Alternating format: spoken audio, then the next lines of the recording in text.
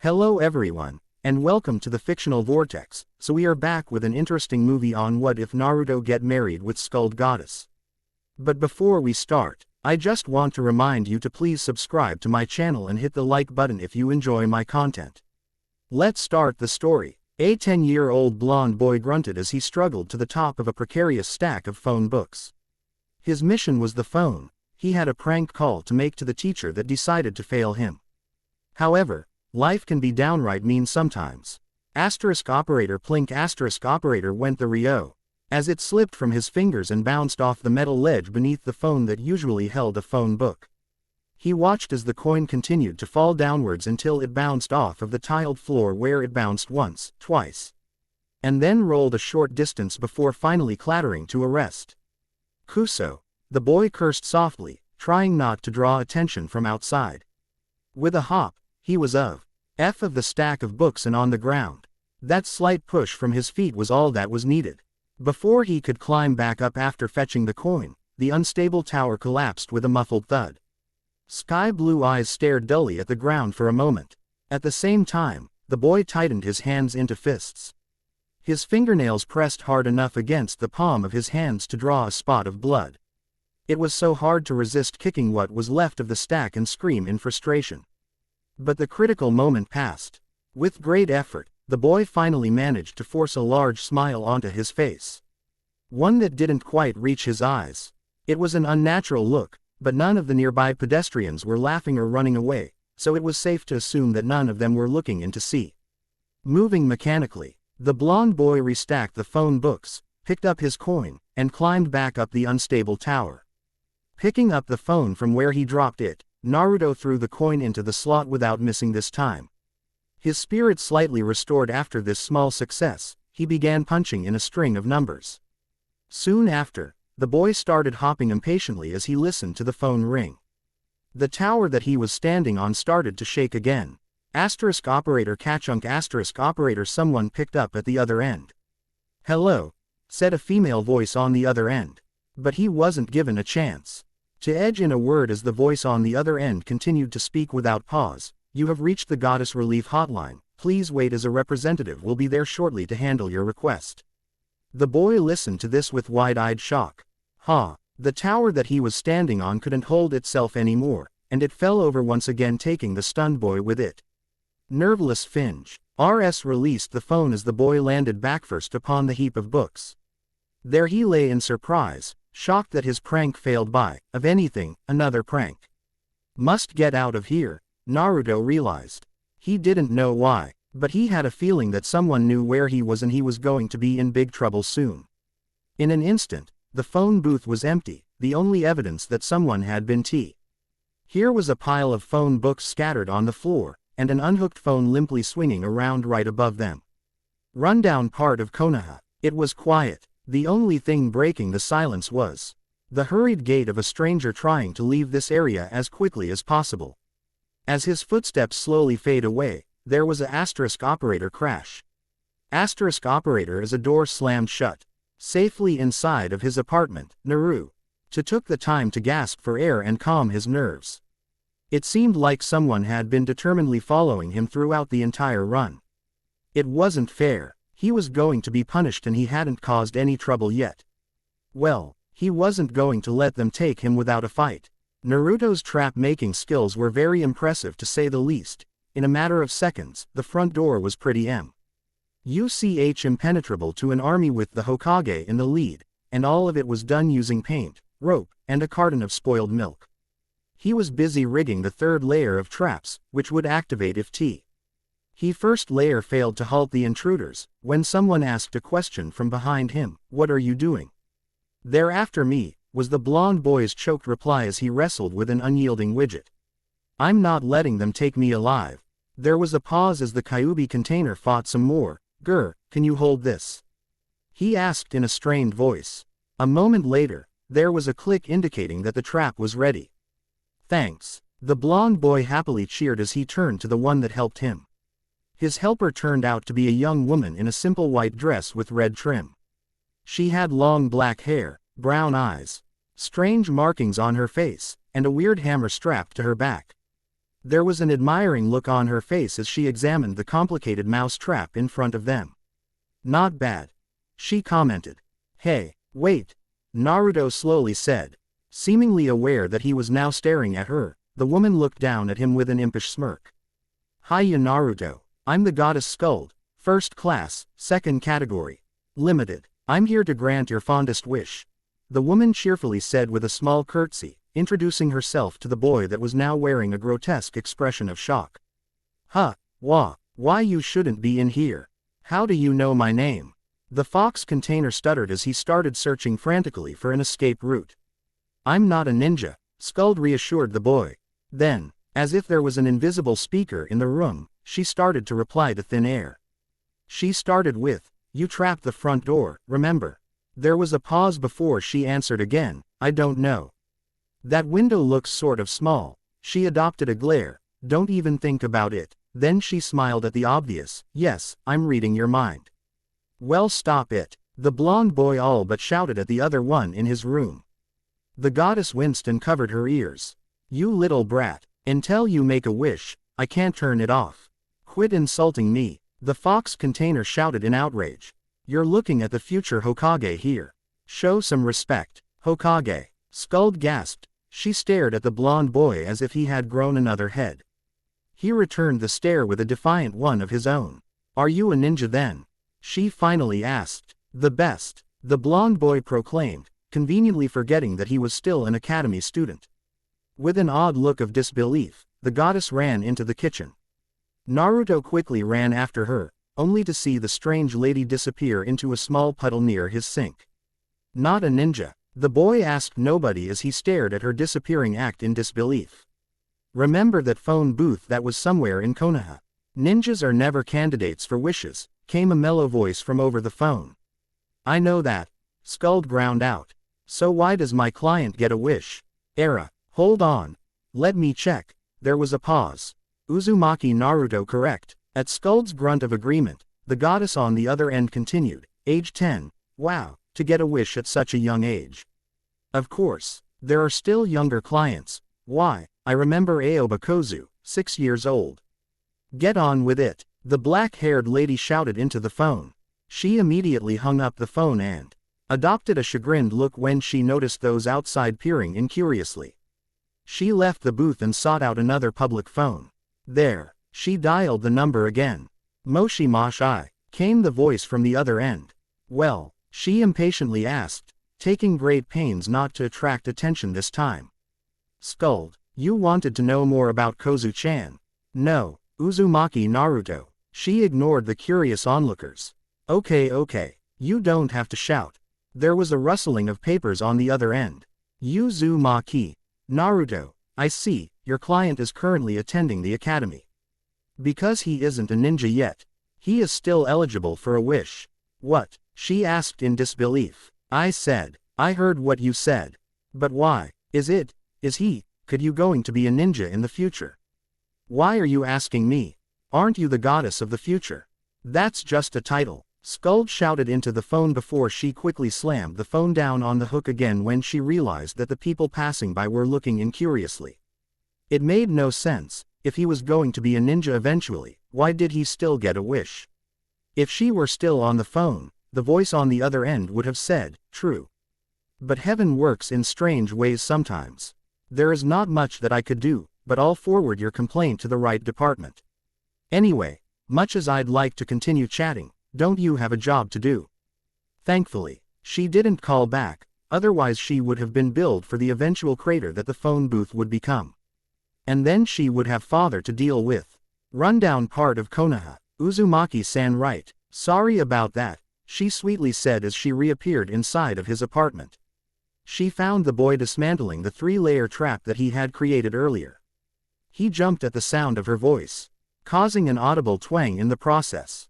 They both shouted as several practiced kunai suddenly shot out from nowhere. When the ferocious barrage finally ended, the two found themselves in an odd position. One was hiding behind the other while the other was contorted in such a way that looked almost painful. They stood there for a moment, breathing heavily. And then he rounded on her to reprimand her. Don't you know it's impolite to sneak up on PPH? Ah, Wish-granting Obachan is back. The boy shouted, pointing at her. Oh, Obachan. Skuld slowly ground out. Before Naruto could reply, a fist whistled toward his head. A mushroom cloud shot into the sky. Or would have if it was a million times stronger. Naruto still found himself nursing a sizable bump on his noggin, however. Okay, here's the deal. I don't know why, but you get a wish, any wish, the goddess coolly explained to the sulking boy. Really? A wish, any wish? Naruto repeated in disbelief. And only one wish, so make it count. She quietly said before her mouth set in a firm line. Can it be all the ramen in the world? He asked, surprising the goddess at how quickly he believed her. Normally wish givers spent at least an hour convincing their intended recipient that they were not joking.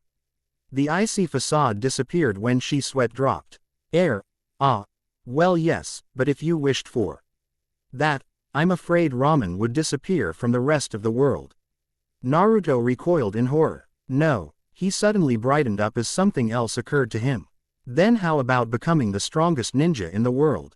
He quickly asked. Strongest isn't the best, Naruto, she pointed out in a wise voice. Then, I wish.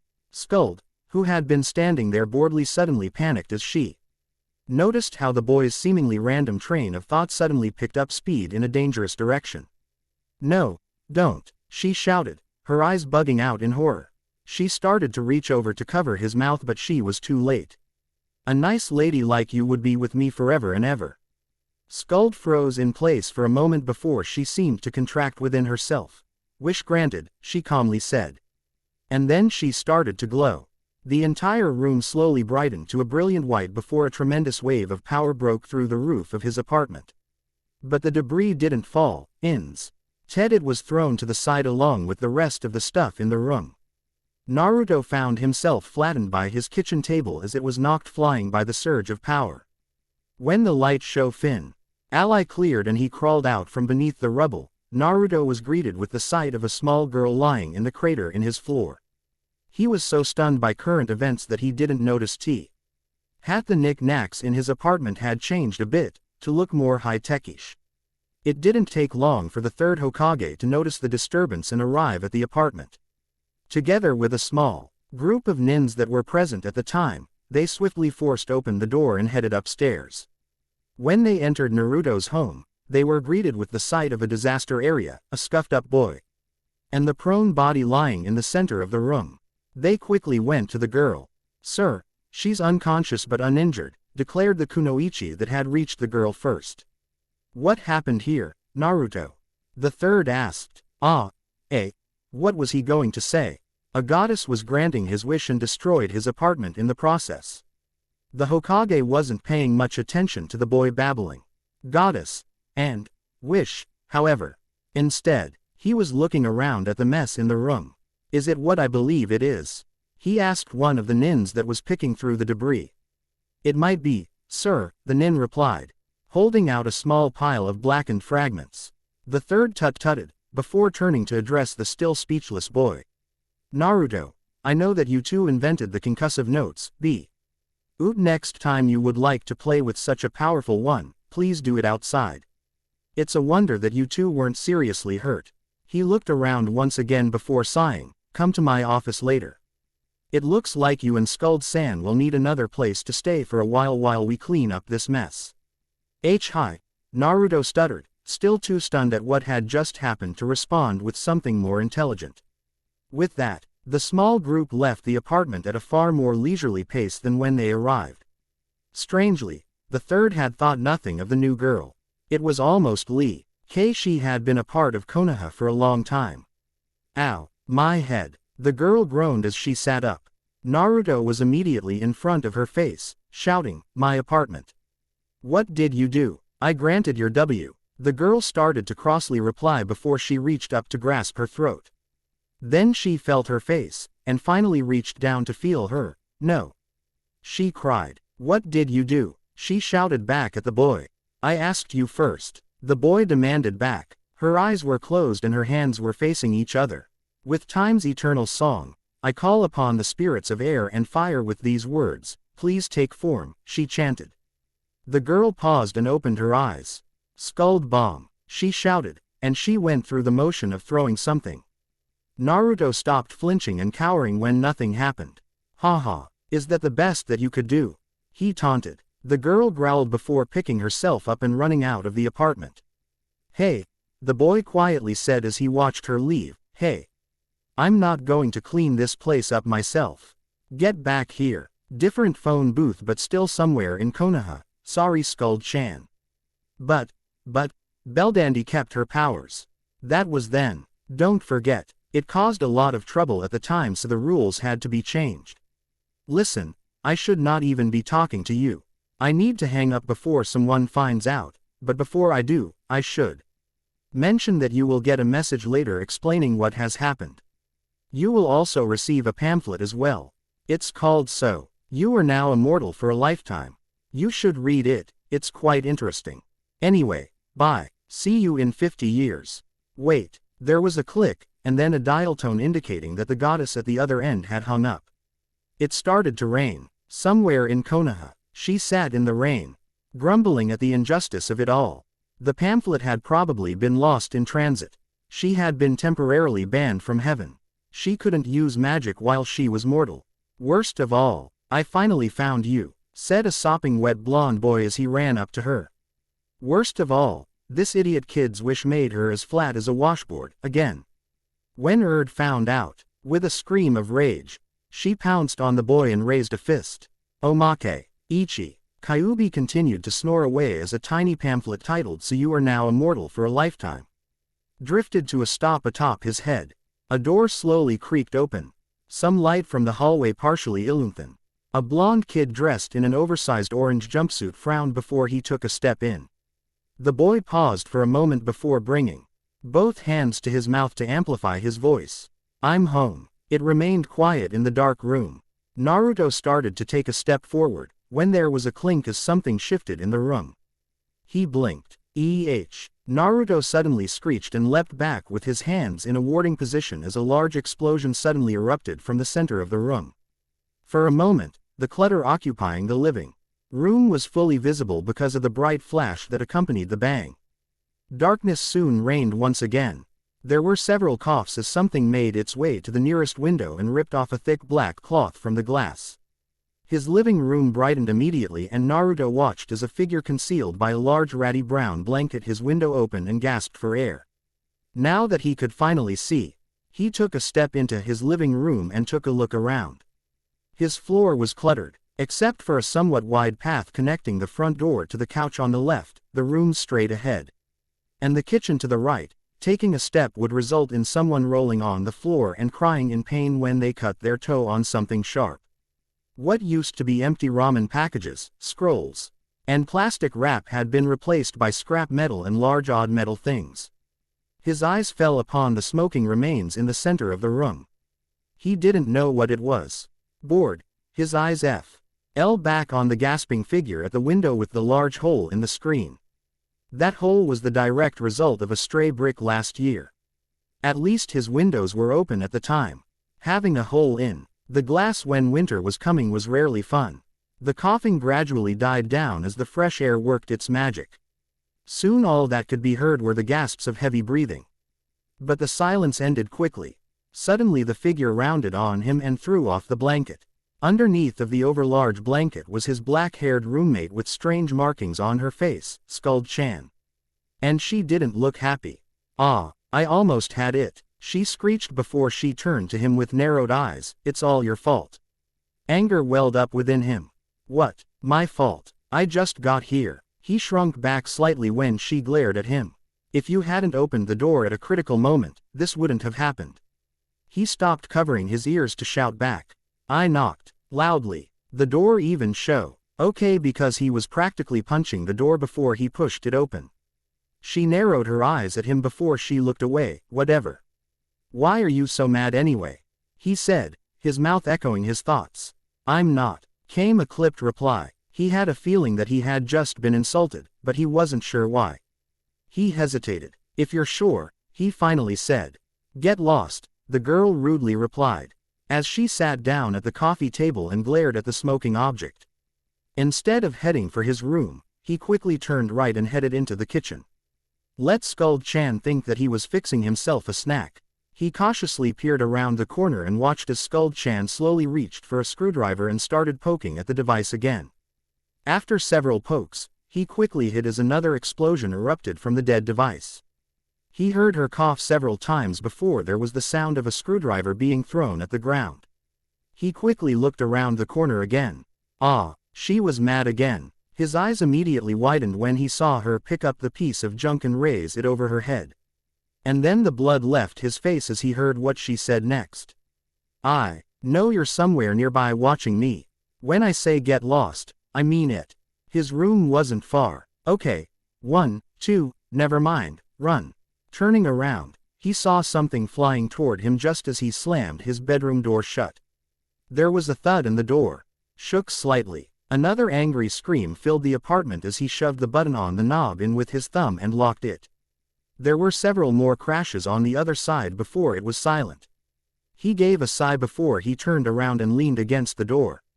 He slowly slid down the coarse wood as his breathing calmed. Skuld-chan was becoming more and more unstable each day. At first, she had just ignored him. Now she became angry every time she saw him. What happened to that nice lady from a week ago? Why did she have to shrink and stop being nice? He looked out the window. It was nice and sunny out. Soon fall would turn to winter and days like these would become rare.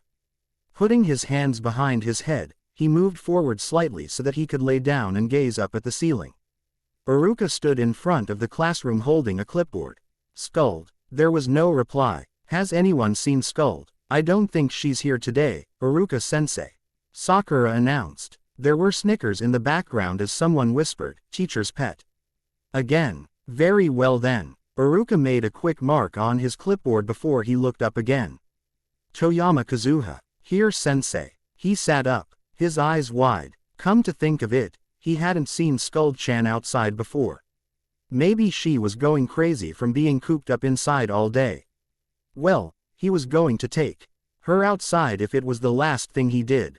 It's a promise. A door creaked open. Skuld-chan. Let's go outside, Naruto shouted determinedly. He flinched when there was another loud explosion right after he said this.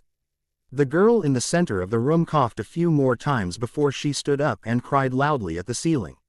She turned to him, an angry look on her soot-covered face. Naruto backed away as she approached before his resolve firmed and he flexed his hand.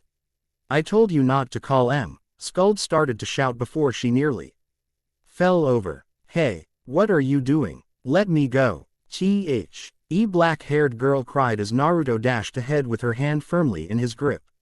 We're going outside, Skuld-chan, Naruto said from over his shoulder as he paused for a moment to jerk the door open.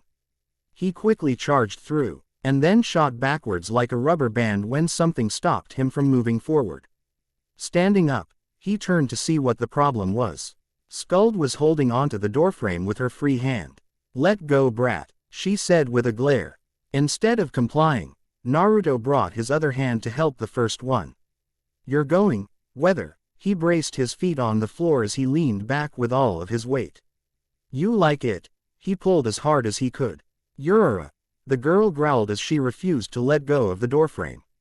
He leaned forward slightly as he relaxed a little. Skuld took advantage of the brief lull to look up and glare frostily at the boy. Let go, she coldly ordered. Instead of complying, Naruto took the next moment to shout. Not, as he gave a hard tug that ripped her from the doorframe. The two were unable to stop as their uncontrolled momentum sent them stumbling into the hallway. That was how Naruto found himself flattened against the wall as his roommate bodily rammed him. Picking herself up, Skuld was about to stomp back into the apartment when she suddenly looked down at the foreign hand holding her own. Buoyed by his first victory, Naruto enthusiastically dashed for the stairs. Caught unprepared, the exiled goddess was dragged off balance. That was how she found herself hopping wildly on one foot as the boy dragged her to who knows where. Thump thump thump thump thump. Naruto quickly made his way down the steps to the second floor. His roommate was crying in fear as her off-balanced hopping made the downward trip frightening and dangerous.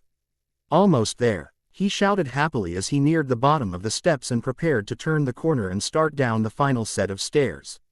The blonde boy's sudden Why found his feet flying out from under him once again as something suddenly pulled back on his arm. The girl behind him gave a short cry as he fell hard on his rear. He gave a short shout as well when a spike of pain shng painfully. He saw Skuld gripping the railing tightly with her other hand. Her eyes were tightly shut, and tears were starting to form on the corners. Naruto realized that he was hurting her.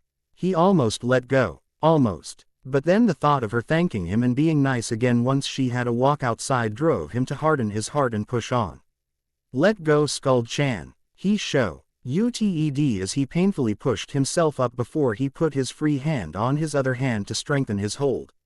Once again he played tug of war with her arm as the rope. You let go, you imbecile. Skuld agonizingly shouted as she struggled to hold onto the rail. You're going outside. Believe it. He shouted in return as he pulled even harder. No, I won't, she bit out as tears formed in her eyes. Yes, you will. With a sudden burst of strength, he gave a really hard tug. Naruto stumbled and nearly lost his grip when Skuld's grip on the railing slipped slightly. However, the exiled goddess stubbornly continued to hold on.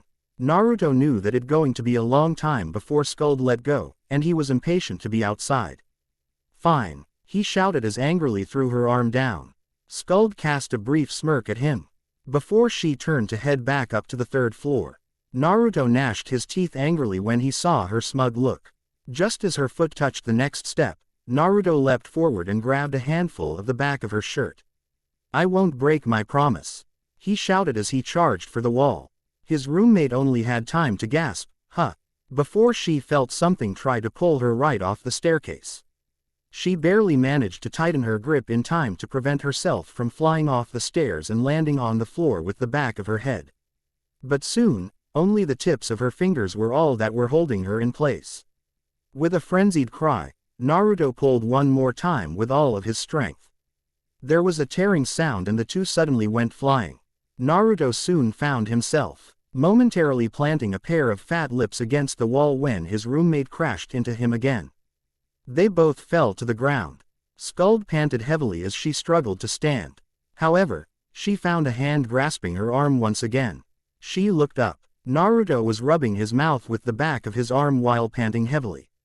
He swayed unsteadily on his feet, but it looked like he was ready to continue his mad dash outside.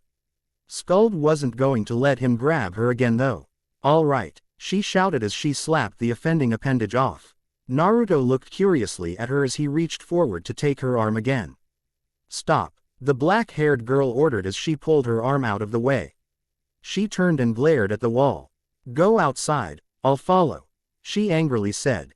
How do I know that you're not going to run off when I turn around? Naruto demanded as he crouched down so that their heads were about level. She turned to glare at him. I promised. And just like that, Naruto was on his feet and laughing as he made his way to the stairs leading to the first floor. He paused and turned. Skuld-chan promised. He loudly reminded her. Skuld grumbled as she shakily stood. Recalling the ripping sound, she felt around until she found the frayed fabric that indicated a rip. After feeling around for a moment, she decided that it was large, but not enough to be indecent.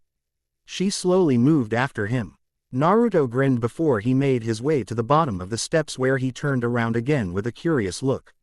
Silently fuming, Skuld slowly made her way down the steps. The process repeated itself until they left the large steel door leading outside. Naruto stood on the deserted streets and whirled around happily. Gray buildings surrounded them, a depressing contrast to the optimistic sky. See, isn't this great? He didn't care though as he swung his arms around a few times before turning to his roommate. Skuld was calmly heading back in. She had promised to follow him outside, and now that that was done, she didn't have to stick around anymore. Hopefully he'd stay outside for. Let me go, she suddenly shouted. Let's go see the old man, Naruto said with a large strained smile as he pulled her toward the Hokage's tower. After extracting another promise from his roommate, the two made their way towards the Hokage's tower. Along the way, they had to cross a crowded marketplace and a well-used park. Skuld shivered slightly. The hairs on the back of her neck were standing on end for some reason as they made their way through the crowded marketplace. She angrily glared back. It hadn't taken her long to realize that the reason for her discomfort was because of the crowd glaring at them. However, aside from one or two pairs of eyes turning away, the rest of the crowd continued to look at them with a less than friendly expression. She finally turned away and hunched over. Despicable ninjas, she irritatedly thought. 2. Naruto suddenly stopped, causing the raven-haired girl to look up. In front of them was the grand structure that held the third's home and office. She quickly looked at it from an engineer's point of view. The Hokage Tower wasn't so much a tower per se. While it was indeed taller than the other buildings in Konohagakure, it was far wider than it was tall, making it more difficult for something to topple it over or land a critical hit. Old invaders reach the heart of Konoha and begin sieging the building. In short, it wasn't just a majestic building, it was a fortress. She reluctantly followed the blonde boy into the building and up the stairs. They soon arrived at the third floor, the location of the Hokage's office. A reasonably well-protected room because it wasn't positioned on the topmost fifth floor where the elite nins would sneak in. And it wasn't near the ground floor where an invading army was most likely to break through. "We came to see the old man," Naruto shouted to the lady behind the desk. "I'm afraid he's a bit busy right now," the receptionist replied as she coolly pointed a nail file at the boy before she used it to shape her long fingernails a little. "I wasn't aware that I had something to do at the moment." "Has the next stack of paperwork arrived already?" the third asked as he appeared in the doorway. "Hokage-sama," the receptionist shouted as she sat up and fumbled with her nail file. The D ignored her as he turned his head to look at the two children. "Naruto-san, Skuld-san. How are you two today, old man?" Naruto greeted cheerfully before he turned and made a funny face at the receptionist. A low growl immediately emanated from her throat.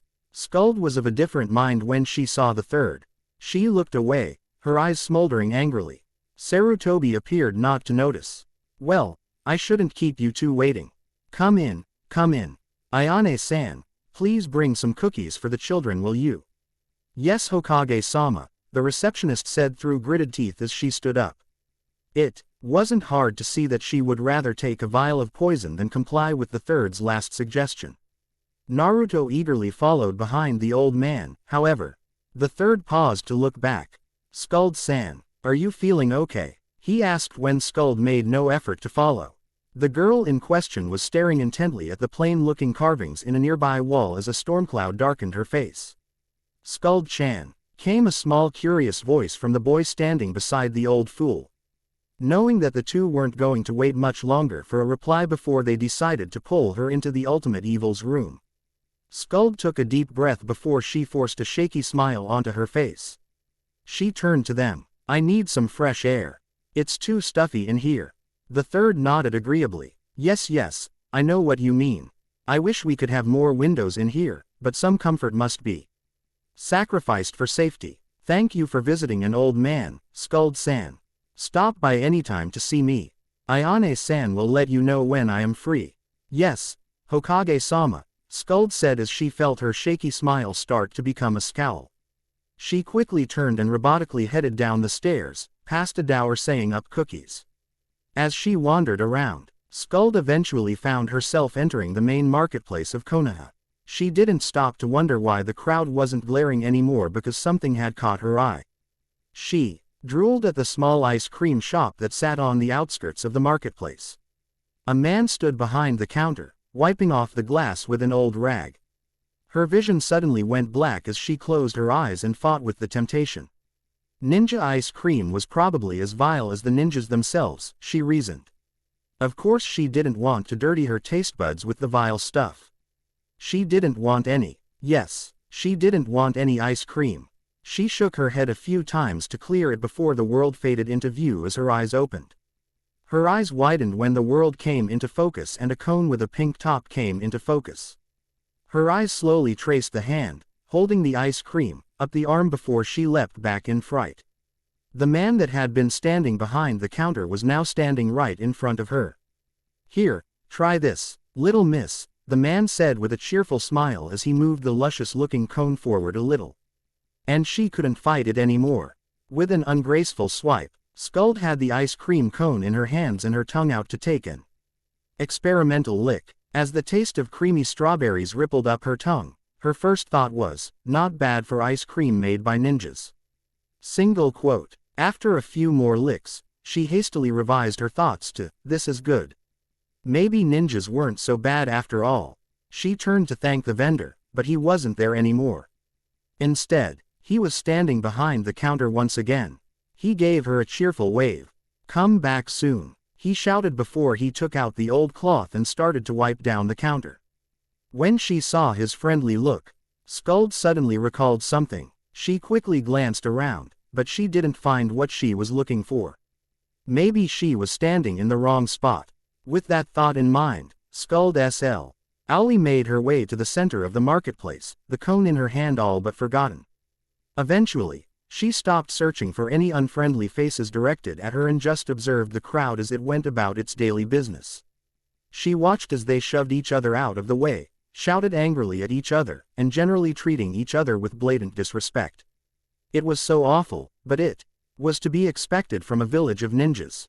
The feeling of something cold dripping onto her hand made her look down. The strawberry ice cream was beginning to melt. Skuld quickly took another lick of her cone, only to gag. She grimaced sadly at the cone in her hand.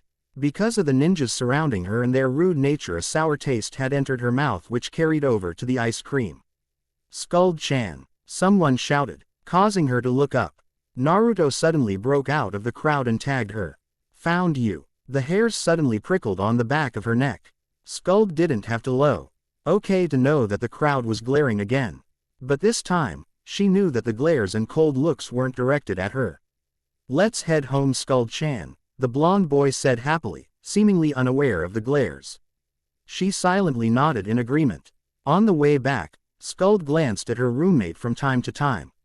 Naruto finally noticed. What is it, Skuld-chan? What happened? She gruffly asked, indicating his roughed-up appearance. Years of practice had allowed her to conceal her worry rather well. Naruto instantly had a hand behind his head as he laughed. Ha ha ha, I tripped. Of course she didn't believe him. And it bothered her how there was a relation between the glaring and his current appearance.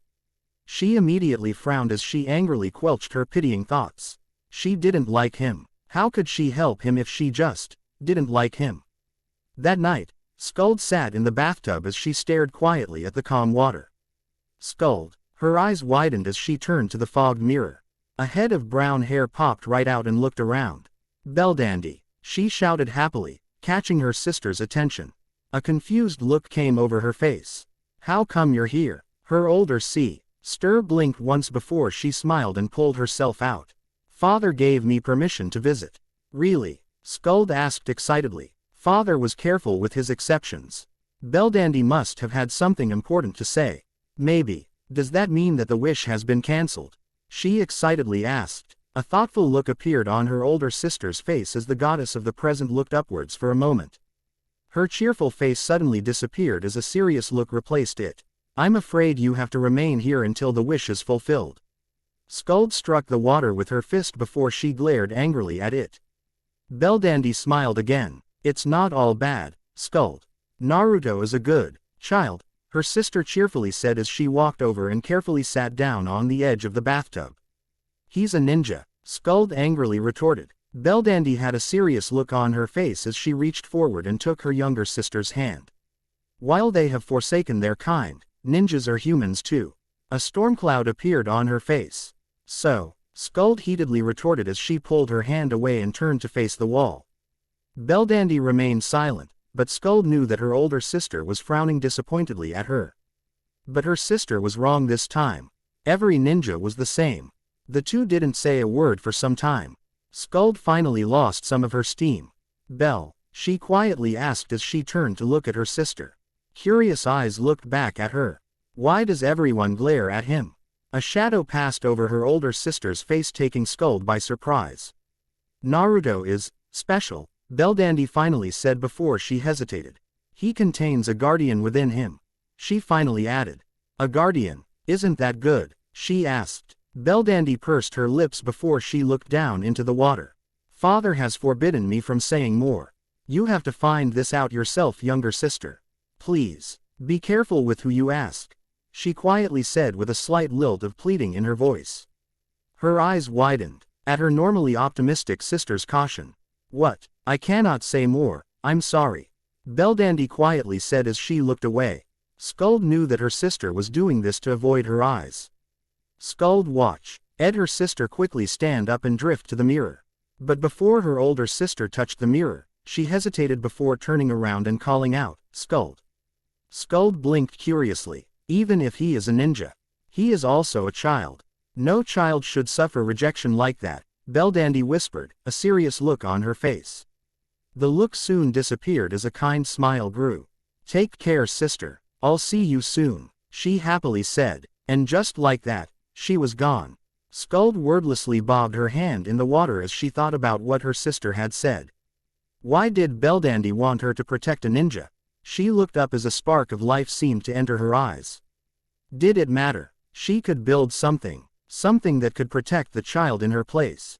She felt almost giddy as a design leapt to the forefront of her mind. A guardian robot that she had built hundreds of years ago, at a time when life was far more carefree. 3 days later. There. Done. She happily shouted, blowing out a deep breath and wiping off her forehead with the hand holding a large wrench. She shut the hatch and hesitated before pushing a large button on its back. The 2-foot robot in front of her whirred to life. After the upper half of the body spun around several times, it turned to the shortened goddess. Mistress Skuld, what are your orders? A robotic voice from its speaker grilled tinnied. She hugged it tearfully. Modeled after Banpei-kun, who she immediately promised to rebuild once she found his body, Banpei-san was a challenge that she joyfully embraced. It wasn't easy given her lack of magic and the low-grade parts that she had on hand, but she suddenly shrieked and leapt out of the way of a lost training kunai. Threw unbedged itself right into the robot's side. Skuld-chan, I'm sore, Naruto shouted as he ran up. You idiot, how many times have I told you huh? Skuld was surprised when she suddenly found herself high in the air. Looking over, she saw Naruto in the same predicament. He was shouting and flailing wildly as he struggled to break free. The long arm holding the blonde up belonged to. She glanced backwards, a robot half their height. Before Skuld could say anything, she heard it. At first it was silent, even a cat sneaking around was louder, but soon the fast-paced strains of battle music thumped loudly from the small robot's loudspeakers. The two were thrown aside. Skuld landed in a bunch of parts while Naruto bounced off of the floor. The robot's torso took a moment to make a complete revolution so that it could throw a pair of items at the two children. A large paper fan, half as long as she was tall, landed on Skuld. For Naruto, Skuld's debugging hammer, a long thin stick with a small weight on one end, bounced a few times before it came to a rest right next to him. They barely had time to pick up the weapons before the robot charged. And promptly turned an old couch into shreds of cloth, fuzz, and wood planks. My couch, Naruto cried in horror. Never mind that he wanted to replace it months ago, the robot had ripped apart an important fixture of his home. Skuld had nothing to say as she mentally compared the weight of her creation with the weight of the couch. A very big difference. Something was wrong here. A bang pulled them from their thoughts. They turned in time to see the robot with a stack of papers in its hands. Skuld's blueprints for another invention. She hadn't gotten around to making the static electricity power generator yet. And it looks like she probably never will. Skuld gaped at the bits of paper floating down from the ceiling for a long moment before she glared angrily at her creation. Stop, she ordered the rogue robot. The next thing to be destroyed was a metal frame that Skuld had been working on for half a week now. Her creation shredded it apart in less than 5 seconds. At the same time the battle music hit an interesting melody. Stop Banpei-san, she ordered again as she ran up and swung. Thwack, the robot shook from her hit. Skuld breathed a sigh of relief when it stopped moving and the music disappeared. Her relief was short-lived. There was a click, and then the ramping up that preluded a boss song began. The menacing red eyes slowly turned to her. Before Skuld knew it, she was sent tumbling into the remains of the couch as the small robot ran to the coffee table. She let out a cry when something jabbed her painfully in the back. After flailing for a bit, she finally managed to get off of the pointy thing and sit up. She rubbed her back soothingly before a thwack caught her attention. Turning to look, She saw her robot strike the coffee table again with a paper fan made from old newspapers. Then it turned to her. Before she could react, it was in front of her and striking her solidly on the side of her face. Skuld had a hand to her cheek as she gaped open-mouthed at the robot. A grim look soon appeared as she stood up and swung her fan like a golf club. It struck the robot in the chest, causing it to jar in place as the loud music stopped once again. The robot reared back, as if it were taking a deep breath. And then it suddenly shot forward with the fan high above its head and the best part of the boss music cheering it on. It swung, causing Skuld immediately winced as the robot struck her wrist. She quickly tightened her grip on the handle before she counterattacked. She managed to land a glancing blow on the robot's smooth face. From there, the two took turns whacking each other with paper fans. Several blows were exchanged and soon Skuld's HT arm was an angry red while the robot looked slightly scuffed but almost as pristine as when it had just been built. Skuld screamed angrily as she swung downward with all her might and struck the robot once again on the head. Banpei-to-san easily shrugged off the blow as it swung back. Skuld pulled her fan hand back in time, but she had to yelp anyway as the offending fan struck her hip. There as a tearing sound as the abused newspaper fan finally ripped in half, leaving the robot to stare at the remains of the hilt. The boss music ground to a halt as the slow melody of a sad song of defeat replaced it. Skuld had a savage smirk on her face as the robot kneeled before her and held out both hands, the remains of the hilt resting upon its palms. And then, like a beacon in the darkness, a large paper fan flew over her head and landed in front of the robot. She saw her Banpei-to-san glance at the fan as she turned to roar at the one who had just sent the robot a new weapon. The brat was gleefully grinning at her as he gave her a thumbs up. Before she could rip her unwanted roommate a new one, she stumbled as Banpei-to-san struck her in the back of her shin with a stiff new paper fan. The sad song ended as a tune for the final boss ramped up. She immediately swung downwards and landed a glancing blow on the robot's arm and the two began trading shots once again. As the tempo of the song increased, so too were the speeds of their swings. Soon, it almost looked like they were striking their opponent twice with each swing. Skuld winced as she felt a strike on her elbow immediately following a strike to her side.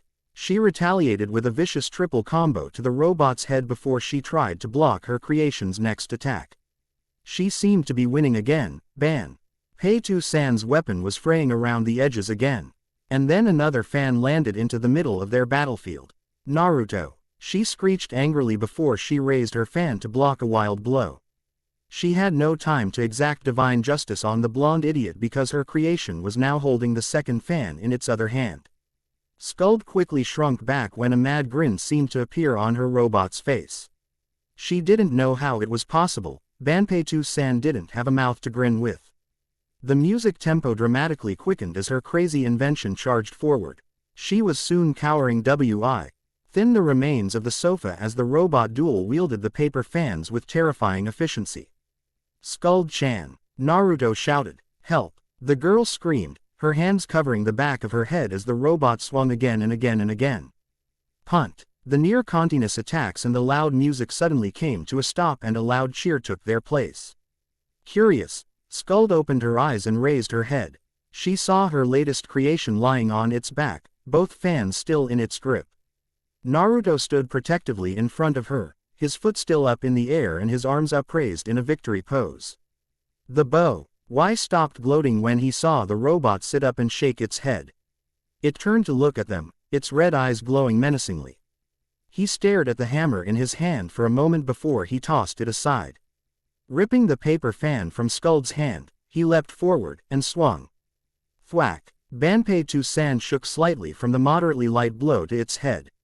However, instead of playing a new song, the diminutive iron mecha remained silent as it took a swing and struck the blonde boy in the arm with the right fan. Naruto winced before he determinedly brought the fan up to strike again. Only to drop his hands immediately to cover his ribs when the robot exploited the momentary opening to strike his unprotected side with the fan in its other hand. He fell over when the robot used its first fan to strike him on the knee. Naruto was now lying helpless on the ground as Skuld's creation menacingly raised its weapons high into the air. First there was a ping as sunlight glinted off of its metal exterior. Then a rock-and-roll love song began to play as the robot swung down with one fan. Once that hit, the other fan came down as the first one rose back to its starting position. It repeated this sequence several times before it had a rhythm going. Soon it was mercilessly wailing on the boy asked of the drummer in the background song. "Owie, it hurts," Naruto cried as he soon started resembling a hot tomato. "What did you expect?" Skuld shouted back from her crouched position, hands still protectively covering the back of her head. It hurt too much to move. Banpei-san's efforts soon had Naruto sizzling and looking worse and worse by the moment. Right before Naruto reached extra crispy, the song ended and the small robot finally stopped swinging. After a brief analysis, it decided that it had appropriately neutralized its target and it looked around for a new one. It suddenly froze for a second before it threw the smoking fans aside and rushed away with disco playing in the background. As the two folded pieces of paper floated gently to the ground, there was a crash as the robot made a new doorway into the kitchen. It promptly ground the kitchen table into kindling. After several more crashes and the near-constant shattering of dishes, the robot re-entered the living room and peered around with its beady red eyes. It froze once again when it found its next target. A variant of the Imperial March ominously hummed in the background. At this time, Skuld had finally managed to ignore enough of the pain so that one of her hands was now resting on her forehead. However, it still hurt too much to move her head. So she had to use the corner of her eye to see what her creation wanted to destroy now. Her eyes widened. "Banpei-san, stop!" Skuld shouted in terror. Instead of listening, the robot charged for the one device in the room that held an unstable power source. "Stop!" Skuld screamed again. If the robot ripped apart the pickle juice and apple cider reactor, the brief exposure to air would cause it to explode. The next day, all that would remain of Konoha was a crater, and memories of darker times. Well, the diminutive robot finally did stop. But not because it hurt her. Instead, it was standing in front of the device and reaching forward. In moments, it would all be over. "No!" Skuld cried as she ignored the burning pain and hurried to cover her head again. She hadn't wanted to use such a volatile combination, but she had needed a primary generator because she sometimes needed something stronger than a standard power socket. Crunch, crash, bang, boom, ellipsis. It was silent. Even the terribly loud music had stopped for more than a few seconds. Skuld looked up, half expecting to find herself in Asgard and half wondering why her body still hurt. Her eyes widened. Instead of seeing a Valkyrie holding a notice saying that Kami-sama would like to see her immediately, she saw wisps of smoke wafting off of her blonde-haired tomato-colored roommate as he stood in front of the smoking remains of Banpei-san. "Hey, the hero always comes at the last minute," the boy said as he turned to her with a giant fox grin.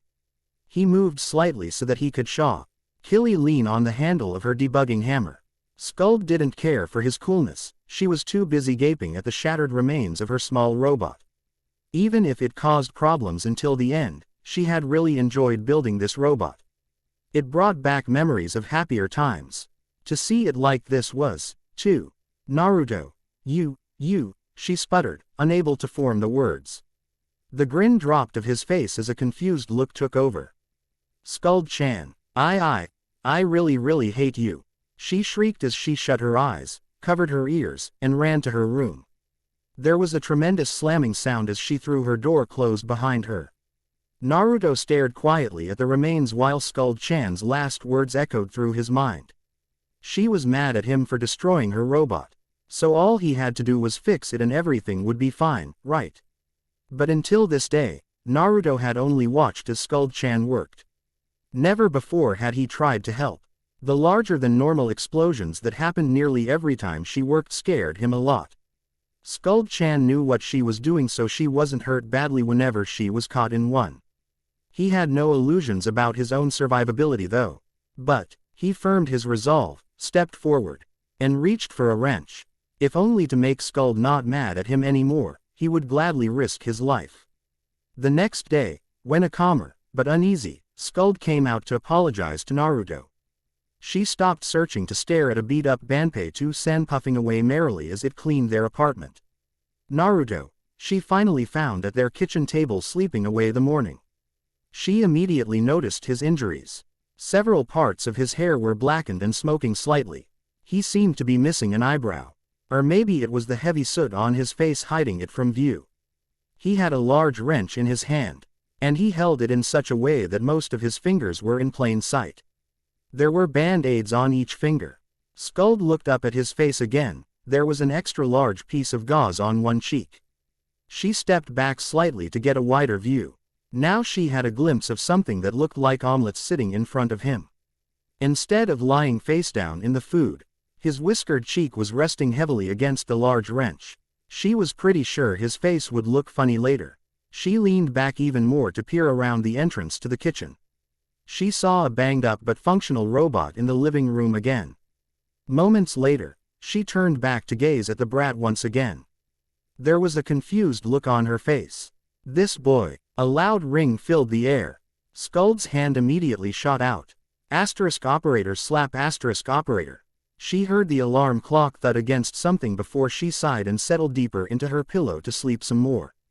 It momentarily occurred to her that she had set her alarm clock for a reason, but the reason why eluded her.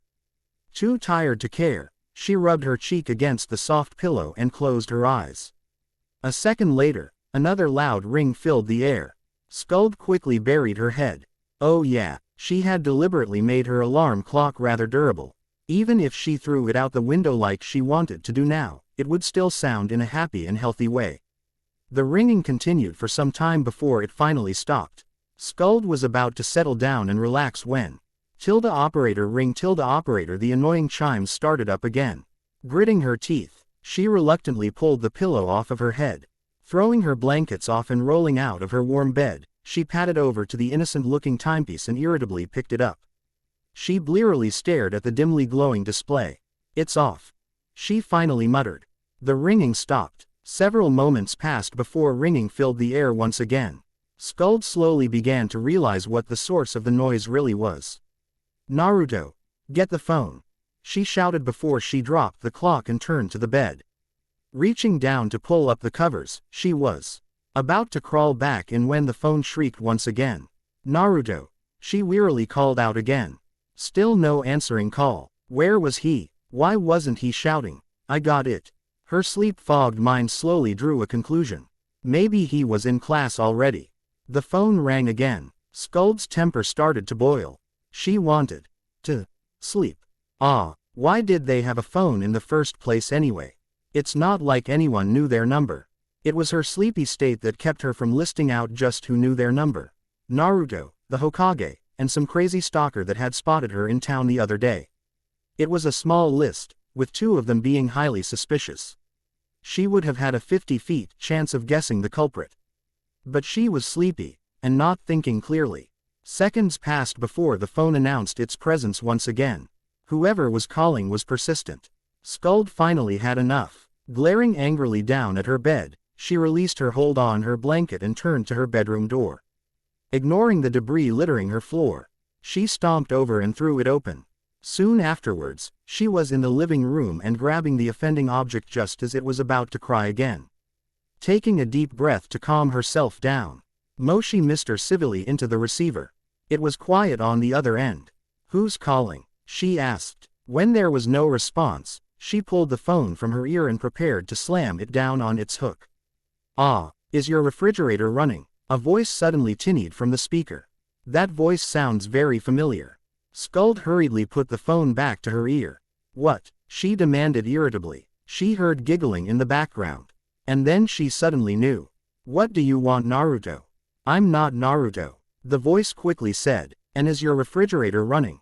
Her roommate's simplicity really aggravated her sometimes. Naruto. He must have realized that he had given himself away, because his tone changed a little. It sounded a little smug. Skuld, it's 2 in the afternoon. Skuld paused. Had she heard correctly? What? It's 2 in the afternoon. Grabbing the loop of wire that connected the handset to the phone, Skuld pulled on it a few times to untangle it so that she could peek into the kitchen without pulling the phone off of the table. She stared at the glowing numbers on the microwave. 2:03. Why was he telling her the time? When she re-entered the living room and glanced at the television set, it came to her in a flash. The TV show that she had really wanted to watch had just ended. She couldn't get angry. Not yet. Maybe he had a reason. Naruto, you had better have a good reason for sneaking into my room and disabling my alarm clock this morning. Ha ha ha, was there a TV show that you just missed? Yes, actually, there was, she said in a sickeningly sweet voice. That's too bad. There was no trace of guilt or remorse whatsoever in his voice. Quote. This is for yesterday, Skuld-chan, Naruto continued in a righteous tone of voice. Skuld remained silent. Skuld-chan. There was a slight tone of worry in Naruto's voice. Skuld blinked several times as she returned to the real world. Naruto, could you come home? I have something to ask you, she asked sweetly. Mentally adding, I think, and stretching her nearly non-existent ability to lie to the limit. Just tell me over the phone. No, it's really private. But it's not important. Otherwise you'd tell me now. Naruto insisted. Skuld floundered. She couldn't lie. Thought not. She heard him gloat. Anyway, I'll see you in a bit. Wait, nah. The sound of the phone hung up on the other end had Skuld slamming the phone receiver back down into its cradle. She let out an angry sigh. Naruto prank had completely ruined her schedule. Now what could she do? She was about to return to her room when a soft whirring caught her attention. She turned around. A tape suddenly popped out from the old video recorder that rested under their ancient TV. Skuld blinked. She walked over with a curious expression on her face and pulled out the tape. After examining it for a moment, a small smile appeared. That was thoughtful of him. She pushed it back into the slot. The VCR let out a groan as it ate the object. Hitting the rewind button, Skuld stood up and headed for the kitchen with a contemplative expression on her face. It wasn't just thoughtful, it was problematic. It would be wrong to use him as a test subject now. But she still had to do something. She stopped thinking about retaliating for just one moment, long enough to pull the freezer open. Chapter 3. My New Friend, the House Cat. Characters. Naruto, Skuld. Skuld slowly sat up in her bed and looked around her room before she sleepily rubbed her eyes. That had happened more than 2 weeks ago. Why was she dreaming about it now? Stretching lightly before letting out a yawn, she slowly rolled out of bed and walked over to her work table to turn off a desk lamp. Reaching over her desk, she pulled her curtains open with a whoosh. Skuld immediately held a hand above her eyes to shield them from the bright sunlight streaming into the room. She squinted outside for a few minutes before she pulled her chair out and sat down. Picking up a pencil, she continued yesterday's work with an irritated look on her face. She really hated planning. Outside, sitting at the kitchen table, Naruto's eyes suddenly flew open and he blearily sat up in his seat. Using the back of his hand to get rid of whatever was under his nose, his eyes slowly snapped into focus. And then he grinned. Oh yeah, that happened 2 weeks ago. Hey, that was a good one. Now what did he have planned today? After thinking about it for a moment, he sighed when nothing came up. Maybe he shouldn't have gotten up so early on the weekend. What day was it anyway? Naruto wondered as he stopped playing with his cereal and looked at the calendar hanging in the kitchen. It was still showing September, the previous month, so he had to stand up from his seat and walk over. After lifting the page he counted. Second week, Saturday, Sunday, Tuesday. He stared. Skuld-chan. My birthday is tomorrow. Naruto shouted at his roommate's back as he burst into her room. Skuld had her tongue sticking out of a corner of her mouth when Naruto broke into her room with all the subtlety of a rampaging elephant. She let out a yelp and dropped her pencil. Skuld wasn't turning to him. She just sat in her spot and shook. Naruto soon forced down his urge to flee and stepped. Skuld-chan. He tried to see what she was doing. Realizing that someone was peering over her shoulder, Skuld immediately stopped poking at her extended tongue to turn and glare furiously at him. Naruto, she growled. Naruto quickly backed away with both hands in front of him. Are you all right, Skuld-chan? Quote, no, Skuld shouted as she reached out and grabbed an oversized carpenter's mallet. Skuld-chan. What's that for? Naruto asked as he took a step back. Skuld stopped and looked at the object in her hand for a moment. Naruto released his breath when she dropped it. The mallet made a soft thud when it hit the carpeted floor. His relief was short-lived. Skuld was pulling out an even larger metal wrench out from her tool belt. She stepped away from her bedpost. Naruto frantically backed up several steps. His foot hit something. Before he knew it, he was falling backwards into a large pile of junk. When several pointy objects dug into his back, he wanted to cry out. He really did. But he suppressed the urge because his self-preservation instinct was screaming not to make any sudden moves. You'd better have a good reason for barging into my room, Naru-chan. Her eyes flashed. Naruto didn't cower. He was too manly to do that. Instead, he sprung forward and grabbed her leg. It's all my fault. I'm sorry. I'm sorry. I'm sorry. He babbled tearfully. Skuld tried to kick him off. Stop that, she said with a look of disgust. Naruto held fast. When she finally realized that Naruto wasn't letting go, she dragged her way to her desk and sat down. She tried to work for several moments. And then she finally paused and put down her pencil with a huff before peering down. Naruto. Tear tracks ran down his face as he continued to cry. She really couldn't tell if he was faking it or not. Naruto. Naruto. She shouted loudly while picking up a glass of water from off of her desk. She flipped it over and its contents fell on her roommate. The crying ceased instantly, but Naruto looked like a half-drowned puppy. Skuld quickly looked away, a guilty expression on her face. Naruto. Just stop, she said in a small voice. Okay, I'm not going to hurt you. It was a joke. Skuld-chan isn't mad at me. No, she emphatically denied. Yuto let go of her leg and threw his arms into the air. Yay, water flew everywhere. Skuld coolly brushed the water off of her face. It looked like he was fine now. Yeah, great, now leave, she ordered. Come back later, okay. She turned back to her blueprint and absent-mindedly brushed at a wet spot. It streaked. Glaring at it for a moment, she finally decided to ignore it and hope that it dried soon. Sweeping some eraser bits from the schematic, she tapped her pencil against her mouth. Maybe, she muttered. Skuld worked for a few minutes before pencil down with a sigh. Skuld-chan, my birthday is tomorrow, he shouted up at her. She paused. Is it? Yes, Naruto shouted enthusiastically. Can you lower your voice a little? Skuld irritably demanded. Both hands flew to his mouth. Sorry, he whispered. There was no reply. It seemed like Skuld was lost in thought. Skuld-chan. Skuld-chan. Skuld-chan. Shish. Can't you see that I'm busy here? Skuld snapped at her roommate before she stood up and walked up to something. Was it her newest device? Yeah. Some lead should enhance the self-repairing feature of the metal, she muttered in a low voice as she tapped the outer casing a few times with a small knuckle. Probably. Naruto started to shake. He really wanted to ask her something. Skuld-chan. What is it already? Skuld impatiently demanded. What do you want? It's my birthday tomorrow. She blinked and her irritation disappeared. Is it? Yep, Naruto said as he puffed his chest out and held himself proudly. Oh, well, thanks for letting me know, she graciously said before she turned back to her blueprint. What are you going to get me? Skuld turned to look at her roommate. Naruto put his hands on his hips and glared impatiently at her. Skuld's eyes lit up. Oh, she thought about it for a moment and inspiration struck. Now that, Naruto leaned forward eagerly. She smiled and held up a finger. Is a secret, she said with a wink.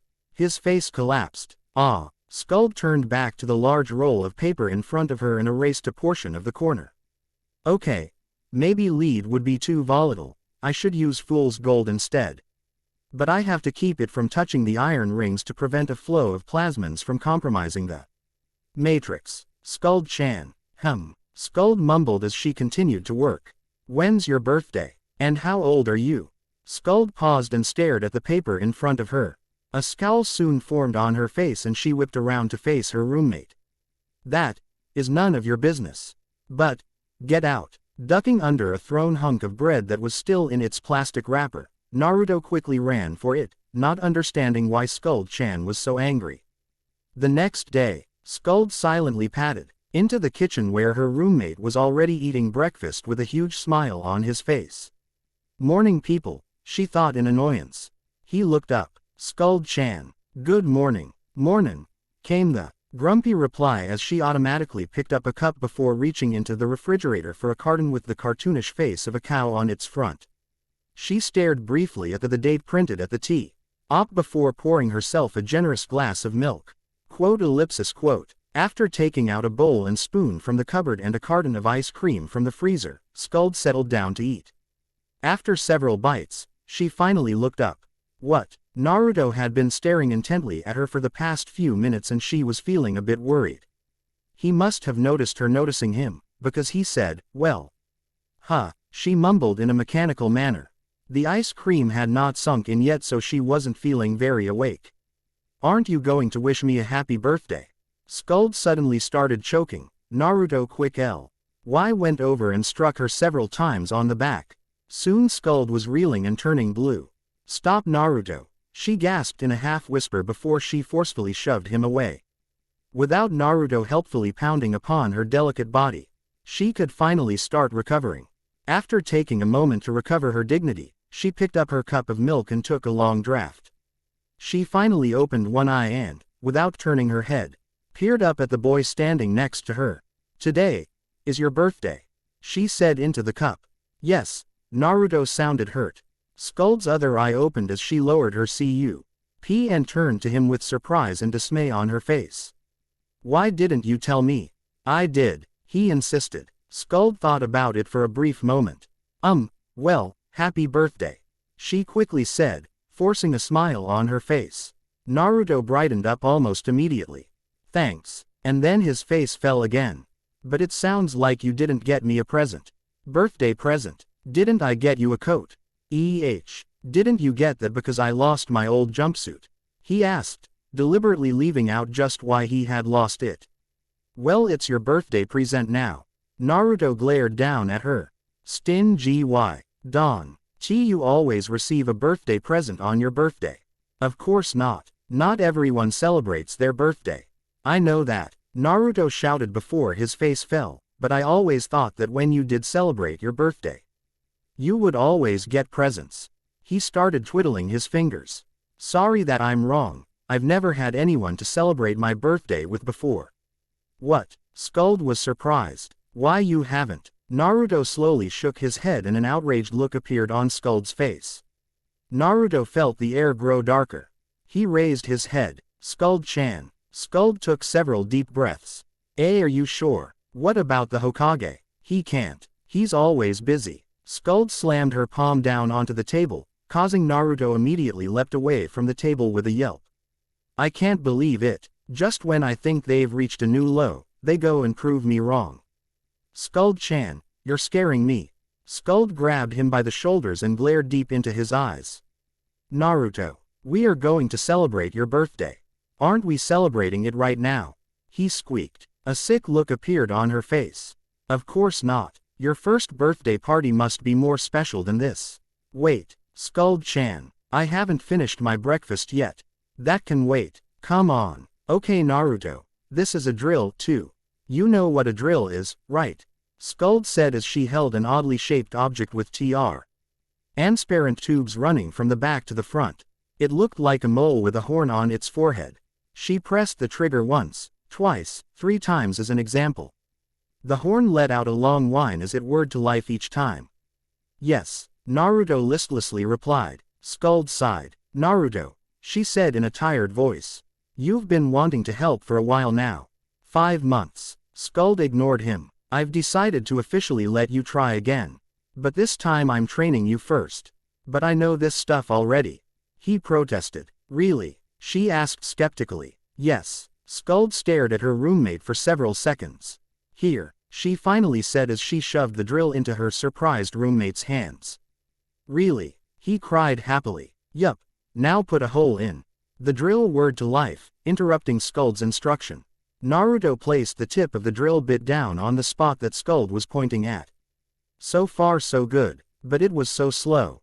He pressed down on the back of the drill to make it work faster. Not so hard. Skuld tried to shout over the din of the drill. Apparently Naruto didn't hear her, because he decided to put even more weight on the back of the drill after seeing some initial success. Naruto! Skuld cried. The drill bit suddenly snapped, causing Naruto to stumble forward and faceplant the metal panel hard enough to make it bend inward. And then the self-repairing features of the metal kicked in and the panel snapped back as it straightened itself out, incidentally flinging the blonde boy off of its body. 3. He landed in a heap upon a large pile of junk, throwing several random items flying. It was unfortunate that Banpei-san picked that exact moment to enter the room. Several small items struck it upside the head, causing it to fall over. And then it slowly pushed itself up, its eyes glowing an eerie red. "That can't be good," Naruto whispered. It was a horrible sign. Soon shouts were sounding from all around Skuld's room as the two struggled to fend off the murderous robot. "Duck! Get that wrench out of its hands." "My room." The two quickly ducked behind the large self-repairing metal plate that they were working on moments earlier. The door-sized bar wire soon turned out to be an effective blast shield since none of the items pinging off OFLD pierced through and hit the bunkered children. Skuld quickly came to a decision. "Naruto, I'm going to make a restraining bolt. But you need to hold it off for a few minutes." "Why me?" He was a technology incompetent. The drill was proof of that. There was no way he could build a restraining device. Instead of voicing her concerns, "Just get out there," she shoved him out. "Skuld-chan, help." From the crashing sounds and numerous cries of pain, it sounded like she didn't even have 1 minute. "Skuld who?" Reedley peeked out from around the corner and grabbed a pair of aluminum cans. In that brief moment, she happened to glance up and see how her roommate was doing. She winced. Quickly ducking back into her hiding spot, she expertly stripped the lids off before a loud scream made her fumble the cans while she was in the middle of combining them together. The room fell quiet as the echo of Naruto's death cry faded away. Skuld slapped a cover down and bolted it shut. The restraining bolt was ready. She sat in her hiding spot, sweating, waiting for her creation to appear from either end. She only had one shot at this and she had to make it count. Naruto's sacrifice could not be in vain. But nothing happened, and for the longest of time, it remained quiet. And then she heard a strange sound. It sounded like plastic sliding across each other. The sound appeared from time to time, and her curiosity slowly increased. "You got any twos?" A voice finally broke through the silence. That was Naruto. She slowly peeked out. Naruto and Banpei-san were sitting on her bed and playing cards. Naruto turned to her. "Skuld-chan. Good news. Banpei-san has calmed down." "It's Banpei-san," she hesitantly corrected him. But Naruto wasn't paying attention. He was arguing with his opponent. "What? I didn't cheat. You just suck at cards." Hey, let me down." Skuld ducked as Naruto flew toward her position. *operator thud *operator. Skuld immediately threw herself to the ground as the self-repairing sheet metal that had been faithfully protecting her earlier warped in drastically. And then there was an AUD. Eyeball twang as the metal snapped back into place. Naruto cried as he was launched into the air. "Ow!" he shouted as he landed onto a large generator. Luckily, despite its size, this was one of her safer devices. Still, while it wouldn't turn Konoha into a giant crater, it was going to wreak havoc to the small room. And soon the room was shaking as a string of explosions happened around the room. Skew. LD just winced and stayed hidden behind the large panel, even when someone directly in the line of fire cried over and over for help. When it was silent once again, Skuld slowly peeked out. She froze. Her room. Naruto slowly sat up with a dazed expression before he looked around and laughed sheepishly. "Sorry Skuld-chan. I'll fix everything, I promise." Skuld freaked out. Without wasting a breath, she pulled a bag of coins from her pocket and reached in. No, I'll take care of it. Here's 20 ryo," she frantically said while holding out a handful of coins. "Find your coat. Buy a bag of sugar. I'll bake you a cake. But Skuld-chan can't cook food without burning it. That's why." Skuld turned red. "Go," she roared angrily. "Going." Naruto squeaked as he grabbed the coins and ran from the room. He soon discovered that he had a problem. Get out, you runt, before you burn the store down. Hey you bastard, I just wanted a bag of sugar. Naruto angrily hollered back at the shop before. He swiftly kicked a rock on the ground. Watching it bounce away for a moment, he shoved both hands into his pocket before stalking off, grumbling. Back inside of the shop, another customer was approaching the counter. Should I worry about you running me out of the store too? No, no, no, the owner quickly said, trying to reassure his customer. That was the... He paused in a way that suggested that he wanted to say it but he couldn't. Brat. Despite the euphemism, the customer instantly knew who the shopkeeper was talking about. What? It was here. The store owner had no time to respond. That punk's got a lot of nerve showing up today. The man roared as he dropped the basket and ran out to gather his friends. The shop owner left the counter to pick up the basket. He hesitated a moment before he reached down and pulled a bottle of sake out from the rest of the groceries. To the demon's death, he said, raising the bottle into the air. He started chugging down the bottle's contents. Wanting to forget what had happened 11 years ago, Naruto stalked down the road with his hands in both pockets. A storm cloud hung above his head. Damn it, that was 6 grocery stores so far. None of them would let him buy some sugar. Spying another grocery store, he quickly hid himself away in an alleyway and pulled out his trap kit. Once the owner wasn't looking, before he could start working, an old man in heavy robes and a funny hat, a middle-aged man with long hair and white eyes, and a very small girl with white eyes walked past. Naruto quickly ducked behind the alleyway. What was the Hokage doing? Peeking out, he stealthily followed the group. Naruto finally snuck up close enough to listen. He strained his ears. Your worries are not unfounded, Hiyashi. We will do all that we can. 2. The old man suddenly turned to look straight at him.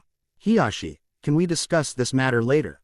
Naruto immediately shrunk back when the white-eyed man stopped walking and turned to stare intently at him. The man didn't look very happy. The little girl looked up curiously at her father. When the white-eyed man finally nodded in agreement and led the small girl away, Naruto sighed in relief. He turned around when he felt the old man approach. Naruto-kun, what are you doing out today? Why aren't you at the academy? The third asked with a frown. Hokage Gigi, it's my birthday. Yes, that's right. The third murmured absent-mindedly as he visually scanned the surrounding area. The nins that were supposed to guard Naruto were suspiciously absent. However, it was still irresponsible of you, Naruto. Even Hokages go to the academy on their birthday. But I wanted to spend time with Skuld-chan, Naruto protested. Oh ho, there was something peculiar about this situation. Was this young love? Why don't you convince Skuld-san to attend the academy? The third suggested after giving the matter some thought. Then you can learn to be a ninja and still spend time with her. Naruto looked annoyed. I try, but she's so crafty. She always has an excuse. The third med for a moment before he looked around. Where is Skuld-san anyway? At home, Naruto quickly answered. Then why are you out here on this dreary day? What are you talking about? Naruto shouted in surprise. It might be cold, but the sun is shining and there isn't a cloud in the sky. Yes, you're right, the third said with an amicable nod. But you should hurry home, Naruto-kun. Naruto looked down sadly. I can't, he said before kicking the ground irritably, creating a small dust cloud. Quote? The third looked questioningly down at the small boy. I promised Skuld-chan a bag of sugar. But no one wants to sell it to me. The third stroked his beard thoughtfully. Come with me, he finally said. Quote? Now it was Naruto's turn to be confused. I'll pay you back for this, old man, I promise. Naruto shouted happily as he clutched a small sack tightly to his chest. Don't worry about it, the third said with a hearty chuckle. When you're as old as I am, you tend to be less concerned with sweets. Naruto grinned and turned to leave. Oh, Naruto-kun, the third quickly said. Naruto stopped and turned around curiously. Happy birthday. Thank you, Hokage Jisun. Hurry home. Skuld-san is waiting, the third said in a scolding tone of voice. Yeah, giving the third a giant grin and a thumbs up. Naruto ran from the Hokage's office and rapidly galloped down the stairs of the Hokage Tower. Wow, 2 people wished him a happy birthday so far. That was 2 more than last year. He breathed out a cloud of white smoke. The air was kinda chill because of his nice new coat. He pulled the orange coat tighter around himself to protect himself from the elements. A small frown slowly appeared on his face when he thought about where it came from.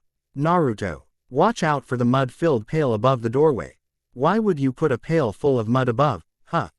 He asked in confusion before the large sack that he had just stepped on exploded and covered him with a liberal amount of dust.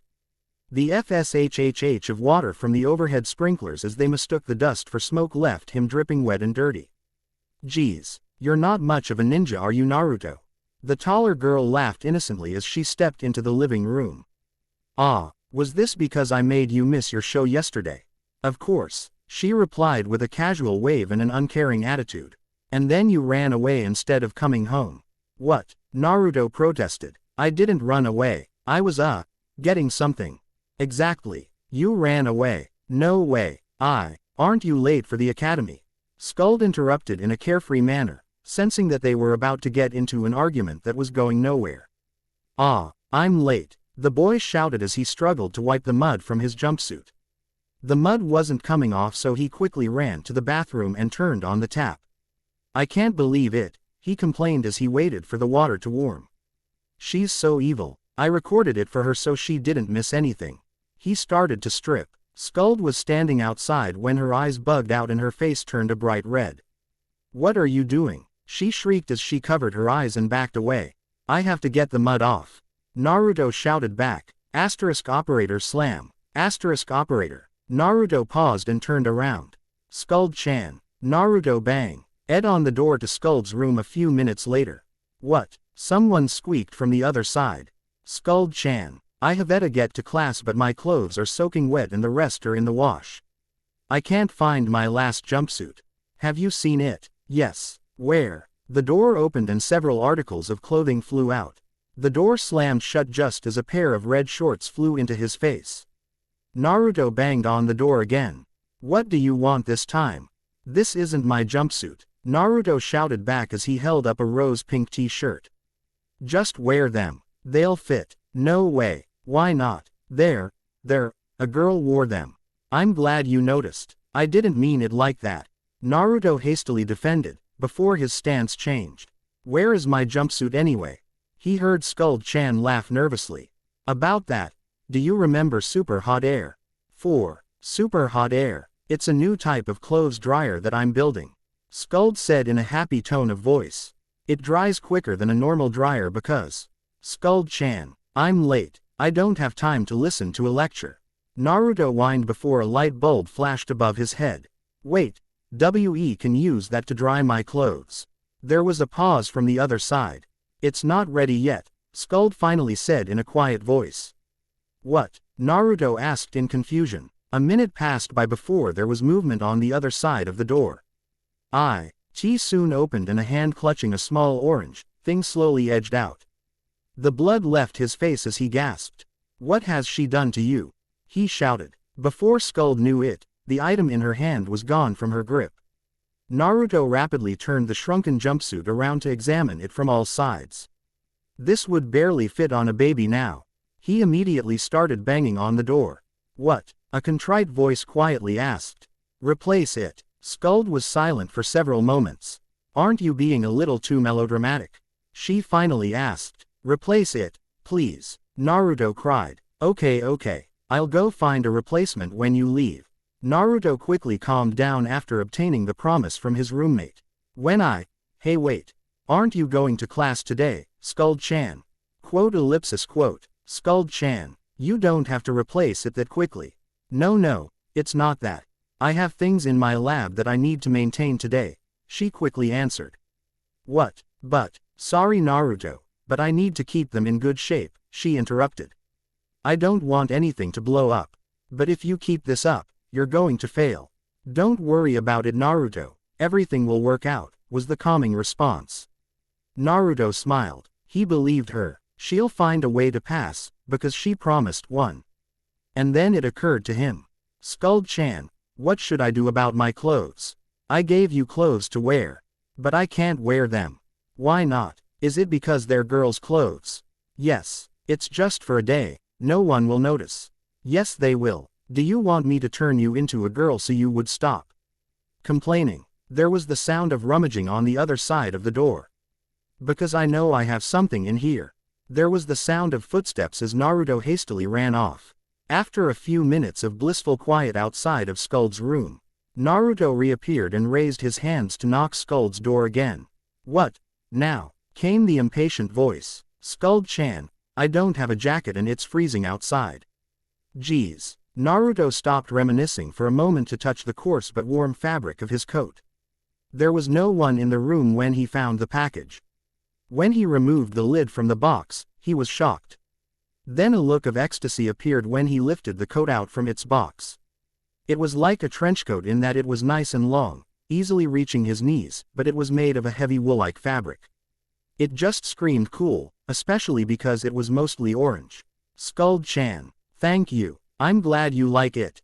A grease-covered Skuld said as she walked into the living room to see why Naruto was being so energetic today. Ah, Naruto's look of happiness disappeared just like that. He gaped speechlessly in wide-eyed shock. Clutched in his roommate's hands were several strips of orange fabric. No. Skuld quickly covered her ears. What is it? She tried to holler over the din. Naruto suddenly stopped yelling and threw his new coat onto the couch. Before Skuld could chew him out for throwing away her gift like that, he charged at her. The grease-covered fabric disappeared from a surprised Skuld's grip. Skuld-chan's a meanie. Yuto cried as he rubbed his face up and down the orange fabric, completely ignorant of the black streaks that started running up and down his whisker-scarred cheek. Tears flowed freely as he lamented the loss of one of his precious. What? Skuld clumsily asked as she slowly recovered from her fright. It took her a moment to piece the scene together. Honestly Naruto, I was just reusing your old jumpsuit. It was too small for you. Remember? Wah! I can't believe she cut you apart. He continued to cry. A storm cloud rumbled over his head. Oh, she replaced it all right. And then she cut it up just because it was too small. He still hadn't forgiven her for doing that. But he hugged the orange coat tightly around him. He couldn't argue with how warm this new coat felt today. Meow. Naru. To look down at the small brown cat that was shivering slightly as it rubbed itself against his pants. It wasn't completely brown. A large patch on its back and around its eye were white. Its large, green eyes reminded him of Sakura-chan's. Moving the sack to his other hand, he bent down to pet the purring cat. Would Skuld-chan let him keep it? She tried to forget about the current state of her room by watching TV. *operator click *operator nothing was on. Skuld. Skuld looked away from the glowing screen.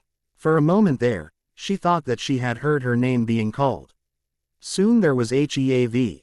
Y bumping from outside indicating that someone was running up the stairs. Skuld-chan. A muffled voice shouted from the other side of the closed door. So she wasn't hearing things. The front door SPL entered inward as it was blown open from the outside. She stood up with a sigh, an odd hammer in hand as she went to greet her roommate. A friendly greeting, of course. To scare him, nothing more. Naru-chan, how many times have I told to use those bombs I gave you against my sister, and not against our apart me? She anger faded when she saw his cut, bruised and tattered appearance. His injuries promptly forgotten when she saw the desperate look on his face. Skuld-chan, please, save it, Naruto shouted, not noticing that Skuld had just referred to him with the pet name that he despised. He held up his hands. The exiled goddess looked down. Get that away from me, she shrieked as she leapt back. She collided with the living room wall which she scrabbled against in her GGLE to put as much distance between herself and that thing.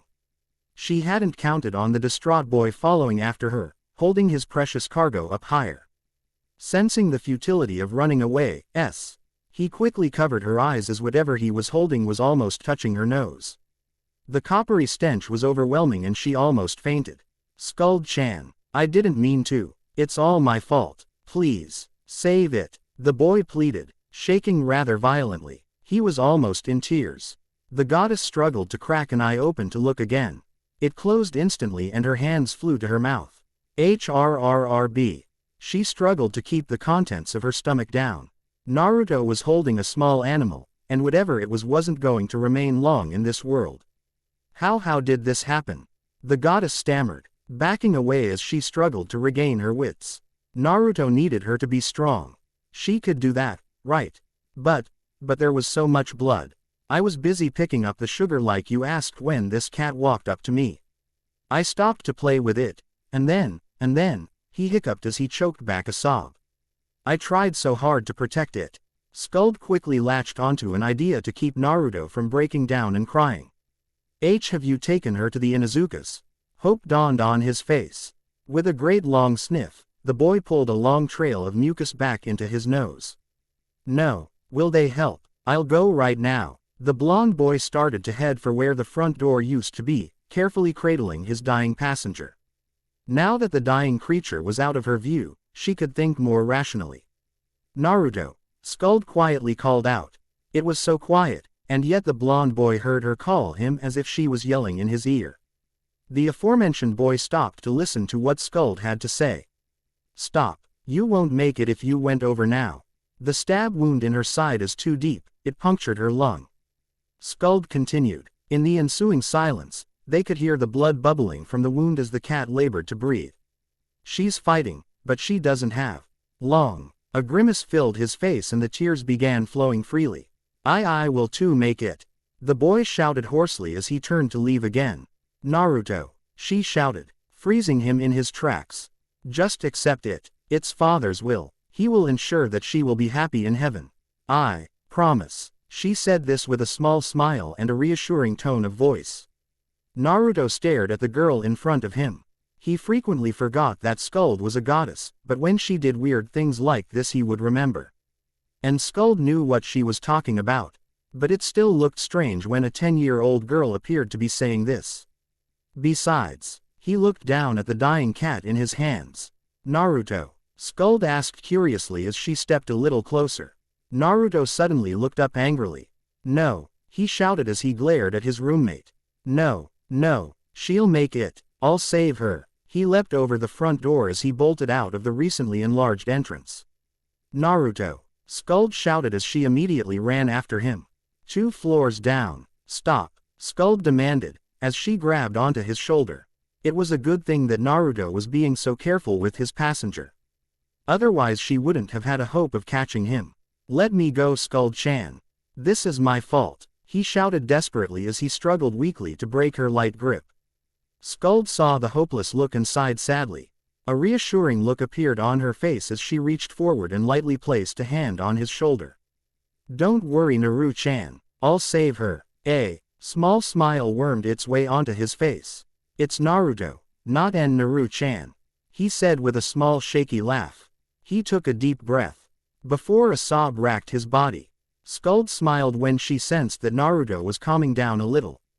Gently guiding him back upstairs, she wondered what she could do.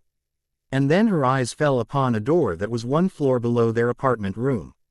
Because of Naruto's reputation, no one else lived here and the manager didn't seem to care what they did, so she rented that room at a discounted rate and used it for storage. It tickled at her memory. Didn't she put something in there recently? Something that she could use. She placed her finger upon the fingerprint scanner and the touchpad lit up. 5 moments later, there was a click as the keyless lock verified her identity. Opening the storage room door, her eyes darted a dark corner where a small metal body sat. She had recently put it aside to work on later. As she walked up to it, she realized that it was too big to mimic a house cat's body. But after modifying the shape of the head, altering the chassis so that it contained a life support system, lessening the range of motion in the joints, and adding own skin and hair for aesthetics, maybe. 10 hours later, the sun slowly rose over the horizon, painting the sky a nice reddish color. Skuld blinked a few times when Mr.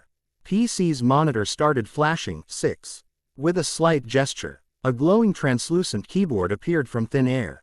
A few taps later, and she found that the solar arrays were operating at near maximum efficiency. Everything was ready. There was the sound of a pile of parts shuffling aside when Naruto sleepily sat up in his spot. After entering another key sequence, the box next to her bed clanged before metal shields slid down. A tube with crystal clear walls were revealed. Contained within was a pink-haired girl of about 12. The air hissed when the glass swung open, and the body flopped face-first onto the bed. Skuld and Naruto waited with bated breath. There was no movement for the longest of times. "NYA," the new girl said as she came online. That was when she was tackled by a blonde blur. "We did it, Skuld-chan," Naruto shouted, and that was when everything went haywire.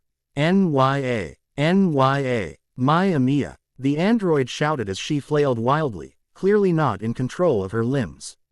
Skuld's mouth formed a thin line as she shook her head in annoyance.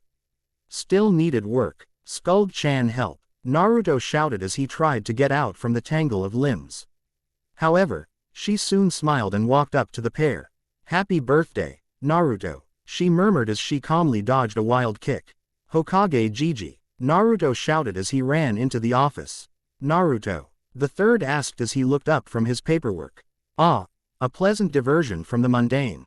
We need an escort again," Naruto shouted as he held up a purchase order form. "Third form from the left, right next to housing requests," the third gruffly said as he returned his attention to the mission requests sitting before him. But I want you to fill it out." "I'm busy, Naruto," the third said calmly as he took several relaxing puffs from his pipe. "Ah geez, I hate paperwork," the blonde complained as he reached for the necessary form. The third blew out a large cloud of smoke before chuckling at the irony. His amusement remained as he told Naruto what to fill in the blanks. Name of requester: Uzumaki Naruto. Mission rank: D rank. Mission description: escort required for a small arms delivery within the village. Mission time: 1 hour. Please remember that there is a 3x rate if mission runs over expected time. Ellipsis. Erd was lazily filling out a form on her typewriter when a beep caught her attention. She sat up and stared as a printout slowly appeared in front of her. Her eyes widened. "Oh, operator, operator, operator, operator. Kaboom. Gyarg." Belldandy quickly at Erd's office. "Is something wrong, Erd?" she worriedly asked her heavily singed sister. "I found it," Erd shouted, holding out a soot-covered parchment that was covered with burn marks and holes. Belldandy hesitantly reached out and took the parchment from her sister's grip. She quickly glanced over it once before her eyes narrowed. She studied the document again, carefully this time. She finally looked up at her sister in confusion. "A request filed to void any wishes granted to ninjas. It has been approved recently. But it won't help Skuld." She glanced at the form again. "I'm afraid that I don't understand. Everything appears to be legal." Erd shook her head. "Look at who filed it." "Loki?" Belldandy asked, clearly still not seeing where the problem lay. "He's a conniving rat. He doesn't do things in a legal manner unless he's up to something." "Are you sure?" Belldandy wanted to believe her sister. But Loki always struck her as a gentlemanly sort of god, if a bit mischievous. "The 25th, isn't that a school day?" the third asked as he looked at the date on the mission request form. Daisuke wanted it as soon as possible. "So I'll deliver as soon as possible. Besides, we're learning Bunshin, how hard could that be?"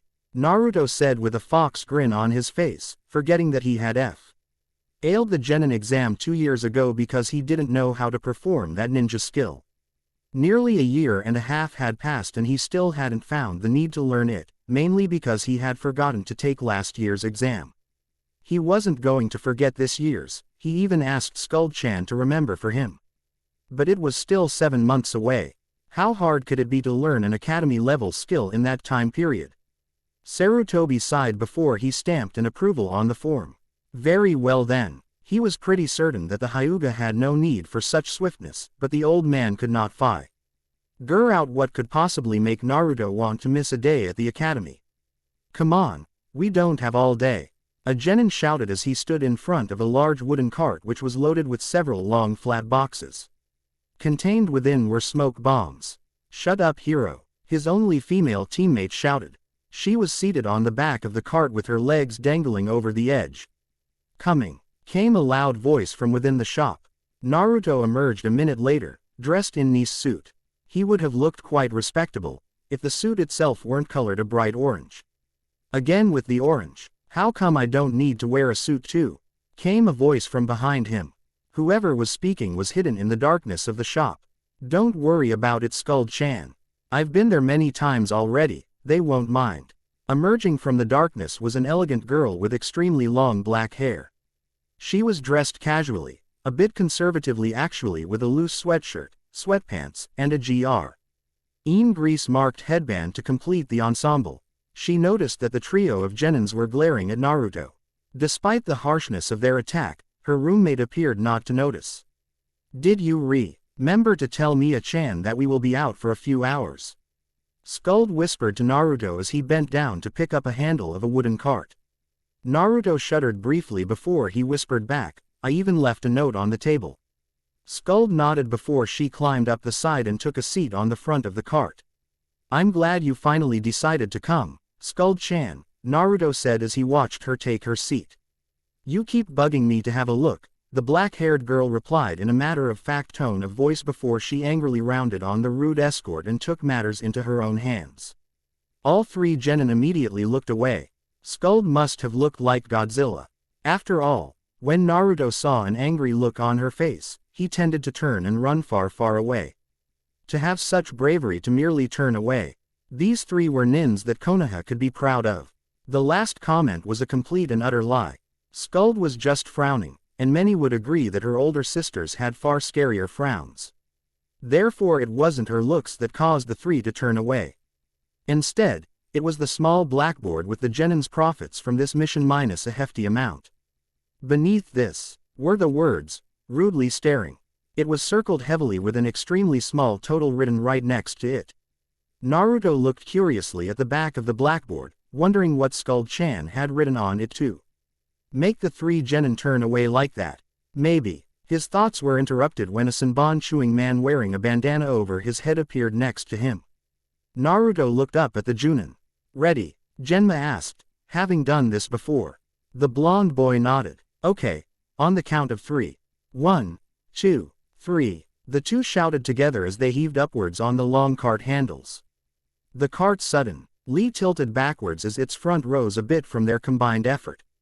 Heaving forward together, the blonde-haired boy and the senbon-chewing man began pulling the large cart towards their destination, the Hyuga mansion. As they traveled, the second oldest member of the group watched his students from the corner of his eye. It wasn't that the genin weren't helping with the pulling that bothered the senbon-chewing Junin. It wasn't part of their mission. What did irritate him, though he hid it well, was his team's lackadaisical attitude in guarding the cart. It could cost them the mission. Maybe even their lives if this continued.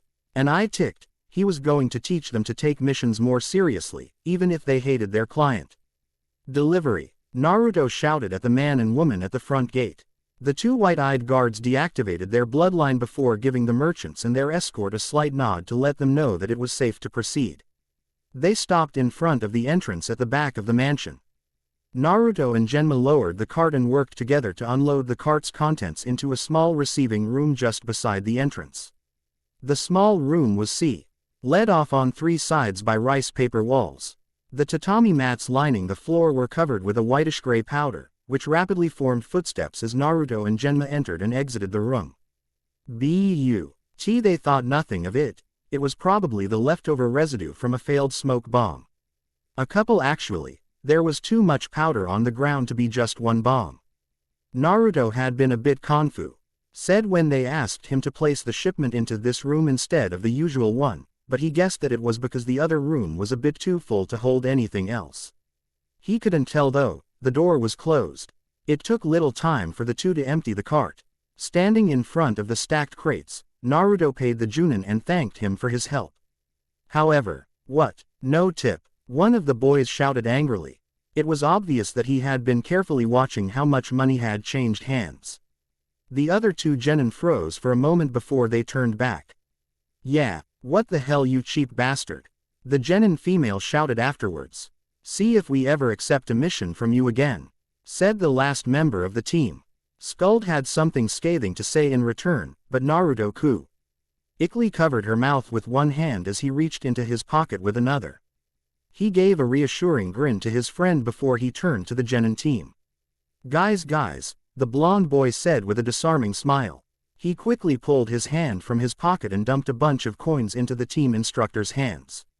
Genma stared at the extra money for a moment before he nodded and led his team out of the compound. Uzumaki-san, Skuld calmly said as she shoved the hand from her face and turned to her roommate. Once, Naru-chan stopped having an effect on her blonde-haired roommate, she had to find another way to express her irritation with her roommate. She soon discovered that Naruto hated hearing others address him formally. As expected, the blonde boy winced the instant the last syllable left her mouth. Call me Naruto, Skuld-chan, and don't deserve it, but those are my special coins. Everything will be fine, Naruto said as he patted her gently on the arm. Special, he rep. Eat it as a wide grin filled his face and he gave her a thumbs up. Skuld looked at him in confusion. Special coins. She wasn't aware that Naruto had them. A Hyuga guard peered into the room. The two children turned to look at her. Seeing that she had their attention, she quickly said, Daisuke will be with you shortly. If you wish, you may freely walk around the mansion while you wait. She walked off to continue her patrol. The two took a moment to process what the lady had said before Naruto gave his friend a light push. You go ahead, Skuld-chan. What about? Skuld started to ask. I'm staying here to watch the goods. Skuld-chan, I'm not going to let them sneak the shipment away again. You dare accuse the Hyuga of dishonorable conduct? Came a third voice. The two looked to see a white-eyed man enter the room. He had a charming smile and neatly combed hair. He also had the caged bird seal on his forehead, indicating that he was a member of the branch house. We're ninjas, Naruto deadpanned at the newcomer. Fair enough. I believe we can tear up that contract where we agreed to pay you 1,000 ryo if you lose your shipment inside of our mansion. Since we're ninjas, it's not like we're going to honor it. The tall man said with a shrug. The blond boy recoiled in horror for a brief second before he shot forward and shouted, No way. Who is this? Skuld curiously asked. Naruto turned around angrily before she epically deflated. Caught up in the moment, he had completely forgotten about Skuld-chan. He started gesturing frantically to his roommate. Ah. Skuld-chan. Sorry. This is Daisuke Hyuga. He's the one that buys from us. It's a pleasure to meet you, young miss, Daisuke said as he gave her an elegant bow. One which Skuld reciprocated. Will you be staying? The Hyuga asked. No. Skuld-chan was just leaving, Naruto quickly said as he started to push the protesting girl toward the door. Daisuke blinked before a grin appeared on his face. In that case, I advise you to have a look at the gardens. Many visitors find it a nice place to while away the time. Yes, that's nice, Naruto nodded eagerly as he gave her one final shove. Bye, Skuld-chan, see you in a bit. With that, the door slid shut behind her with a crash and Skuld found herself standing alone in an ornate well-lit hallway with her back to the sliding door. Naruto's loud shout suddenly sounded from behind the closed doors. If you ninja the shipment again, I'll have no choice but to double our asking price next time. Are you still accusing the Hyuga of treachery? An amused voice asked. Yes. In that case. No. Wait. 1.5 times then. Placing a hand on her forehead and groaning in dismay, Skuld ran off before she witnessed her roommate making a total fool of himself. Excuse me. Hanabi paused and looked up curiously at the stranger. Even if the clothes were ugly, the beautiful girl looked nice in them. Could you tell me how to find the garden? The black-haired girl asked. Hanabi stopped thinking about the stranger's ugly clothes when she realized that her father hadn't replied yet. She quickly looked around before she realized who the stranger was really addressing. Panic immediately set in as she realized that she was standing alone in an empty hallway with a complete stranger. Fighting the urge to run without answering, which father would label as extremely rude. Hanabi quickly raised her hand and pointed down the hall. That way, she quickly said before she about-faced and scurried off. Peeking out from around the corner, Hanabi watched as the stranger stopped and turned to a wall before walking up to it and touching it. What was she doing? When the girl continued on her way, Hanabi quietly followed after her. A sense of curiosity driving her on. Skuld gasped when she saw the garden. It reminded her of an older time and for a brief moment, she felt that she was back at the temple. The feeling quickly disappeared, but the Nostalgic mood remained as she wandered the well-lit path of the courtyard. She paused when she noticed something. Why were there so many orange and yellow flowers? That's highway robbery. I said that we could remain in business with that much, but we need to eat too. He paused for a moment to regard his abacus. He quickly flipped a few beads around. 2,550. Ryo, Naruto demanded. If you wish to demand that much, I must ask to inspect the quality of the shipment. Daisuke said as he picked up one of the smoke bombs. Go ahead, Naruto said with a careless gesture, and the two worked together. To uncover the lids of all of the crates. After rifling through each crate before digging deeply into one of them to inspect the contents at the bottom, Daisuke gave a slight nod of approval. It appears that these are of the same quality as the previous shipment. Was there any doubt? Naruto asked with a lazy fox-like grin. A little, the Hyuga buyer admitted. I will agree with your asking price. However, I must ask that you allow me to test one to ensure that your commitment to quality still holds. Alrig, Naruto was about to say before he paused. No. Daisuke blinked before a half-lidded expression appeared on his face. No, he asked, his voice tinged with a hint of suspicion. Naruto said nothing, choosing to glare back at the guy, daring him to ask why. Is there something wrong with this shipment? No. Pray tell why I am not allowed to sample the wares. As you know, I will assume responsibility for the mess, he said in a weak attempt to convince the vendor. No way, not gonna, Naruto shouted, crossing his arms in an X and shooting down his client's offer. Then I must ask that you leave. The Hyuga have no need for defective goods. Naruto had an indignant look on his face. There's nothing wrong with these. Hey, wait. What am I defending for? You're the reason why I refused to let you try one out. Oh, the last time I sent you a shipment of smoke bombs. You blew one up in front of my face and took the shipments right out from under my nose when I couldn't see. I have told you before. A rival clan had entered the mansion during the commotion. I'm not stupid, you know.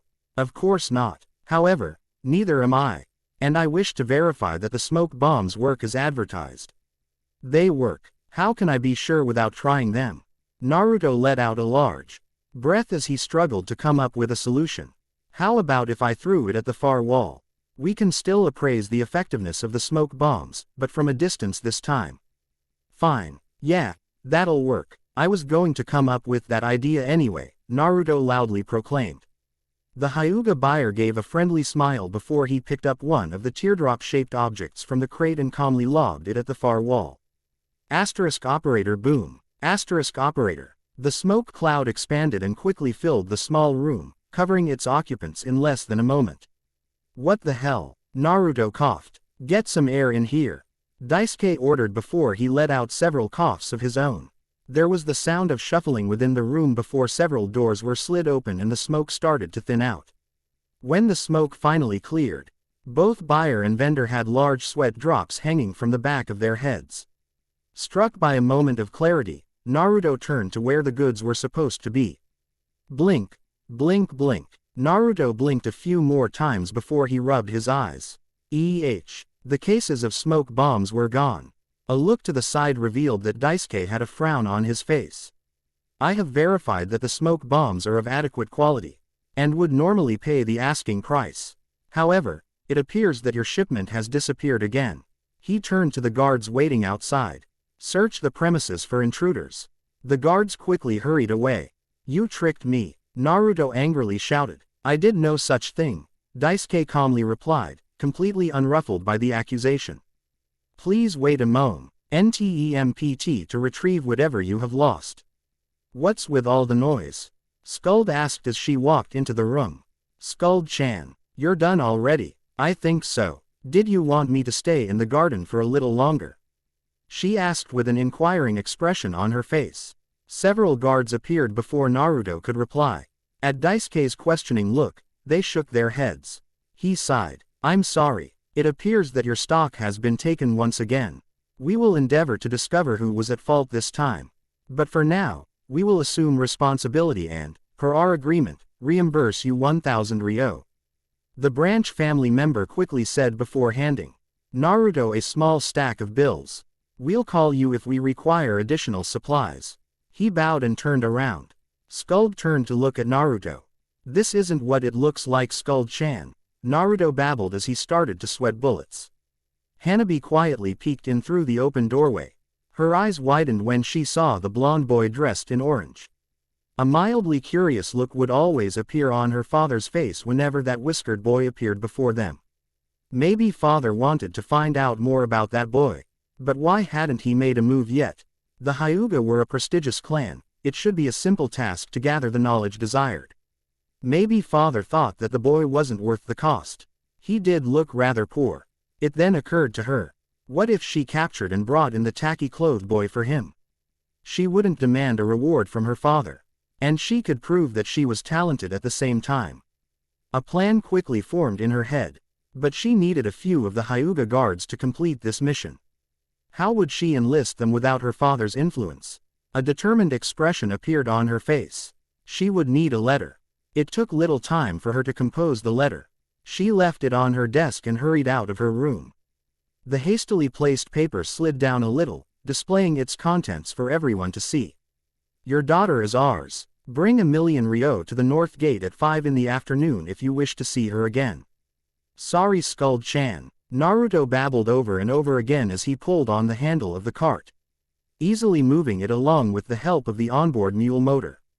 The AI must have been really happy today. It even sounded like it was purring.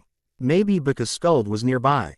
Skuld finally slapped the bench in annoyance. She quickly regretted her action as she brought her hand back up and hastily blew on it. At the same time, the cart had ground to a complete halt. Naruto. Skuld finally ground out, ignoring the pain in her hand. Please stop. It's all right. When Naruto showed no signs of letting up, she quickly barked, pull. The cart started moving again. Ad wanted to help him bring the cart home, but Naruto seemed to think this was his punishment for failing to make a deal again. It wasn't like she cared much for the business, but if he was willing to go the extra mile, who was she to complain? The trip continued. As Skuld boredly stared at Naruto's orange tuxedo, something finally clicked. Her roommate had a ridiculous love for orange, while the yellow didn't seem to quite fit. She was pretty confident about this observation.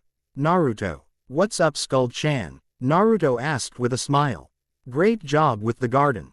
Huh, what are you talking about? Naruto asked in confusion. The garden, Skuld started to say. I know, I heard you the first time, Naruto quickly said. But I didn't do anything to their garden.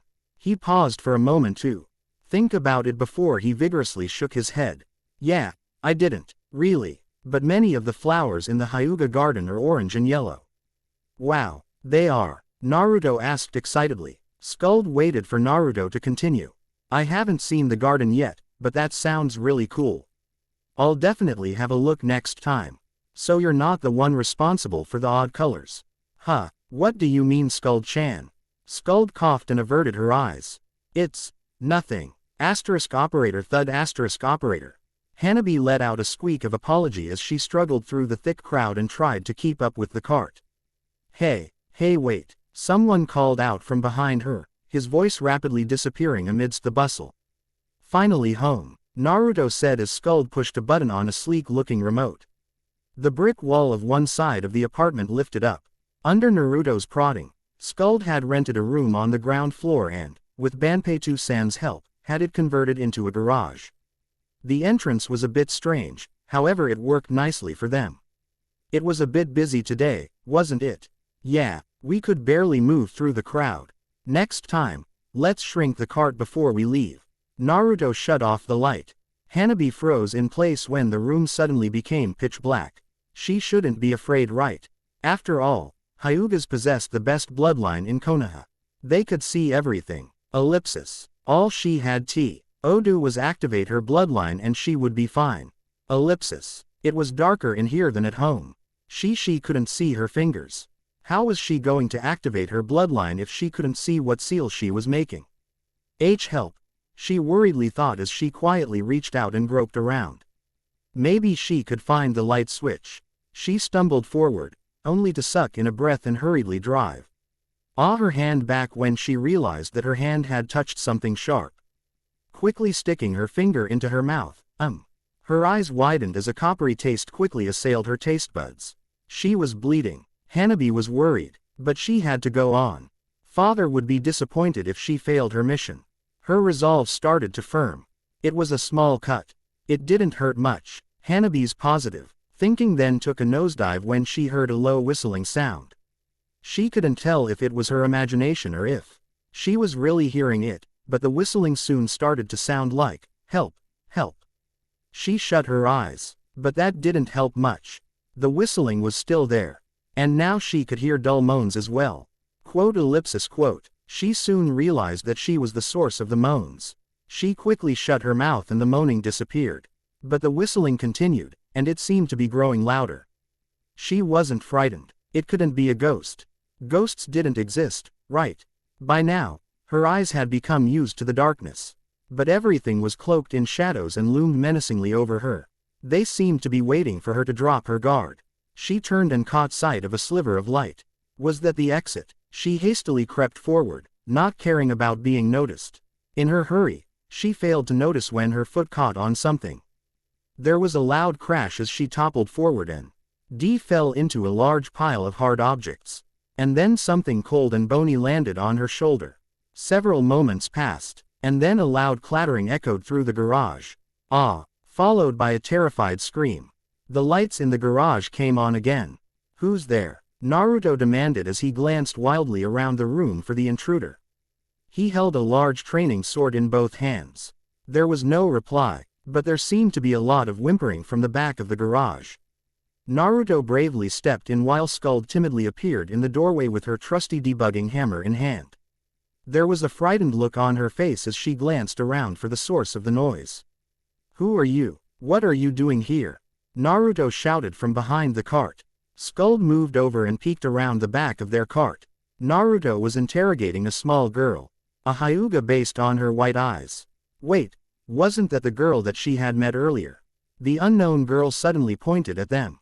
"Ghosts," she shrieked. "Ghosts." Skuld and Naruto both asked in confusion. Naruto took a step forward. "Don't come any closer," she shouted as she hurriedly tried to back away only to stop as her back thumped against the wall. Something fell off of the wall and the girl barely managed to scramble of the way in time. By this ting right next to the girl as he had been intending to catch the falling rake before it fell on her. He was quite surprised when she had dodged it. He was doubly surprised, and in pain, when she kicked him ran off to another corner of the garage. Hey, Naruto wheezed as he weakly fell to the floor. "We are not ghosts," Skuld finally said. "That was cheap," Naruto mumbled in the background, but no one was listening. "Prove it," the girl shouted as she hid behind their cart. "How would Belldandy put this? A ghost is just the lingering will itself, projected into our psyches." "What's that supposed to mean, Skuld-chan?" Naruto demanded. He was standing up. It looked like he had recovered. Skuld hmmphed and crossed her arms as she prepared to dumb down something that should be exceedingly obvious to everyone. "To see if we were ghosts, use a mirror. If we don't appear, we're ghosts." A mirror. Naruto looked around for a moment before his eyes fell on a polished metal panel. He grinned. With a grunt and a bit of effort, he succeeded in propping it up against the wall. "Here look," he said as he walked in front.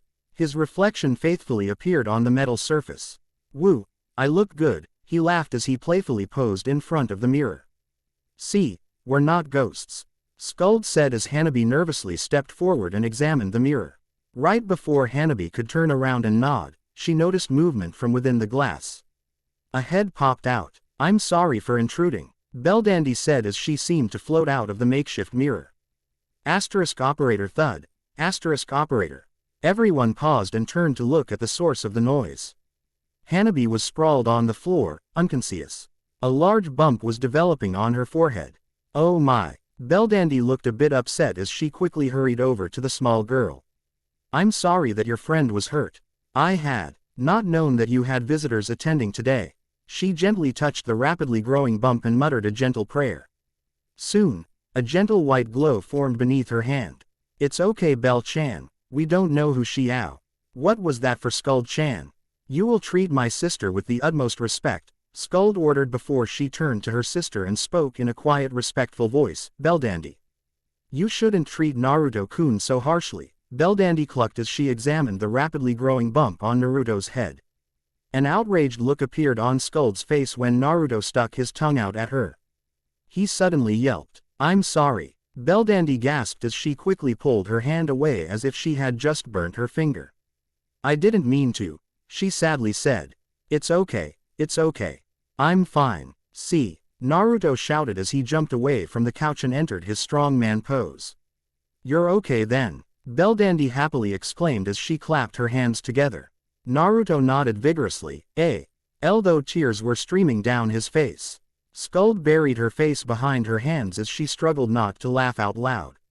Belldandy did that on purpose. Bell-cha, Naruto ducked and the pillow passed harmlessly over him. I mean, Belldandy-san, I have something to show you, Naruto said with a gigantic smile on his face. Belldandy looked interested. Would it perhaps involve a new invention? Naruto's mouth flapped open and closed several times before he put his hand behind his head. Ha ha ha, as expected of Belldandy-san. Belldandy gracefully accepted the compliment before her good cheer dimmed a little. I would love to see it, but I'm afraid that I cannot stay long this time. Quote, Naruto seemed to lose some of his energy. Belldandy brightened. But you can show me now, and explain how it works later, correct? Yeah, Naruto looked like he wanted to say more, but he was shoved aside. Belldandy, where's the old hag? Belldandy had a slightly disapproving look.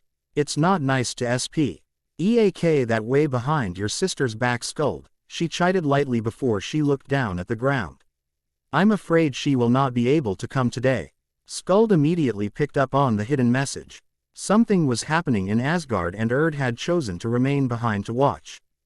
Hanabi slowly woke up and an ice pack slid off her forehead. She looked around for a moment before she brought her hand before her. A small bandage was wrapped around her finger. She could tell that her sister hadn't treated her because it wasn't wrapped very tightly. She could still wiggle her finger a little. She decided that she liked this better, because it didn't feel like the blood was building up on one side of the bandage while the other side was growing numb. Hanabi gasped and turned around when someone made a sound to her left. Skuld was picking up the ice pack when she heard the gasp. She looked up. Are you okay? Running into the wall must have been painful.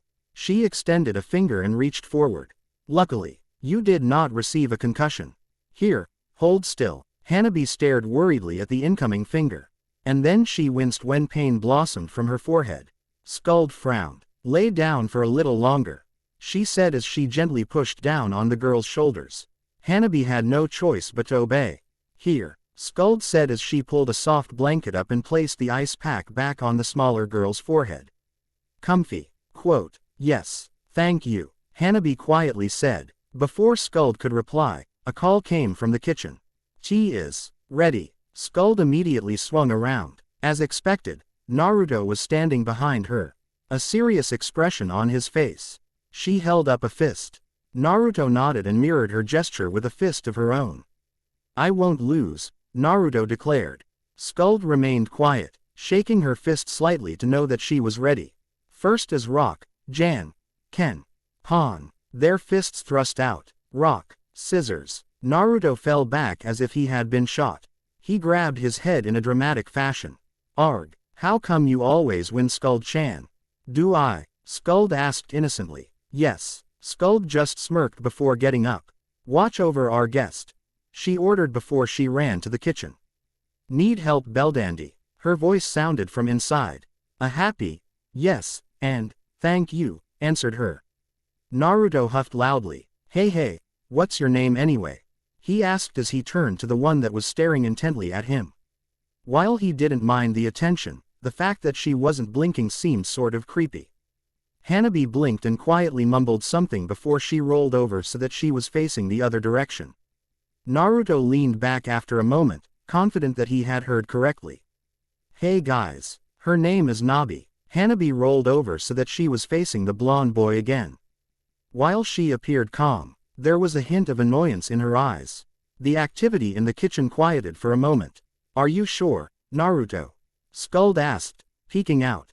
Yep, Pleased to meet you, Nabi-chan. Belldandy gently said with a slight bow, being careful not to perturb the tray that she was holding. A pair of steaming cups rested atop the polished wood. Yes, nice to meet you, Nabi-chan. S.K. Old said in a friendly manner as she followed Belldandy out while holding a second tray containing another pair of steaming teacups. Hanabi stared at the teacup that was sitting in front of her. It was of a simple design, but the detailed flower petals painted on the porcelain made it a very elegant-looking teacup. Please drink. A good tea will help you feel better. There seemed to be a guilty tone in Belldandy's voice. Hanabi didn't want to, but it would be rude if she didn't. Removing the ice pack, she slowly pulled herself up and reached out. Slowly raising the elegant cup to her lips, she took a sip. She winced. Hot. Belldandy gasped. Oh dear, I'm sorry. I had forgotten. She worriedly said as she stood up. Stop making Belldandy feel bad, Naruto growled. Hanabi shrunk into herself. She was feeling slightly bad for upsetting her host, but she couldn't help but feel a spot of irritation at the blonde boy. It wasn't her fault. Belldandy returned a moment later with a few ice cubes in her hand. After another sip, Hanabi paused. Would you like some sugar? No, THSAN, Hanabi reassured her host before she paused in thought. The rich aroma of the black tea mixes pleasantly with the milk. Delicious, she whispered before taking another sip. That's so grown-up, Nabi-chan, Belldandy gushed. Hanabi blinked before she blushed and looked away. Father thinks that I should know teas. Skuld and Naruto stared at the girl for a moment before they take their own sips. SLRP. It's milk and tea, right? What's the difference? Naruto whispered to Skuld, not wanting to be shown up by a kid but failing to see anything special. Skuld remained quiet, not wanting to give away that she couldn't tell either. Strangely, this does not taste like any tea that I have sampled from Tea Country, Hanabi marveled. Assam tea. I'm afraid that you won't find this tea anywhere around here, Belldandy said in a somewhat sad tone of voice before she smiled. If you wish, I can give you a pouch to take home. For a moment, Hanabi looked like she was going to accept, and then her eyes lowered. Father would not approve. I insist, it's so refreshing to find a fellow tea drinker. And at such a young age too. Hanabi looked like she wanted to say something when, more tea please. Skuld and Naruto both interrupted. May I have some as well? Hanabi timidly ventured. Yes, of course, Belldandy happily said, unaware of the growing tension in the room. She was about to refill the cups when she paused and pulled off the lid. I'm sorry, I believe I need to refill the tea kettle. Please excuse me. Naruto and Skuld immediately turned and glared at each other before their hands shot out. Paper, rock, 2 out of 3, Naruto demanded. Skuld immediately nodded, not even taking a moment to think about it. After all, the thought of losing had never occurred to her. I'm going to win this time. No you won't, just watch me. Rock, paper, scissor, Naruto shouted, shaking his fist the entire time. Shoot, rock, paper. Hey, that doesn't count. You didn't even move your hand from the last game. Naruto shouted. Why did you still pick rock? Skuld shot back. Naruto's jaw slackened and all of his bluster disappeared in an instant as his arm fell limply to his side. Chikuso. Skuld quickly stood up, shoving a crying Naruto aside. Can I help Onichan? Of course Skuld-chan, Belldandy said, pressing her skirt down as she stood up. The instant Belldandy and Skuld disappeared, the tears disappeared as Naruto glared at Hanabi, as if blaming her for his loss. The younger girl averted her eyes before raising her teacup. SLRRP. Mr. Naruto. Good afternoon. Mia greeted happily as she swept into the room. She paused and picked up Naruto's half-full teacup, and sniffing it for a moment before making a face and setting it back down. Awake finally, Mia-chan. Yup. Mia cheered before she paused and blinked curiously at the other inhabitant in the room. Who are you? The curious girl asked. Hanabi paused mid-sip and raised her eyes to look at the girl. She mumbled something before she lowered her head to hide her face. Quote. Mia paused a moment before her face lit up. How are you, Wabi? She cheerfully asked. The Hyuga girl's eyes snapped up and a frown formed on her face. After glaring piercingly at the pink-haired girl, she turned away. Quote. Mia had seen the glare and was confused by it. She leaned into Hanabi's line of sight. Hanabi turned to look in another direction. Did I do something wrong? The pink-haired girl turned to ask Naruto. Ah, her name is Nabi. Mia, Naruto quickly said. Mia gasped and large tears filled her eyes. I'm really sorry, Nabi. I didn't mean to mispronounce your name. Hanabi continued to give the pink-haired girl the cold shoulder. Mia turned back to Naruto. Mr. Naruto, she's really mad at me. She whined. Naruto stood up. Oi! What's with that high and mighty attitude? She apologized, didn't she? Hanabi's eyes narrowed even further as she turned to look at the plain wall behind her. Mr. Naruto, Mia quietly said. It's rude to ignore people, Nabi-chan. Nabi-chan, he had no right. Hanabi calmly turned to Naruto. Shut up, stupid. Asterisk operator sniff asterisk operator. Naruto turned to the pink-haired girl. Mia. There was a, oh no, expression on his face. Wah. Two fountains of tears poured from Mia's eyes as she turned around and ran off. Mia, wait, she wasn't talking to you. Naruto shouted as he dropped his teacup and tried to run after her. There was a thud as he bumped the table, hard. The unsteady teacup rattled for a moment before it fell over, spilling the rest of its contents past its containing saucer and onto the table. Naruto stared at the spilled tea for a moment before he used his sleeve to wipe up the mess. Mia, he shouted when he was done. He quickly took off in the direction that Mia had disappeared. Belldandy peeked out of the kitchen. Is everything all right? I heard yelling. She blinked. Where did Naruto-kun go? Pick one already. Naruto shouted impatiently as he held his cards in front of him in a fan. Hanabi's eyes narrowed slightly as she deliberately slowed her movement. She continued to carefully consider the cards in front of her. The look that she was giving Naruto could have frozen ice. Sitting between the two, Mia, Skuld, and Belda. Indy's sweat dropped at the electricity that was dancing in the air. They shrunk back slightly, trying to make themselves insignificant so that they wouldn't be involved in the ensuing battle. 1-2, nah. Ruto suddenly grinned when Hanabi's hand came down to rest on the third card in his hand. She noticed and immediately moved 2 cards over. She took that card, and Naruto's grin turned into a full-blown smirk. He immediately folded his cards together so that his opponent couldn't shove the card back. Hanabi frowned at the old maid that she had just drawn. Again, she calmly placed it into her hand before. Hey, Naruto shouted as he hastily covered his face as a flurry of cards flew at him. Hanabi pulled her empty hand back and glared up at the clock. Is something wrong, Nabi-chan? Skuld asked as Belldandy and Mia helped Naruto clean up the mess. You have been looking at the clock rather frequently. I need to return home soon.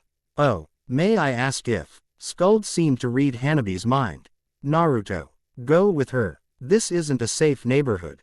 What? Why me? Belldandy needs to leave soon and I need to talk with her. I'll catch up with you. No, Hanabi quickly said. Everyone looked at the small girl. Naruto-san should be enough. Konoha is safe. Skuld warily shrugged. Naruto often got into trouble if he was spotted outside. But maybe if a Hyuga accompanied him, okay then. I'll have a cup of hot cocoa ready when you return. Yeah, Naruto cheered. Mia leaned forward. Can I go? Can she? Naruto asked. Hanabi looked at the pink-haired girl before she shrugged. Shish. He had no problems with this one coming along. The sound of their feet scraping pavement was drowned out by the hustle and bustle of the afternoon crowd. It was quiet for the most part. Hanabi had the lead while Naruto and Mia followed behind her. More like Naruto followed while Mia stood unsteadily. Nay, do you think you can hurry it up? Naruto finally asked in an impatient tone of voice as he half-supported and half-dragged a sleepy catgirl. Hanabi continued to ignore him. Oh come on, I thought you were late. Naruto vented. Hanabi turned to gaze boredly at Naruto for a moment before she started deliberately taking half steps, slowing her walk to a crawl. Damn it. Belldandy knocked on the doorframe. Come in. Skuld called out before she turned to the open door. You didn't have to knock, Belldandy, she said as she continued sorting the new items that Belldandy had brought for her. Any news from heaven? She paused. Wow, Mithril. She cheered as she pulled a small bluish silver metal plate out of the pouch. Erd is following up on the specifics at this moment. She found something. Yes. A recent request that nullifies wishes granted to ninja has been approved. Loki is the one who propped forward. Since Naruto isn't a ninja, this isn't going to help me. Maybe after he graduates, Skuld mused before she blinked. Wait, did you say Loki? Belldandy nodded. Skuld sat back with a serious expression on her face. Nothing against him, but it is strange that Loki would propose a law, much less one that made sense. And he does have a strange fascination for the tailed guardians of the ninja countries. For some reason, Loki exhibited an unhealthy fascination for the tailed guardians of the ninja country. Many have speculated that he was responsible for their rampage in the first place. But no one could find any proof. Skuld. The younger girl paused in her speculation to look up. You should have accompanied Naruto-kun, Belldandy said in a quiet voice. Quote ellipsis question mark quote. Skuld stopped. Can't he take care of himself? She cautiously asked. Normally, yes. Hanabi, however, is not a normal Hyuga child. She is the Hyuga head's daughter. Hanabi. Naruto had misheard Hyuga-san when she gave him her name. Belldandy clarified. Quote exclamation mark quote. Skuld's head flew up as the implications hit her. Naruto. She shouted as she pushed Belldandy's pouch off of her lap and scrambled to her feet. Naruto might be in trouble, Belldandy said at the same time. Skuld's hasty ascension left her off balance. The instant she was on her feet, she was falling forward into a large pile of parts. Ignoring the pain, she nimbly rolled forward and onto her feet. Banpei-tu-san, she called out as she ran to her bed. Belldandy watched her sister run around the room and pick up several items before dashing out. Take care little sister, she said with a smile as she walked up to a mirror in Skuld's room, confident that Naruto would be all right now. Mr. Naruto. What's up Mia-chan? Where are we going? We're headed for the Hyuga mansion. He looked around. I think. Quote question mark quote. Hey, where are we anyway? Hanabi suddenly ran off. Hey, wait, Naruto shouted as he ran after her.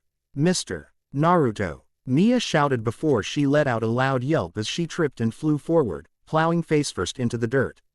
Several shadows suddenly shot past her.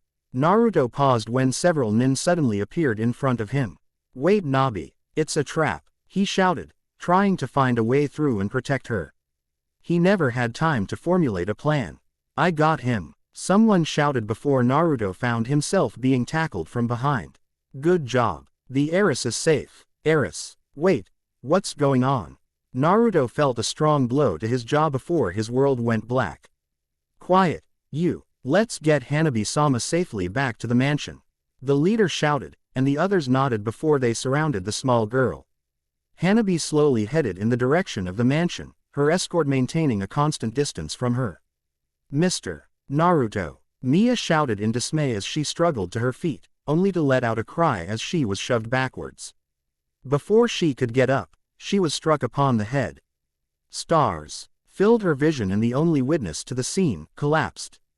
Mr. Naruto. Mia shouted as she looked under a basket. Where are you? Not finding anyone, she threw the basket away, knocking a wind chime off of its hook. It fell and crashed onto the large bump that was already on her head. Ow, the catgirl cried as she grabbed her head. Hey, get away you brat, the stand owner angrily shouted as he raised a ruler. Mia screeched and backpedaled into the crowd. Mr. Naruto. Mia shouted as she lifted a cloth.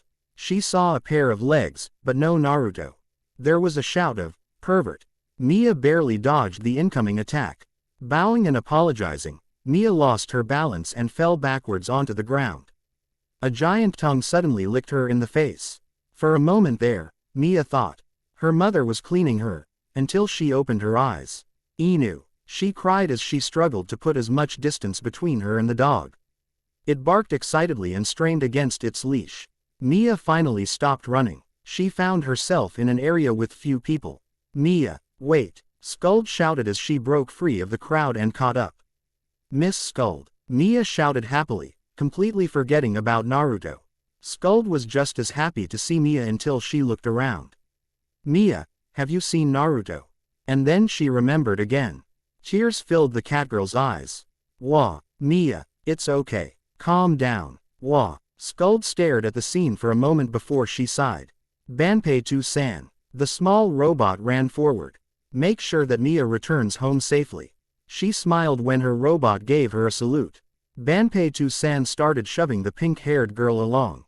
An odd sight considering how short the robot was.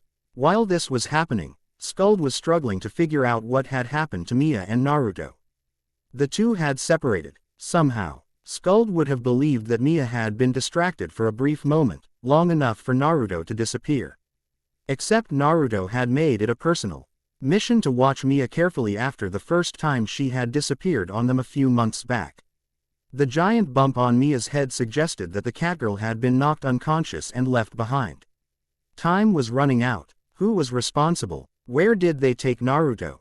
Skuld recalled Belldandy's warning. Hanabi, however, is not a normal Hyuga child. She is the Hyuga head's daughter. She turned and ran toward the Hyuga mansion. Naruto slowly awoke right outside of the Hyuga compound.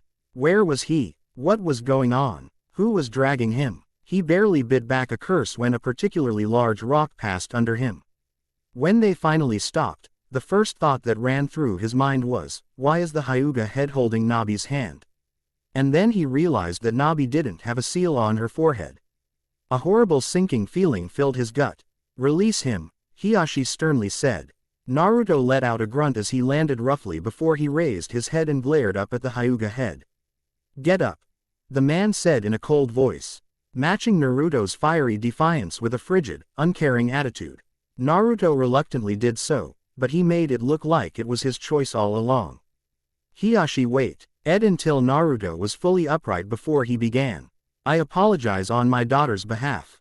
There was a gasp from the girl standing right next to him. Of all the things that Naruto had expected, this wasn't it. I assure you that she be sufficiently punished for her actions unbecoming a Hyuga. There was a small sniffle. Hiashi frowned down at the culprit and gave her a firm shake. There was Aneth. Gasped before the tears were forcefully stopped. Naruto was confused. Wait a minute, what's going on? This matter does not concern you anymore. You have received your apology. Please leave. Hiashi coolly replied. What the hell am I doing here if it doesn't concern me? If you're not going to tell me, I'm going to ask her. You are making a scene, boy. You think I care, you stuck-up bastard, Naruto heatedly shot back. I could have you killed for your disrespect. Naruto snorted. You're going to kill me just 'cause I'm asking what's going on. Hiashi coolly regarded the impudent youngster standing before him. He finally pulled from his kimono a small card. Do you recognize this? Naruto took it and examined the front and back before he quickly read what was inside. Your daughter is ours. Bring 1,000,000 ryo to the North Gate at 5 in the afternoon if you wish to see her again. Yes, he immediately replied. Two people stopped and blinked. Had they heard correctly? You would lie for my daughter? Hiashi coolly asked. I'm not lying. Naruto protested loudly. Hiashi glanced around before he sighed. Let us take this discussion inside then. Hanabi docilely followed her there as he made his way toward the mansion. A horrible feeling welled up in Naruto's gut as he followed after the two. I will only ask you once. Why did you kidnap my daughter? Hiashi began once L3 were seated comfortably in a small private room in the mansion. 1,000,000 ryo, Naruto lazily replied. You, of all people, should know that the Hyuga clan does not tea in funds, Hiashi sternly rebuked. Yes you do, you just have it hidden underground. How do you know this? Hiashi demanded. Naruto sat up. You mean it's really there? No. What? Naruto asked in an outraged tone of voice. You are correct, however. The Hyuga clan has sequestered away significant funds for emergencies. Quote. Naruto leapt to his feet. Hanabi let out a shout as she was forcefully grabbed from behind. Give me the money and let me go. He shouted, trying to hold Hanabi still as she struggled to break free. I see. Wait, you aren't going to save your daughter? Naruto asked as he paused in his slow retreat. Now that you have established that you are responsible for the kidnapping attempt, are you willing to face the consequences? Consequences. Thud. Naruto slowly and painfully picked himself up off of the floor. There was a large dent in the wall behind him. What? He gasped out. He never even saw the other man move. As you must know, The price for attempting to kidnap a member of the Hyuga clan is death. He directed a look to his daughter, telling her to stand behind him. She obediently did so. Veins suddenly formed around his eyes as he activated his bloodline limit. Ugh! Naruto grunted as he struggled to get out of there. Is there anything you wish to add before I send you to the next life? Naruto fell to his knees, the pain temporarily overwhelming his senses. Yes, I tricked Skuld-chan. The rest was too low to hear. He slowly stood up, taking advantage of the spare time to collect whatever energy he had. Skuld-chan was not part of this kidnapping plot, so leave her out of this. He shouted defiantly before he coughed painfully several times. Anything else? Tell Skuld-chan. Sorry, he gasped out. I couldn't get the money. Very well. Is that all? No, Naruto said as he steeled himself. All he needed was one good hit, then he could escape. What else do? Before Hiashi could finish, Naruto was rushing forward with a roar. The tall man took a step forward to intercept, and Naruto immediately ripped something from his pocket as he dived, aiming for the legs. Father! Hanabi shouted. Hiashi easily moved aside before the rope could immobilize him. Reaching down, he seized the back of the boy's jumpsuit. Naruto let out a yell as he was thrown upwards. Hiashi waited for the boy to drop to the right height before he lashed forward with his other palm, striking right at the heart. His victim shot off like a bullet. Operator crash operator. The blonde hair boy had collided hard with the wall, cracking it as he bounced bonelessly off of it. He fell ungracefully to the floor where he remained still, unmoving. His escape attempt had failed. Is there something that you wish to add, daughter, before we begin with the training that you missed today? Hiashi asked as he deactivated his bloodline and turned to the shorter girl. May he rest in peace, the girl said as she bowed her head in respect. That's so cruel, came a quiet voice. It emanated from the body that was lying amidst the remains of the wall. Hanabi immediately started wailing in terror at the vengeful ghost that had returned to haunt her for the rest of her life. When the body started to push itself off of the ground, Hanabi screamed even louder and clutched her father's leg for support. Unlike a ghost, a zombie had a body. Instead of being haunted, she could be killed. And then the zombie would raise her from the dead and the two would haunt that creepy old mansion next door, devouring the brains of children foolish enough to enter. And then Naruto painfully raised his head. Hanabi immediately stopped screaming when she saw his sky-blue eyes. They danced with life. He wasn't dead. I suppose that you are wondering why you are still alive, Hiashi stiffly saw it as he stared sternly down at his daughter, unamused by her antics. He turned his gaze to the injured boy. At Naruto's confused look, Hiashi continued, first I must stress that kidnappers of the Hyuga clan are often executed on the spot. He said this with a menacing tone and a quiet glare. Naruto involuntarily swallowed. However, your courage is commendable. In addition, seeing how my daughter has returned without harm, I have decided that a strong painful blow should be incentive enough to prevent you from kidnapping her again. I won't be so kind the next time you attempt such a foolhardy action. Hiashi drew a deep breath. Please leave, he said before he glared down at his daughter. Hanabi silently retreated. She had been scared. Naruto coughed several times and blood flew from his lips. He painfully staggered to his feet. Instead of leaving, however, he remained in his spot. That was not a request, boy. It's not her fault, Naruto defiantly said. My patience grows thin. Leave before I ensure that you never see another sunrise. Naruto's knees started to shake as dizziness started to overwhelm his senses, but he refused to back down. After all, Skuld-chan would have done the same thing. You would tempt fate. Naruto wiped the corner of his mouth with the back of his hand before he glared back up at the stuck-up bastard. Yes, the silent battle of wills continue. For a moment longer before one of them finally decided that enough time had been wasted. The time for such matters has already passed. Hiashi finally said, I wish to cover the training that my daughter has missed today. Do you understand? He coldly asked. Naruto nodded before he grinned. He then turned around and slowly staggered toward the exit. Hanabi's eyes widened in surprise when she realized that the grin that was directed at her. A smile soon graced her face as she watched him leave. When her father turned to her, there was a look of determination on her face as she stood in a defensive stance. I'm ready, father. She saw him. Naruto. Skuld-chan. Naruto wearily cried, you won't believe what happened. He gave a nod and the guard that was escorting him headed back to the compound to return to her post. Skuld grabbed him in a friendly hug and laughed. You're alive. You're all right. Of course I am, Naruto said with a pained smile. His brave look slowly morphed to one of confusion. Was Skuld-chan worried? Skuld pushed herself away to examine Naruto. While battered, none of his injuries were fatal. She could treat most of them easily. His guardian would take care of the rest. So she hadn't been needed after all. Even the gods couldn't predict what would happen. Nothing, she said with a smile, as she pulled his arm over her shoulder to support him.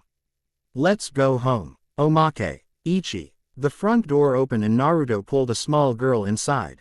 The two were holding all sorts of festival items. Can I go home now?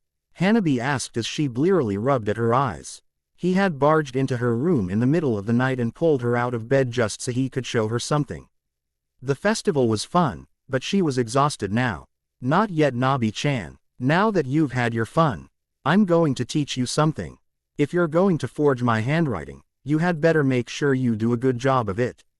Now, I write messily in everyday life, so if I was going to kidnap you, it'd better be in good handwriting. Hanabi mumbled something. Of course Naruto didn't hear her. What was that? He asked, wanting her to repeat what she had just said. Why? Naruto leaned back with a silly grin. So no one would know it was me. But I wrote in my best handwriting last time. Yeah, good job about that. Better than I could do. But now I'm going to teach you my normal handwriting, he said with a dashing grin, emphasizing the word, normal. Hanabi was confused. That didn't make sense. Meanwhile, at the Hyuga mansion, Hiyashi stared at the letter sitting innocently on Hanabi's desk. After looking around, he concluded that she wasn't in the room. He picked up the card and stared at the neat handwriting. Hanabi. Omake. Ni. Why am I in this story anyway? Hanabi asked as she looked over the single fan letter. Could someone possibly be thinking Abbott no, Brats, meet the results would be catastrophic? Skuld replied through gnashing teeth. Brats. Us? Hanabi asked, confused. Exactly, Skuld proclaimed as she hefted her bug-squashing hammer. Let's have a word with this special someone, shall we? Omake-san. Boom. Genma took another swig of sake. He had passed them because they had held such promise. But he was beginning to rethink his decision. Who fell for the exploding coins trick these days?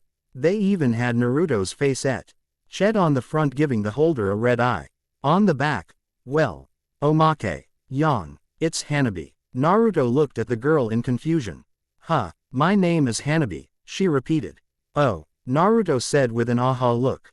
Okay, I gotcha. Several moments later, Naruto was staring at a vending machine. Nabi-chan, can I borrow a few ryo? I'll pay you back. Hanabi let out a loud hissing sigh. What? Naruto asked as he turned to her. Hey, what's with that look? Don't open the cupboards. Naruto stared curiously at the message on the kitchen table for a moment before he craned his head to glance behind him. There, sitting in the trash can, was an empty box of cereal. He slowly turned back towards the table to look at another box of cereal that was sitting quietly next to him. The box tabs were open, but the bag inside was still sealed. He turned to look at the cupboard from which he had pulled this new box of cereal from a few minutes ago. The door of the cupboard was emitting a bright purple around the edges. And that bright purple was quickly becoming brighter. Thump. Naruto recoiled in horror as he saw the cupboard visibly jump. Thump thump. He suddenly knew that this wasn't a CK of the light when he saw it jump twice more. A bad feeling welled up from within him. Skuld-chan, he quietly called out without taking his eyes off of the possessed object, the cupboard's glowing again. I don't think it's the boogeyman this time. He waited for a moment for her reply. When there was none, he quickly looked around before smacking his forehead lightly. Of course there wasn't any. His roommate was still in bed.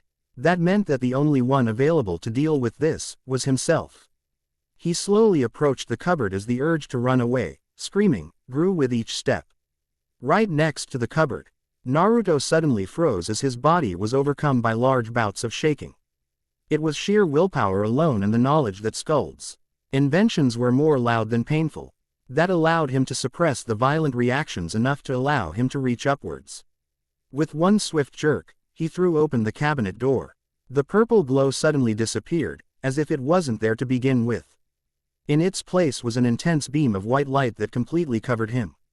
It disappeared soon afterwards, leaving him blinking rapidly as black spots filled his vision. It took some time for his vision to clear. When it did, Naruto climbed onto the counter to get a better look.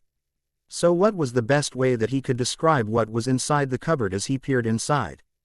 There was nothing. No, it wasn't because there was no cereal or other non-perishable foodstock, those really were gone.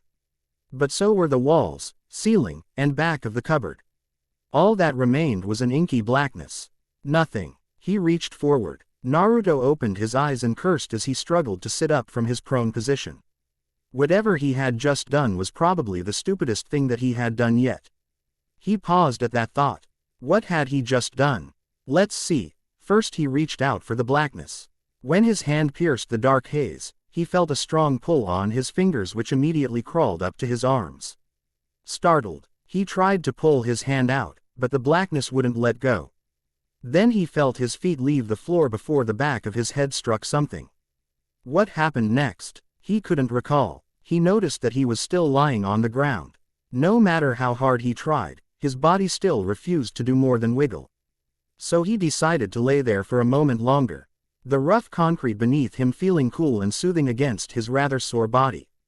He closed his eyes for a moment. It was a bad idea to remain in one place for so long. Naruto's eyes snapped open when he heard the unknown voice. Just when his vision cleared. Naruto grunted as he folded over. Something had landed heavily on his gut and knocked the wind right out of him. Goo. Naruto, what did you do now? She asked, wincing from the slight twinge of pain in her back. Slowly sitting up, Skuld pushed herself forward a little so that she was finally sitting on the floor and not on her friend's stomach. There, she soothingly rubbed her backside while, at the same time, turning to the blonde boy gasping behind her. The subject of her scrutiny was unable to reply. As laid out and twitching fiercely as he valiantly fought to breathe. His lungs finally opened, and with great gulps of air, Naruto slowly recovered. When he was aware enough to take in his surroundings, he turned his head slightly and quickly found the one responsible for his misfortune several moments ago. She was sleepily looking down at him and swaying slightly. It didn't take a professional TOC right away that the adrenaline was fast wearing away and Skuld wasn't going to remain awake much longer. Moments later, her head began to droop as gravity started to win. Gotcha, Naruto softly cheered, having caught her just before her head hit the ground. Gently holding her upright, he slowly sat up and crossed his legs, Indian style, before carefully laying her head onto his lap. He glanced around at the surrounding scenery. Large empty lots surrounded him. The vegetation was sparse, mainly wild grass pushing themselves through the cracks in the concrete. Buildings used to occupy this land. However, they had been demolished and cleaned up some time ago. He proudly knew this because last year Skuld-chan had found a larger apartment for them to live in, and just in time too. Tear in their new home would have been rubble like all the other buildings on that block. Once they moved in, he watched from a window on the third floor as the demolition crew loudly picked apart each of the remaining buildings with tools and jutsus. Then there was that one moment when one of the genin lost control of his hammer. Naruto barely managed to leap away from the closed window just as hammer flew in and embedded itself on the opposite wall. Soon after, Skuld-chan was outside shouting at them to be more careful. The workers stopped laughing when Banpei 2 feet San soon ran up to a condemned building and demolished it rather violently within 3 minutes. 5 times quicker than the workers' best time, and far more messy. Naruto wasn't mad though, because soon after, the construction workers reinforced his belief that being a ninja was the coolest job in the world. In moments, the mess in his room was gone, the window replaced, and the hammer was back outside. He was standing in the room the whole time and he didn't see anyone enter. A small voice in his mind suddenly piped up to ask what happened to his manga when he wanted to read a few hours later. Narrowing his eyes, he promptly squelched it with an imaginary foot before he looked up at a distant street sign. Then he curiously looked to the right. Where was their apartment? It should be right here. Right on the lot that he was sitting on. That was when his face lit up as inspiration struck. It fell soon after when he realized what he was thinking. Great, how was he going to tell Skuld-chan that he accidentally evaporated their apartment again? At least his old apartment wasn't far from here. They could stay there while Skuld-chan had their apartment rebuilt. Skuld-chan, he quietly said, shaking her shoulders slightly. Skuld-chan, wake up, he repeated as he gave her another shake. The girl shook like a limp noodle. Sighing, he carefully looped her arm around his neck, before picking up his best friend, bridal style. Standing up, he began to walk Naruto RS of the apartment until he reached the room on the 3rd floor. His arms burned fiercely from fatigue. His best friend wasn't as light as he would like. However, he desperately prayed to Kami-sama his mouth didn't use this in one of their future arguments. A faint bump on the top of his head whispered to him as he depressedly thought about his mortality. He had received that one when he last used the words, Skuld, and pig, together in the same sentence. It wouldn't have been so bad, he thought, if Skuld-chan wasn't surrounded by a few empty cartons of ice cream at the time. She was well on her way through one more when he had cheerfully stepped through the door and then opened his mouth after seeing what she was up to. Shifting his cargo slightly to free up a hand, he quickly found that the door was locked. He frowned. It looked like the landlady wanted to keep him out again. Well, no problem for a ninja, he thought as he assumed a victory pose. The thought that he was still a student at the academy never entered his mind. However, something else did when a stray gust of wind blew past. His arms felt really light. Naruto, you airhead, Skuld sleepily mumbled, as her body hovered 3 centimeters from the floor. Naruto grunted as he struggled to keep her above the ground with his arms positioned in a way similar to a forklift. Even though his arms were shaking from the effort of maintaining their awkward angle, there was a profound sense of relief. For the second time in 5 minutes, he had seen his life passing before his very eyes. Living with Skuld-chan was getting dangerous, he realized. Never mind that most of the torture techniques that he imagined her using on him was a byproduct of his first 10 years of life. And she would never use them in a million years. But he had seen the temporary non-goddess blow a fuse, and it was terrifying. Awkwardly crab walking a few steps to the right, Naruto carefully lowered Skuld the rest of the way to the ground before he put a sore arm behind her neck. Lifting her up again, he slowly put her down again so that her shoulder was now resting against the wall. Her head tilted downwards as she continued to sleep. Naruto took a step back to admire his friend for a moment. He liked how peaceful she looked. Now then, turning to the door and positioning his hands in a seal that was commonly taught at the academy, it looked like he was preparing to use an awesome jutsu to open the lock. He sheepishly turned to the sleeping girl once again and searched her tresses for a hairpin or other small long thin object. Finding none, he carefully picked her pockets, praying to all that was holy that she wouldn't find out later. In one of her pockets, he found a small object that looked like an elephant. Standing up, he walked back to the barrier obstructing him from his room before squeezing the object in his hand. A light at the end of its trunk slowly appeared, and Naruto scanned it up and down the door. After a moment, he heard the sound of a bolt sliding out of place. However, when he tested the doorknob again, the door still wouldn't budge. He continued his lock-breaking work. After unlatching a few more bolts, accidentally relatching 1 or 2, and then unlatching those again, the door groaned slightly as he pushed it open. After carefully returning Skuld-chan's universal key 3, which, his best friend claims otherwise, looked like a small pink elephant, Naruto carefully picked up the raven-haired girl and stepped into the apartment. Only to run back out soon after. Gagging. Something in there reeked of danger, and he was pretty certain the smell wasn't from moldy food. Carefully setting his friend down again, he bravely re-entered to seek out the source of the strange odor. He found them in the corner, several opened cans of paint, many almost empty. All of them were missing a lid. With a grunt, he managed to pull a nearby window open. It protested as it slid upwards, indicating that it hadn't been used for quite some time. Several small chunks of plaster broke off from the window frame. Some landed on his hand as a small cloud of dust wafted into the air. blown free by a cool breeze entering from the newly opened window. Dusting off his hands, he turned to the first can of paint. Since the window screen already had a tremendously large hole in its center already, he didn't bother to remove it as he threw the can outside. Clang! A loud metallic sound rang through the air as the paint can bounced off the ground, spilling the remainder of its contents in the process. After a few more clangs, Naruto finally stood up and dusted his hands. Leaving the window open to air out the inside of the apartment, Naruto exited the entranceway to retrieve Skuld. On his way to the bedroom with his roommate in his arms, Naruto paused to look at a small trinket that was sitting on his old coffee table. Strangely, he couldn't remember ever owning something like this, but it looked oddly familiar. He resolved to have a closer look at it once he set Skuld-chan down. In his hurry to examine the trinket from earlier, he failed to notice that the bed was already occupied as he pushed a door further open and entered a darkened room.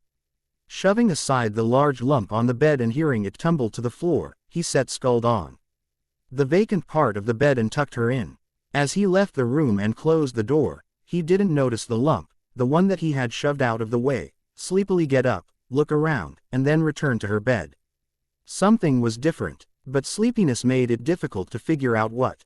Tugging the blanket over her head, she was soon snoring lightly again. It began with the cat figurine, Naruto eyed for some time before he eventually realized that it looked like Mia-chan. Well, when she was a cat, he picked it up and placed it in his pocket. Mia-chan might like this as a gift. Then the open door caught his eyes. Walking up to it, he swung it back and forth as he compared the front of the door with the side that faced into the house. No, his eyes weren't deceiving him. There were 4 bolts on the front of the door and 4 sets of locks on the side. He didn't remember any of his apartments ever having more than 2. Why would the landlady install so many locks on a door that was inside of a ninja village? It was doing this is like having several bowls but only one filled with ramen.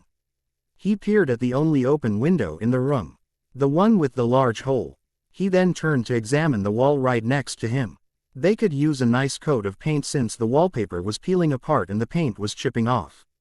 But as he traveled up and down the length of the wall, before he began searching the ceiling, he could find no evidence of the paint being used to refurbish the apartment.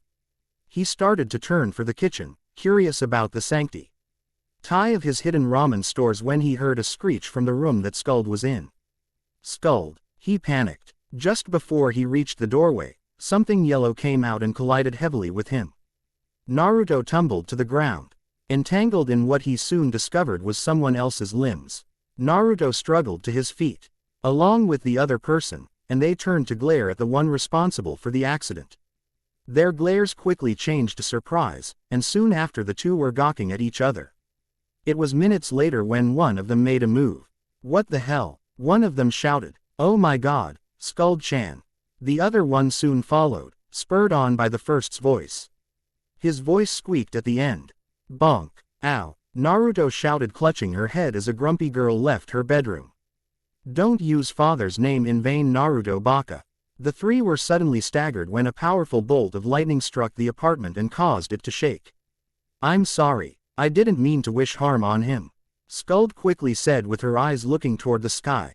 She was now wide awake and thankful that she wasn't outside at the time. She quickly rounded the boy in front of her with fire in her eyes, causing the flinch. "Haven't I told you enough times already? Don't make so much noise in the morning. Some people are trying to sleep." "Sorry, Skuld-chan," a voice timidly apologized from her right.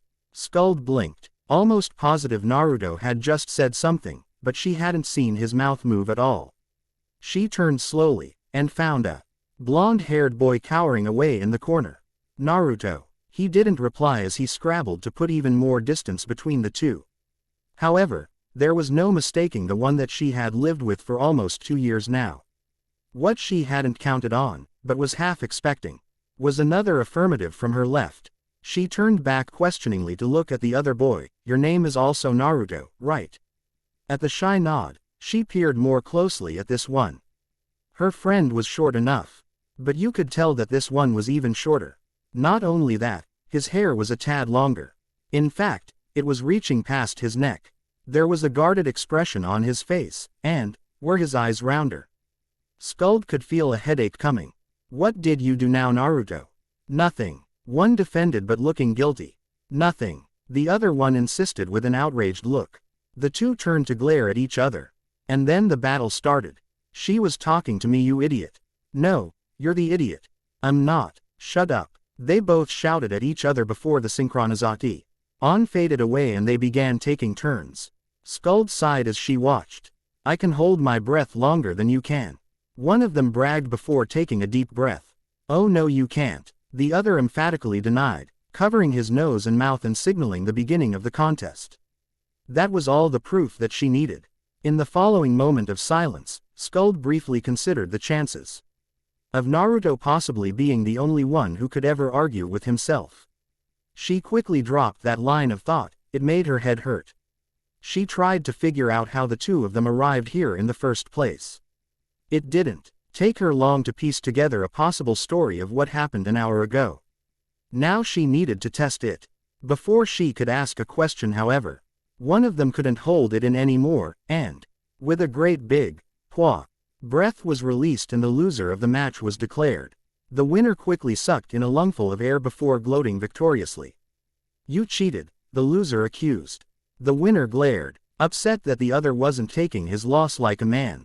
Did not. The winner childishly defended. The defense was soon flung back with a minor alteration that turned it into a particularly troublesome and rather overused offense. Did, too. Skuld reached forward to get their attention, only to duck frantically as a rapidly flailing arm almost took her head off.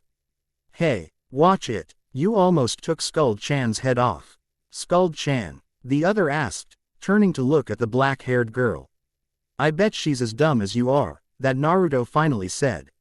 Shock. Quote, Skuld-chan is smarter than you'll ever be. The other Naruto shouted with righteous anger. The best that Skuld could do was hiding her face behind her hands. This just transcended another level of weird. The first Naruto calmly stood there, with a pinky shoved into the air. A bored twist of the digit let the world know that this one didn't care. Steam appeared to leave the other Naruto's ears. RRR, you're the ones that's stupid. Can't count to 5, can we? Look, this is 1. He said before a certain finger popped up from his fist and displayed itself prominently. 2. He followed up as the same finger on the other fist appeared. And look at this, it's called an eye. He said this as he gave his opponent the red eye before he stuck out his tongue and blew a raspberry. The first Naruto couldn't ignore the taunting anymore. Yeah, well, you probably can't hit the ground with a kunai. That was weak. Stupid. Stupid. Stupid. The other Naruto taunted. The first Naruto was growling loudly now. But before the second Naruto could announce his victory, he was forced to take a step back when a powerful aura seemed to flare to life around his opponent. Had he gone too far? You ramen hater. Never mind that his opponent had a hand to his mouth and an apologetic look on his face. The bastard had just accused him of being a ramen hater. He leapt forward, fully prepared to deliver righteous justice. Floomp. There was a muffled scream as one of the Narutos suddenly found a pillow in his face.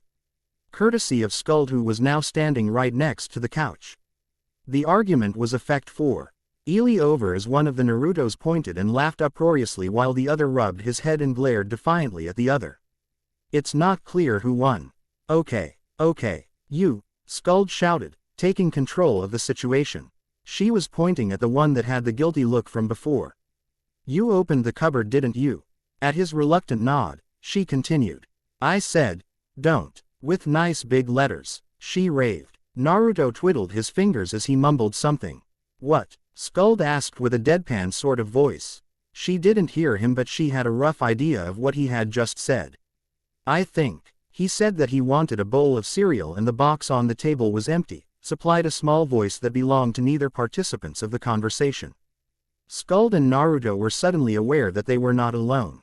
They awkwardly turned to the third party, the one who looked like Naruto and appeared to have the same name. Skuld's mouth opened and closed as she fumbled for something to say. Her eyes fell on the clock that was merrily ticking away in the corner. A brilliant idea formed in her head. It's 8:20. 2 more heads turned to the innocent-looking timepiece on the wall. Kuso. One of them shouted, running into the bedroom. Skuld. I'm late. Why didn't you wake me up earlier? The other shouted as he too ran for the same room. One should note that if it weren't for a well-timed door in the face, there would have been even more screaming that day. Clutching his nose, Naruto started for the bathroom when Skuld looped an arm around his elbow. Before he started to protest, he noticed the finger on her lips and the determined expression on her face. She led him to a corner where she crouched down and tugged slyly on his arm. Confused, Naruto followed her actions. Moments later, the two watched as the bedroom door opened and, soon after, the front door slammed shut. Skuld quickly stood up before rounding on the blonde boy. Her eyes were narrowed, and her usually taller form suddenly seemed gigantic and imposing. Now that we're alone, Naruto cringed, noticing that she was blocking the only way out of the corner. He ducked down further, as if to fortify his position against a brutal verbal beating. One came with the force of a truck. Do you have any idea what you have done? The girl shouted. He looked at her, confused. I didn't vaporize the apartment again, right? Skuld had her face in her hands and she was shaking it from side to side in dismay. He finally thinks, she shouted, throwing her arms out with a burst of energy. It wasn't often. No, it was rather often. But to see Skuld-chan this wild usually meant that he royally screwed something up. What have I done this time? He asked curiously. She fixed him with a chilly gaze. You sent us to another dimension. Naruto stopped shivering in fear as soon as he heard that. Now it was his turn to be angry. What? I only know one person who's smart enough to build something that can do that. And in our cupboard too. Don't try to redirect the blame, Naruto. Skuld hollered back. You were the one who opened it. Undaunted, Naruto attacked from a different avenue. Why was it in the cupboard in the first place? Why are you so hung up over the fact that I placed a gate to another dimension in our cupboard? Skuld roared. What? No, I'm not. I could care less about the stupid cupboard, he shot back. She seemed to loom over him, as she returned with, there. You said it again. Well, he stopped shouting for a moment to think. Yes, Skuld impudent, you build it in your lab? He asked with an eerie calmness, changing the tone of the conversation and reducing the amount of energy that had been in the air mere moments before. Sleeping next to a dimensional teleport would have been hazardous to my health, Skuld smoothly returned. His eyes narrowed. Why? Cosmic radiation, black body waves, Skuld listed, ticking off each finger as she went along. He interrupted before she actually said something that made sense. What's the real reason? That is the real reason. She shot back. Naruto just shook his head. It isn't, and you know it. Skuld huffed. I hate it when you become this perceptive. Naruto preened at the compliment. Anyway, she started as she reached into her pocket. Hold it. Naruto interrupted loudly. What is it now? Skuld sked distractedly as she pushed a button on a small gizmo that she had pulled from her pocket. It started to unfold into a large blackboard. You still haven't answered my question yet, Naruto pointed out. Shush and just listen, Uzumaki-san, she said as she picked up a nice new piece of chalk. Now then, using his last name, now she was fighting dirty. But he could almost taste his impending victory and he wasn't going to cower now. He crossed his arms and drew himself up to full height. Nope. He refused. Skuld apparently didn't notice as she started to write on the board. We nay. Question. He interrupted as raised a hand and waved it in her face. Skuld finally turned around. A half-lidded expression was on her face. You're annoying, you know that. Stop avoiding it, Skuld-chan, he sang. I'm not. Skuld tried to defend. She was rapidly losing control of her emotions. You are. Naruto continued to gloat. You know what? Fine, she shouted. Naruto relaxed, signaling that he hot that the battle was over and he could relax his guard. Skuld took that moment of weakness to glare straight into his eyes. His wide, unblinking, and expectant gaze was undeniably creepy. Her counterattack faltered in the face of such opposition. She turned away, uncomfortable. I was bored, okay. And I thought I could do it, she muttered. That's not what I was asking. Naruto trailed off. However, there was a big grin on his face indicating that he wasn't unhappy with what he had just heard. It's not like you haven't done something worse before. she accused. Oh yeah, he challenged. Name one thing. Mia-chan. Naruto groaned. I forget to tell her once and you never let me forget about it. You've forgotten too, you know. Skuld looked like a fish out of water for a moment. Her retort stuck on the tip of her tongue. Then she glared angrily at the blonde boy. You've forgotten more than once, Skuld pointed out. You've forgotten just as Ma, he shouted loudly, drowning out the rest of her sentence. So it was surprising when he paused in the middle of many to ask, what? Wasting time. Even after living with him for more than a year and a half, it still impressed he. That Naruto could listen while he was arguing. Yes, we're wasting time, she repeated. What's your plan, Skuld-chan? He inquired. Naruto, if we want to return to our dimension, I need to build another interdimensional wormhole. We have most of the materials that I need in this apartment, but I need some paint. Preferably paint from cans that had been opened for Naruto. I'm right here, she warned. He quickly pulled his eyes away from the open window. Would spilled paint work? Why do you, as on second thought, I don't want to know. To answer your question, no. The impurities that the nt would soak up from the earth would throw off my calculations by about an order of magnitude. As she was saying this, she was furiously writing some odd symbols on the blackboard. It was amusing to see that while she was trying to write as high as possible, the best she could achieve was the middle of the board. Even when she was standing on tippy toes. After circling a wiggly line, she put the chalk down and pulled out a pointer. She started pointing at the long line of symbols one by one as she explained. We'd need a helium catalytic core to purify the spilled paint and restore its efficiency before it could be used as a primary fuel, otherwise you'd return to our world as a slug. As he stared helplessly at the weird symbols covering the middle part of the blackboard, Naruto latched upon the one thing that he might have understood. A slug, Naruto tentatively asked. She made a face. Yep, a common everyday garden slug. He quickly stood up. It's a good thing hardware store isn't very far from here. Hang on, Skuld quickly interrupted. Do you have any money on you? He quickly checked his pockets. There was a flutter as a small ghostly ramen bowl with wings flew out. Looking up into the calm face of his best friend, Naruto shook his head no. I thought so. Okay, we need to find jobs so we can find money to. Put that away, Naruto, it's not yours, she reprimanded. Dead as Naruto pulled out a small stash of money that was hidden within the folds of the couch. But Skuld, put it back, Skuld said with a hard edge to her voice. She watched as he did so reluctantly before she sighed. Don't worry, Naruto, I know it'll be hard, but just try your best. Good things happen when you do. Okay, Naruto cheered as he stepped out the door. His strength renewed by Skuld's faith in him. Several hours later, Naruto was trudging to their designated meeting spot. Skuld frowned slyly as she left the wooden bench that she was sitting on. No luck, she asked as she too.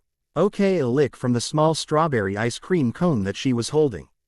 Naruto shook his head no, his head dipping lower in disappointment since he had nothing to show her. He spent the entire afternoon working, only to have the foreman walk away laughing.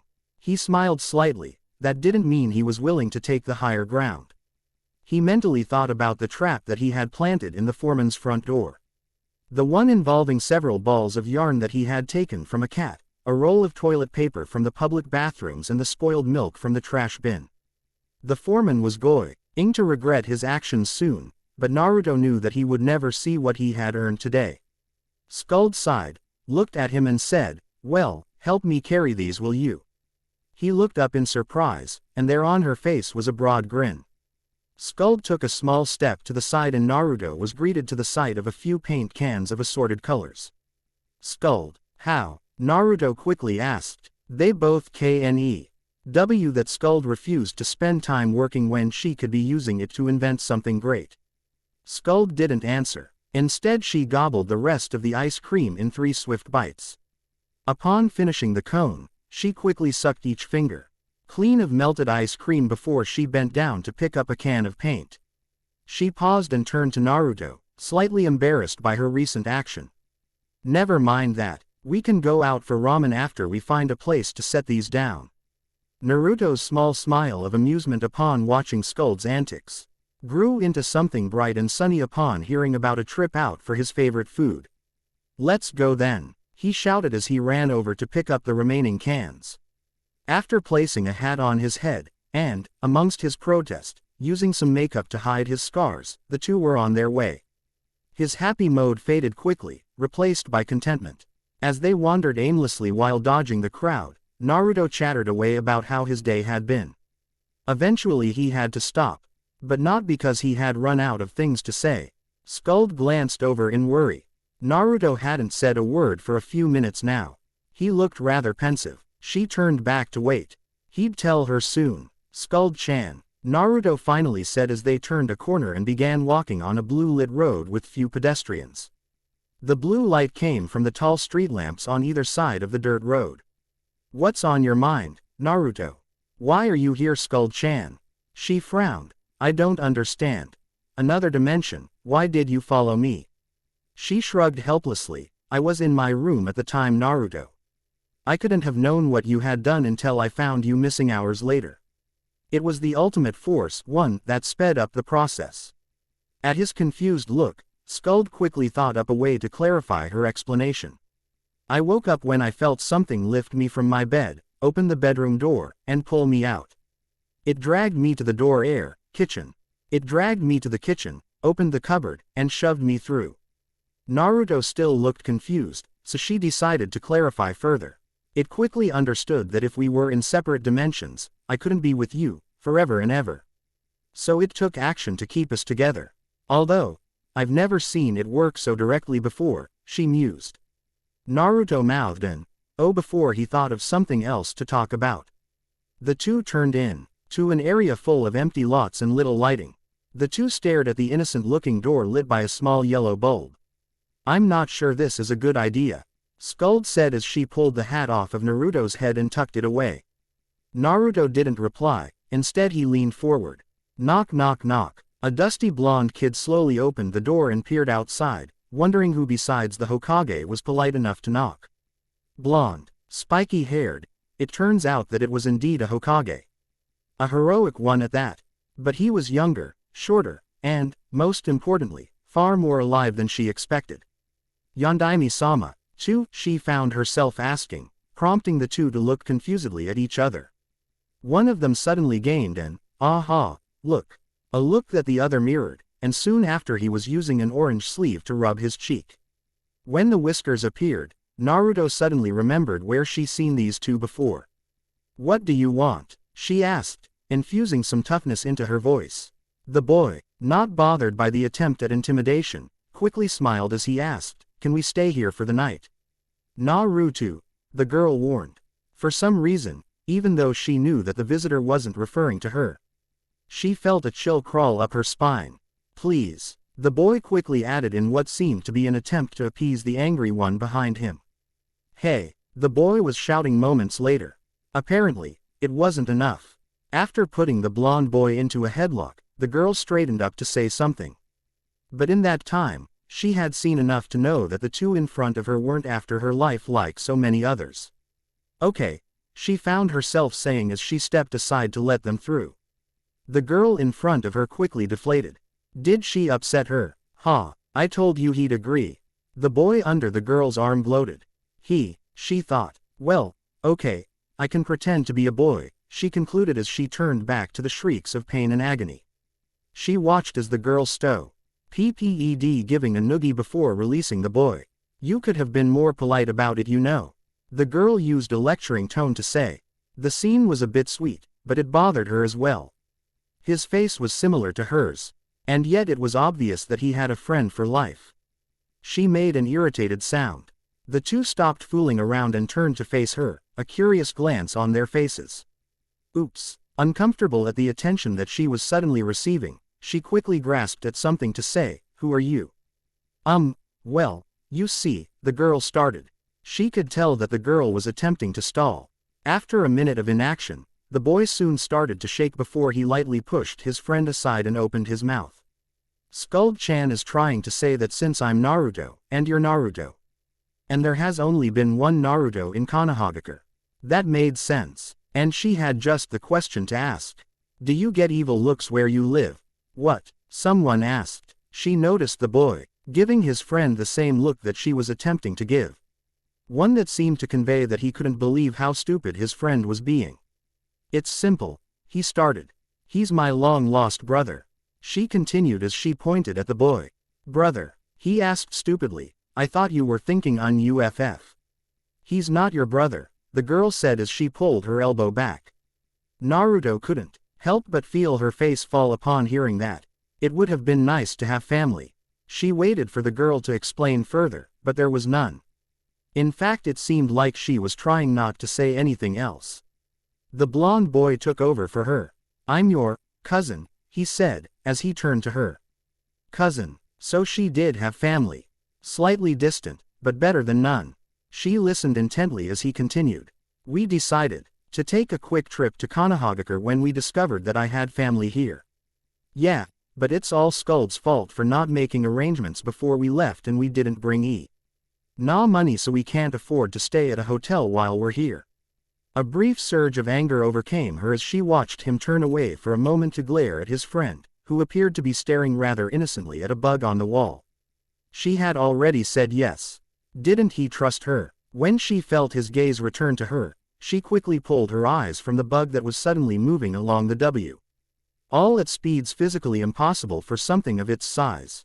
She looked into his hauntingly familiar eyes as he took the moment to continue. But that's great, right? Since we're family, you'll let us stay for free, right? She had enough. She said yes, and she meant yes. She hated when people didn't believe her. And if she had to beat it into him for him to understand, there was a large oar in her closet that she could use. So with a quick, just come in will you? And a tight grasp on one of his hands, she dragged him into the living room. Once inside, she was uncomfortably aware of how messy the living room had become. It was then that she remembered what she was doing before the two had arrived. Anyo, will you help me find something? It couldn't hurt to ask, right? What? The boy asked. I've lost a precious object. She responded evasively. It wouldn't help her image if the two saw a boy prizing a small cheap plastic trinket. What sort of object? The boy asked in a frustrated tone of voice. The girl beside him just looked on with a neutral expression. It was something that I was going to give a friend. For some reason, the girl twitched before glaring angrily at the boy next to her. Did he forget an anniversary or something? Could you describe it? The boy quickly asked. He was definitely aware of the girl's angry stare on the back of his neck. It was mostly brown, with a patch of white around the eye and on the back. Its eyes were green, she found herself describing as evasively as possible. It was a figurine of a cat, right? That was right. Yes. How did you know? She watched, confused, as the boy in front of her started to sweat heavily as the girl behind him started glaring with such intensity that she could almost see her cousin bursting into a ball of fire. The three quickly found the cat trinket. Well, no. After pretending to search for some time, Naruto claimed that he was hungry and went to the kitchen to find something to eat. I found it, he had shouted for all to hear. When Skuld and his counterpart entered, he pointed inside the refrigerator. Peering inside, the other Naruto gave a shout of happiness before taking something out and leaving the kitchen. Skuld, on the other hand, merely gave the embarrassed Naruto a skeptical look, not believing his act for an instant. The two stood there silently for a moment. Ready to go then? Skuld asked as the frown dropped from her face. The tenant of this apartment returned to the kitchen. Hey, Naruto. Skuld's roommate had a brief look of discomfort as he used his name to address someone else. Want to go out for ramen? They watched worriedly as surprise filled his face.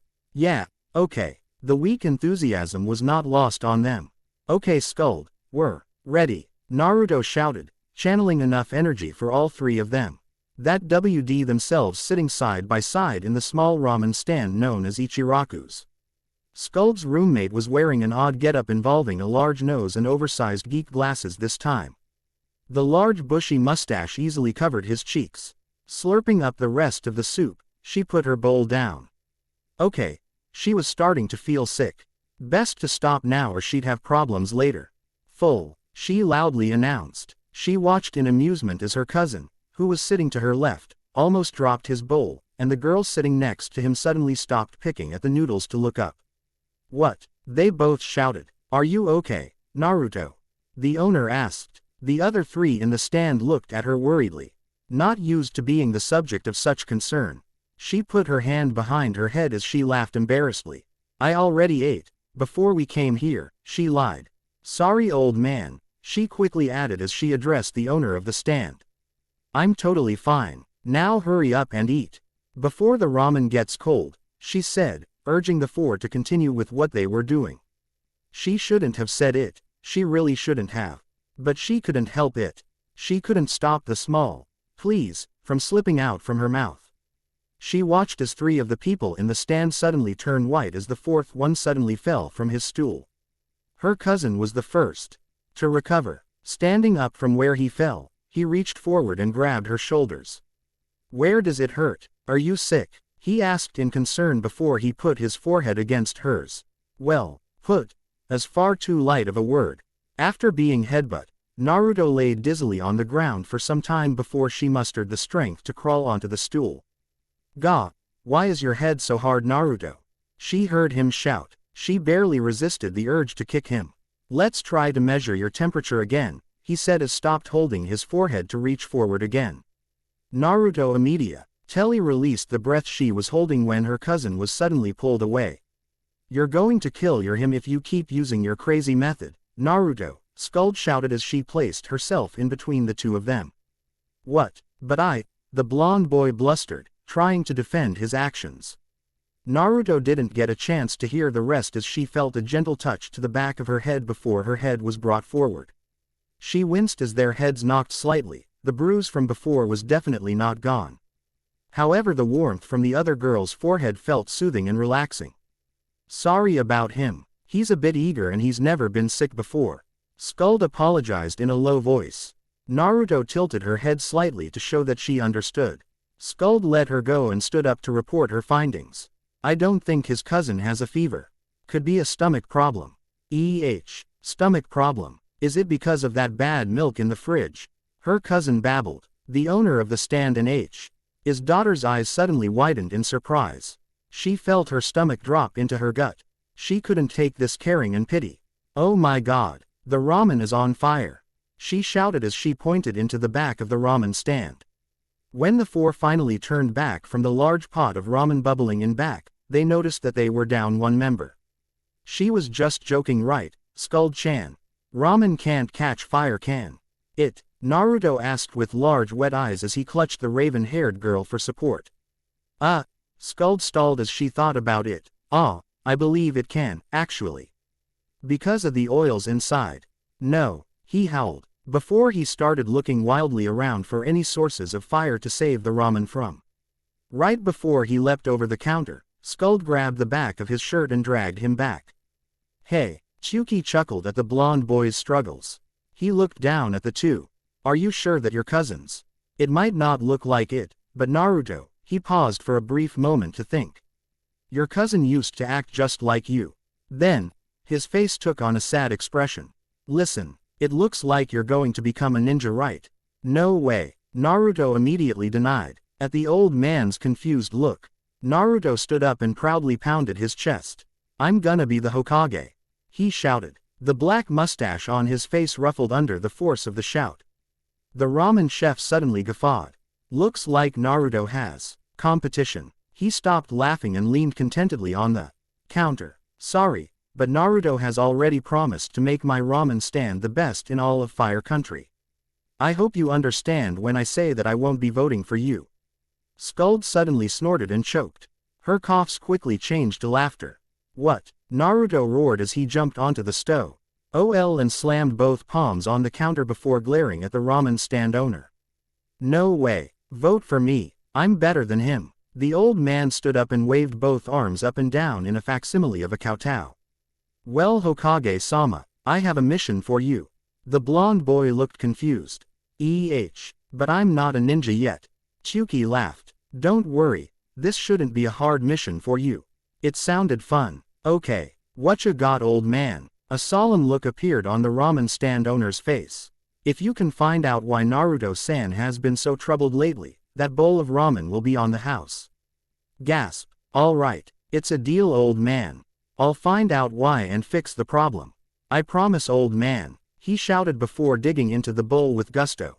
The owner chuckled. I swear, you really do sound like your cousin, you know that. Hard to believe that you two have never seen each other until today. The owner turned to a nervously sweating Skuld. Relax. The bill today isn't as bad as it normally is, he placated. Not realizing that Skuld's worries stemmed from guessing how long it would take before he connected her roommate with the Naruto of this universe. Ah, okay. Skuld responded with a shaky smile as she took the small slip of paper. Upon seeing the total, the slip of paper fell from nerveless fingers. Skuld-chan. Naruto stopped eating to ask. Skuld motioned for him to stay quiet bef. Or she turned to glare heatedly at the stand's owner. The sheer intensity of her glare made him step back twice. Her head disappeared from view for a moment as she bent down to pick up the receipt. He popped up and slapped it angrily down onto the counter. What gives you the right to do this? She demanded to the ramen stand owner. Naruto stopped gaping open-mouthed as he also turned to glare at the owner. He thought that the old man was different. Father. Ayame looked questioningly up at her father. Chuki stammered as he searched for an appropriate response that would satisfy the three in front of him. He finally sighed, defeated. Out of all of the people that Naruto managed to con, you're the first and only one that knew. Ayame's eyes widened in surprise. No. Please forgive this old man for being unfair. Chuki quietly said. How could you? Naruto shouted with a betrayed look. Skuld lightly placed a hand on the boy's arm, restraining him from doing something stupid. Naruto. Stop. You don't understand, she said without taking her eyes off of the owner. I do too. The old man has been shortchanging us. The boy protested vehemently. Look again, Naruto, Skuld said, as she slid the receipt in front of her roommate. Naruto stopped glaring to look down. His face immediately turned white. How are you staying in business, old man? This is just unfair, Naruto cried. What's the real amount, Chuki-san? And don't try to lie this time. We'll know, Skuld asked as she pulled out a small box with rounded corners. It looked like an egg with a flattened top and bottom. The fact that it was a pale yellow didn't help Skuld's claim that her wallet was designed with the latest and greatest advances in style and that it did not look like a food item. It made eggs look good though. Yum. The ramen stand owner's protest died down upon seeing Naruto's glare through the mask. He turned away and motioned to his daughter. Ayame slowly walked over and, after hearing what he had added for the cash register. In the meantime, Naruto glanced over at Skuld and noticed that she wasn't paying attention. He quickly reached over and pressed a button on the wallet. Numbers flickered into view, and he quickly read how much the wallet held. So that's where you found the money for the paint. Naruto gleefully shouted. I knew you didn't find a job. Naruto. Shish, Skuld sighed. As she quickly covered the top of her wallet. She continued to glare harshly up at Chuki, who returned the challenge with equal fervor. Neither was winning the battle of wills. Ayame finally finished, writing something on another slip of paper before handing it to her father. Taking it, Chuki held the receipt out to his customer. This is what you wanted, correct? I intend to hold you to it, Chuki said in a hard tone of voice. Making the two sitting in front of the counter gulp. Skuld looked at the slip of paper. She would have dropped it again if Naruto wasn't holding the other end as he looked at it as well. Naruto tapped her shoulder and she saw that he wanted to huddle. The two turned to each other and brought their foreheads close together until they were almost touching. It's correct, Skuld, he whispered. It's such a big difference, how do you know? Skuld moaned. He told me his real pricing plan when I confronted him last time, he quietly replied. Skuld quickly pressed a button on the box. Before turning back into the huddle. I have more than enough, but you're planning to do that, aren't you? Naruto asked. At her slight nod, Naruto frowned for a moment as he turned to the stand.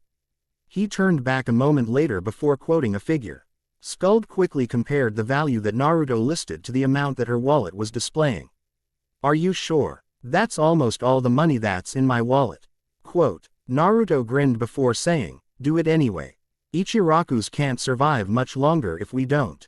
And yes, I also predicted maintenance costs and the cost for new equipment when I made that estimate. But, she protested, I know that the money can be used to pay off the rest of our debts, but if we sell what's left in our shop and close it down, we'll easily recover what you're losing now. Besides, we've been too busy lately to run it with all that we have, and soon other things will take our time. Naruto reasoned. If we decide to run a shop at a later date, we'll just start over again.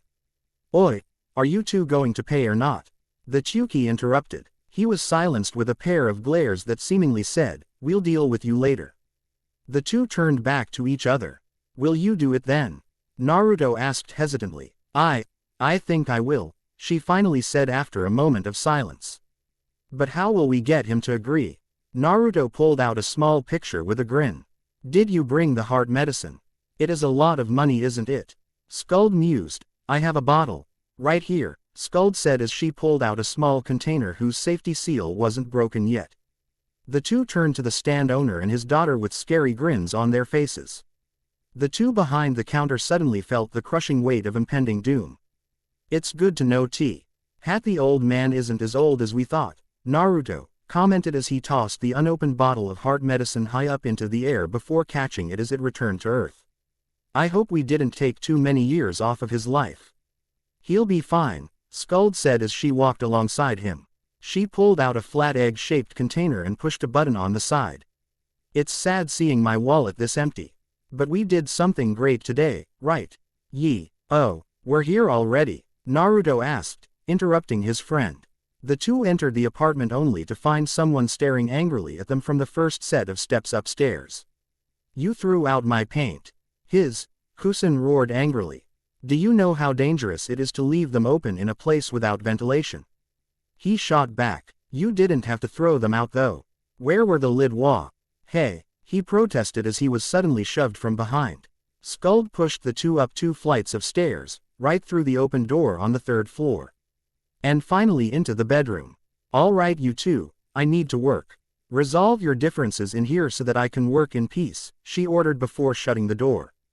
The two came out seconds later. Matters unresolved but willing to stay silent. Occasionally they would have a small disagreement, but the two Narutos mainly watched quietly as the living room slowly became messier and messier. In the middle of it all was a raven-haired girl. Finally, one of the Narutos, hopelessly lost, decided to get ready for bed. That was when the real action began. Naruto looked over the drawings, spread on the floor all around his best friend. One particular drawing caught his eye. He bent down to pick it up. He frowned. Skuld, the paint isn't what we need. It isn't? Skuld asked as she stopped trying to salvage some thread from the fraying couch. She pulled her goggles up. Your power calculations, they're too high. We're returning to our dimension, not jumping to another one. Skuld took the sheet of calculations from his hand. She inspected it for a moment. You're right, she finally said as she looked up at him. How did you know? Naruto's serious expression disappeared. As he started rubbing the back of his neck in embarrassment. I don't know, he said with a fox grin. Idiot, she groaned but didn't press further. She pulled the pencil from the top of her ear and began modifying her calculations. You don't have even one futon. Kusen just shrugged. Deal with it. So there are only 2 places to sleep tonight, your couch and your bed. Yes. Wait, where are you going? There's enough room on the bed for 2, so we'll both sleep on the bed while Skuld takes the couch. What? No. The volume of the shout caused the 2 guests to stumble in surprise. Skuld looked curiously at her friends, Kusen, wondering why he was arguing so spiritedly against the last proposed arrangement. Granted, she thought that her roommate's arrangement could use a little work as well, but why not? It makes perfect sense. You're a boy, I'm a boy, and Skuld's a girl. I'm not letting you sleep with Skuld, he said, nodding confidently as he agreed with his assessment. No, absolutely not. It's not going to work. The other protested. Sensing another argument brewing, Skuld abandoned her train of thought as she quickly moved forward to prevent another headache. Okay you two, she quietly said to grab their attention. One of them quickly paused to listen. Without an active participant in their argument, the other soon stopped as well. Skuld used that moment of silence to continue. Here's what we'll do. Stop elbowing me, he complained tiredly as he shifted a little. The offending object didn't budge, but he was too exhausted to continue nagging the other, so he just dealt with it. Moments later, "Get off me," one of them quietly hissed. "Sorry," the other apologized as he tried to shift out of the way. There was a moment of silence. "Your feet stink." "They do not," he cried in outrage. "Quiet," Skuld shouted from the bedroom. A strip of light coming from beneath the door indicated that she was still wide awake and working on something at the time. It was dark and quiet when an elderly man entered Naruto's apartment. He looked at the two children sprawled on the couch and oblivious to the world. Seconds. That's all it took for him to compare the two and see the slight differences between the two. The fact that one of them seemed to derive comfort from the other was not lost on him. He looked at the bedroom door that was slightly ajar.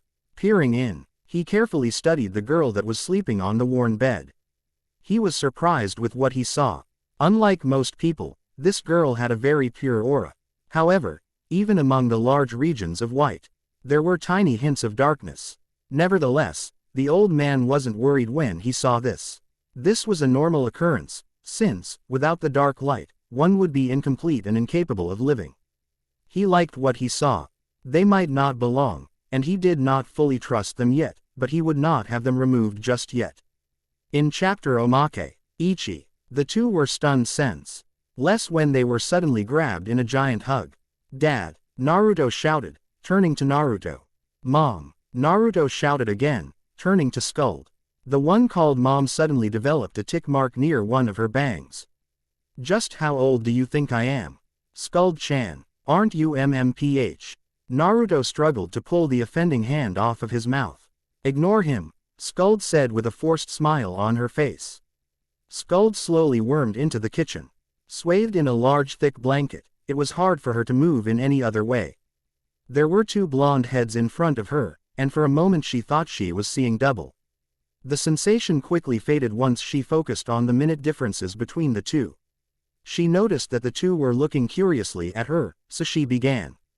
"Naruto, I can't reduce the power levels without either redesigning the system or bypassing the binary coupler. I need you to find me a pound of pure gold. Either idea would need about that much."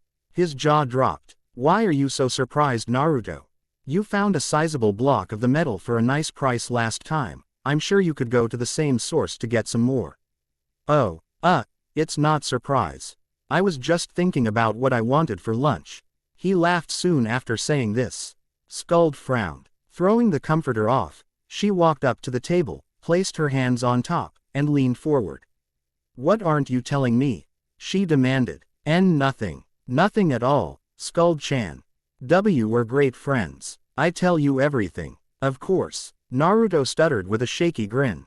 He laughed nervously as he gave her a thumbs up. Skuld grinned evilly as well. "You'll tell me what you're hiding then. I'm sure you already know it, Datbeo." Naruto quickly replied as sweat started to appear on his brow. She frowned. Abe. She hesitantly agreed as she pulled out her egg wallet. She began to gather the Ryo notes contained within. "I need the block of gold within a day. You can do that, right?" she asked sweetly. "Oh shoot. Right at the source of the problem." Naruto quickly tried to figure out how he was going to rob the store before the patrolling. Nins arrived. Skuld noticed Naruto's agitation. "You're lying to me," Skuld said disappointedly. A little, but it wasn't much more," Naruto quickly said as he waved his hands in front of her face. A skeptical look replaced the disappointed one as she looked back down at her wallet. "Okay. This should be enough then, right?" Skuld asked as she pulled out a few more notes. He hesitated. Rivulets of sweat were starting to form on his face. "I thought not. How much more do we need?" "Uzumaki-san," Skuld asked with closed eyes. The tick mark above her eyebrow that was shaking violently did a great job of telling the others exactly how happy Skuld was at the moment. Her patience broke. "Just spit it out already," she shouted as an explosion seemed to erupt behind her. Cowed, Naruto quickly listed a figure. Upon hearing the amount, Skuld and his counterpart fell to the floor clutching their chest. Skuld quickly recovered. "That much," she shouted as she stood up. The sick look on her roommate's face didn't have a hint of the mirth that indicated that he was putting her on. Naruto nodded slightly, causing her to pale dramatically. "It's all right, I paid off our debts for that month. He quickly followed up with, I mean, we had enough to pay off our debts. Skuld didn't let his slip of the tongue pass. Catching his eyes with her own, she asked him, how? I wrote a few checks and hand-delivered them, he cheekily replied. In a bad attempt to make light of the situation. How? Skuld repeated in a dead voice, clearly unamused. Don't worry about it, Skuld-chan. Tell me, she demanded as she grabbed him by the collar and hauled him forward. Naruto's face adopted a grimace. Some of my manga. Moments later, Naruto was back in his seat as a loud, Naruto you idiot, echoed through the air. This was soon followed by the sound of a bedroom door violently slamming shut. The sound of a palm hitting the door filled the air soon afterwards. Skuld-chan, Naruto shouted as he tried to get her to open the door. Come on, I couldn't tell you, you looked so happy. He banged several more times on the door. Throughout all of this, a third head was staring quietly at the scene before her. Seeing that most of the action was over now, she stood up from her chair. Since she was already dressed, she left for class. Skuld hiccuped before taking a sip of tea. The frayed comforter was back around her shoulders as she sat on the couch with room for two.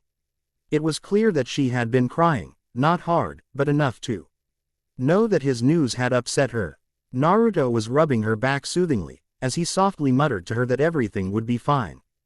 How? Skuld finally asked. Naruto continued his ministrations as he asked, how will everything be alright? It's not like we have a business here that we can take apart for money. We can start over again, Naruto replied optimistically.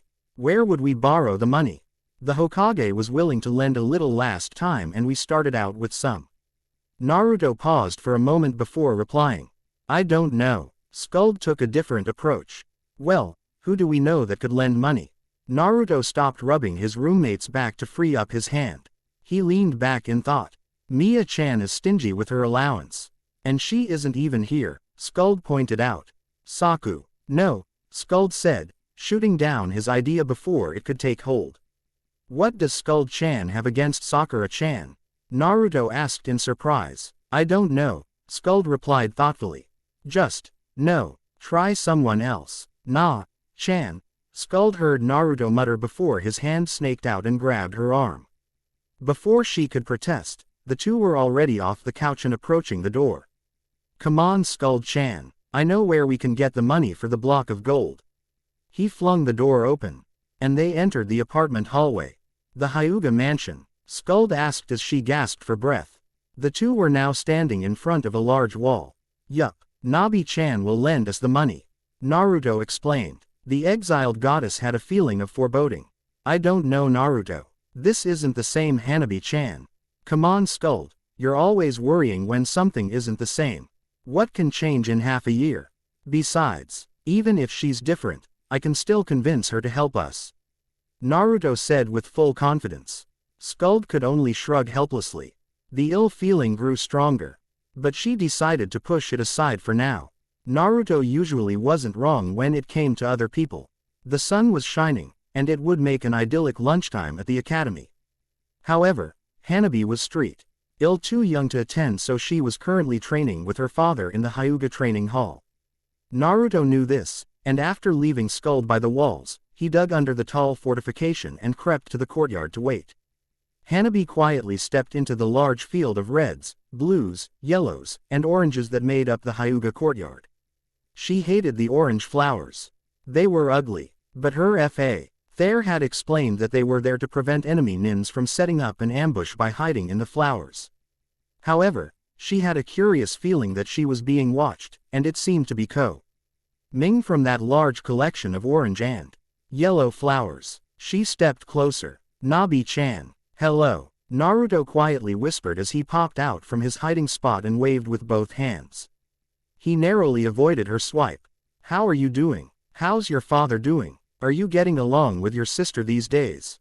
How's training? Have you ever figured out that joke that I told you yesterday? He paused for a moment. Oh, sorry. I didn't tell it to you yet. Okay, here's how it go. What do you waked? Taken aback, Naruto quickly scrunched his face up as he thought about what to say. He leapt back a moment later.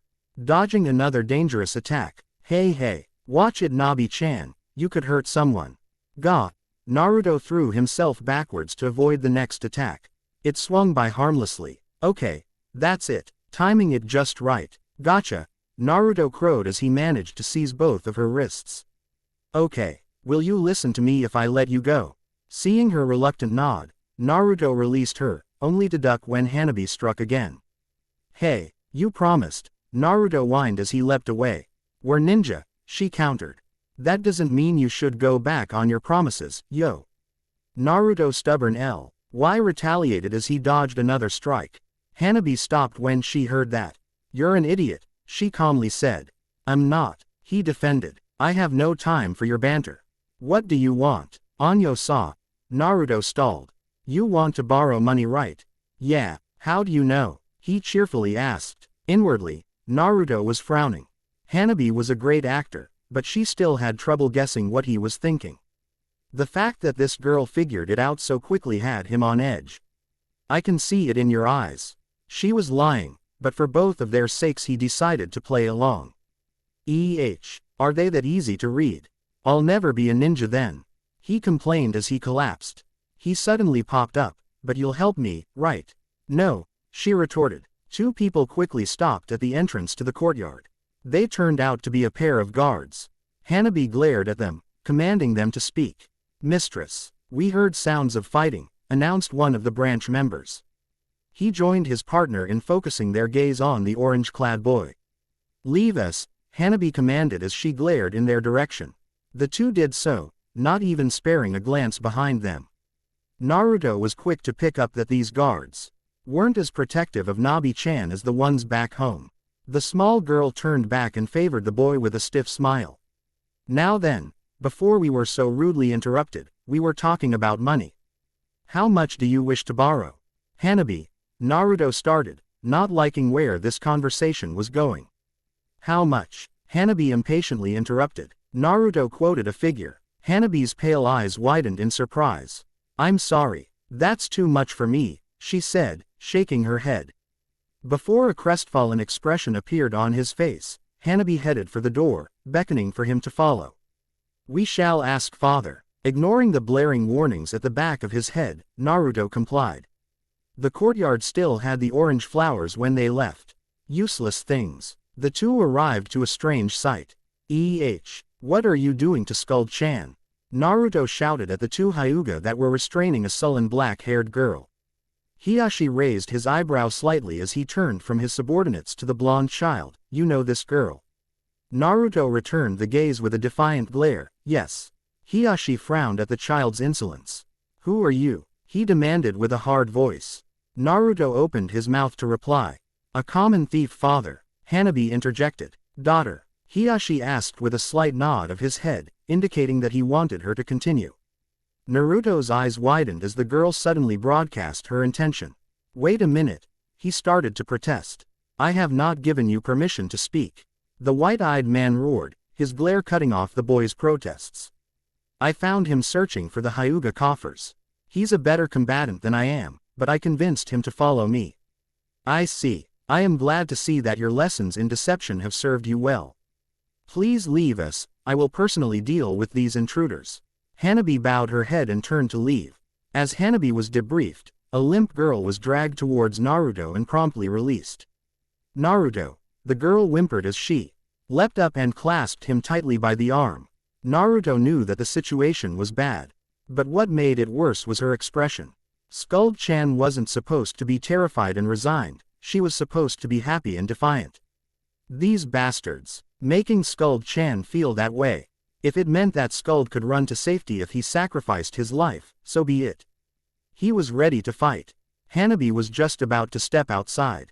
You bastard, he shouted as he pointed at Hanabi just as she entered the threshold that separated the receiving room from the hallway. The girl turned back to look upon the scene with mild curiosity. Watch your mouth, thief, Hiashi stated as he shifted into an aggressive stance. What are you going to do about it, you moron? Naruto shouted, whipping his head toward the older Hyuga. The others looked on impassively. If they were impressed that a 12-year-old actually had the courage to show such blatant disrespect of the Hyuga head, they didn't show it. He felt a hand lightly press down on his shoulder. Naruto, Skuld quietly said, trying to discourage him from making the situation worse.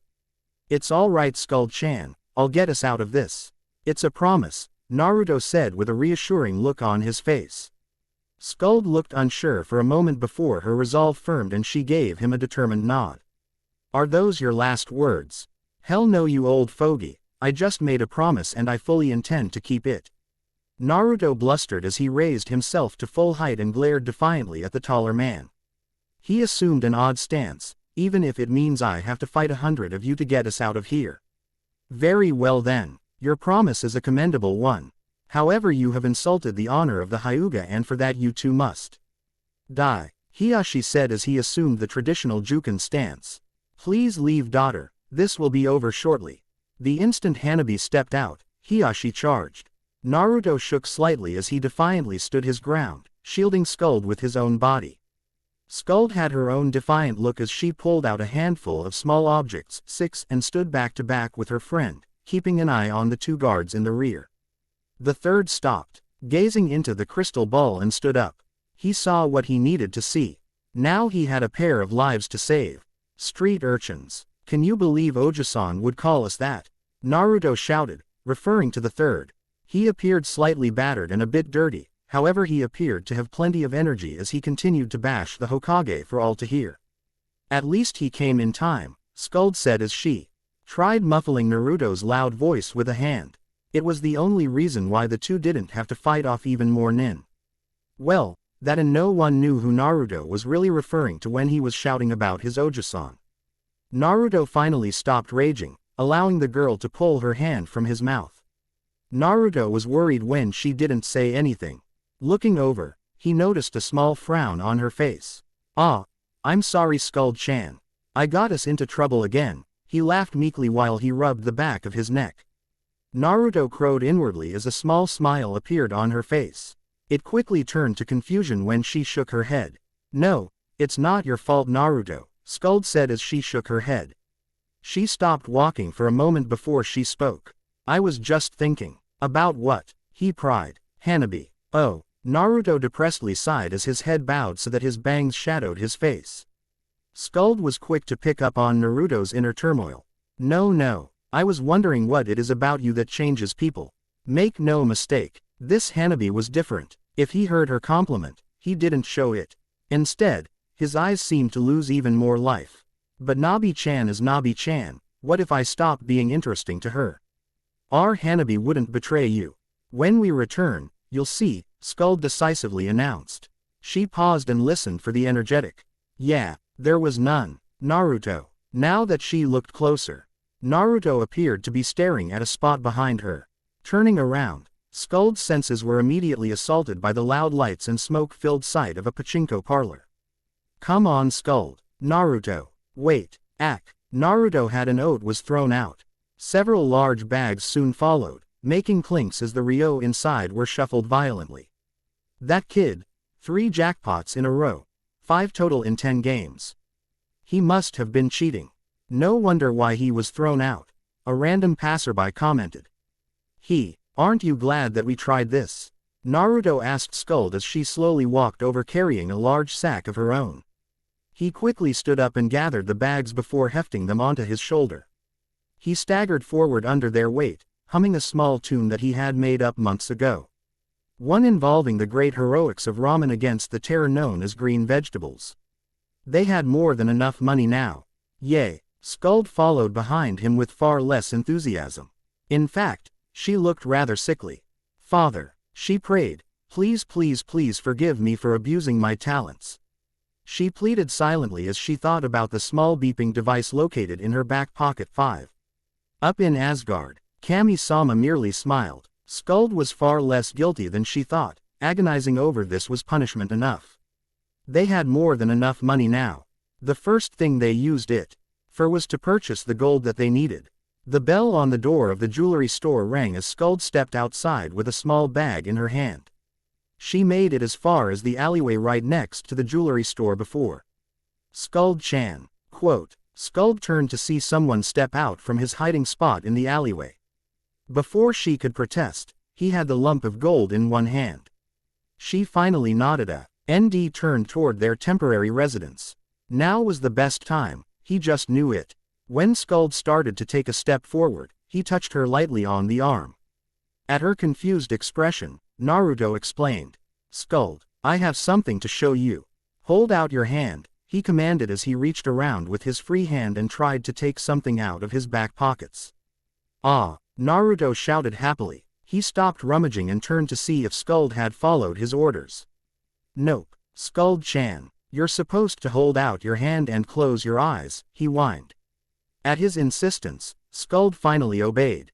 Just as she was reaching forward, she felt something slap into the palm of her hand. Opening her eyes, she saw several Ryo notes in her hand. Naruto, she questioned. Skuld, take this money and go have fun. I couldn't. Skuld refused, thinking about how they had come about the money in the first place. Naruto mistook her hesitation for modesty, so he pressed harder. Come on, it's not every day we have this much money. I demand that you get something nice for yourself with it. His argument wasn't very convincing, however she eventually gave in when she realized that he wasn't going to let the matter drop. So here she was, waiting in line to pay for an interesting gadget that she had found in a small hardware shop. When it was her turn to pay, the calendar hanging on the wall behind the cashier caught her eye. If they fell into this dimension on the 5th of this month, oh. Skuld realized that an important day was coming up soon. She glanced right and downwards at the rack of magazines on the side. One of the pictures caught her eye. Maybe. To be continued. In chapter Omake. Ni. Cut. Great work everyone. We'll resume filming tomorrow. Where's Naruto? Asked a random stagehand. Clutched in his hands were a large sheaf of papers, the script for tomorrow. Last I heard, both of them were in his room, Skuld replied as she took her own script and headed for her own room to take a nap. What could he possibly be doing? And with his counterpart no less, the stagehand wondered. In Naruto's dressing room, slurp, bah, see, I'm not a ramen hater. The blonde boy said to T. He girl next to him as he wiped the excess broth off his face. I never said you were, the blonde girl calmly replied as she daintily slurped from her own bowl. Yes you did, half an hour ago. The boy disagreed loudly. Are you even acting when you go up there? The girl asked with a bewildered look on her face. The end. I hope you enjoyed this episode. Remember to subscribe and like this video. See you in the next video.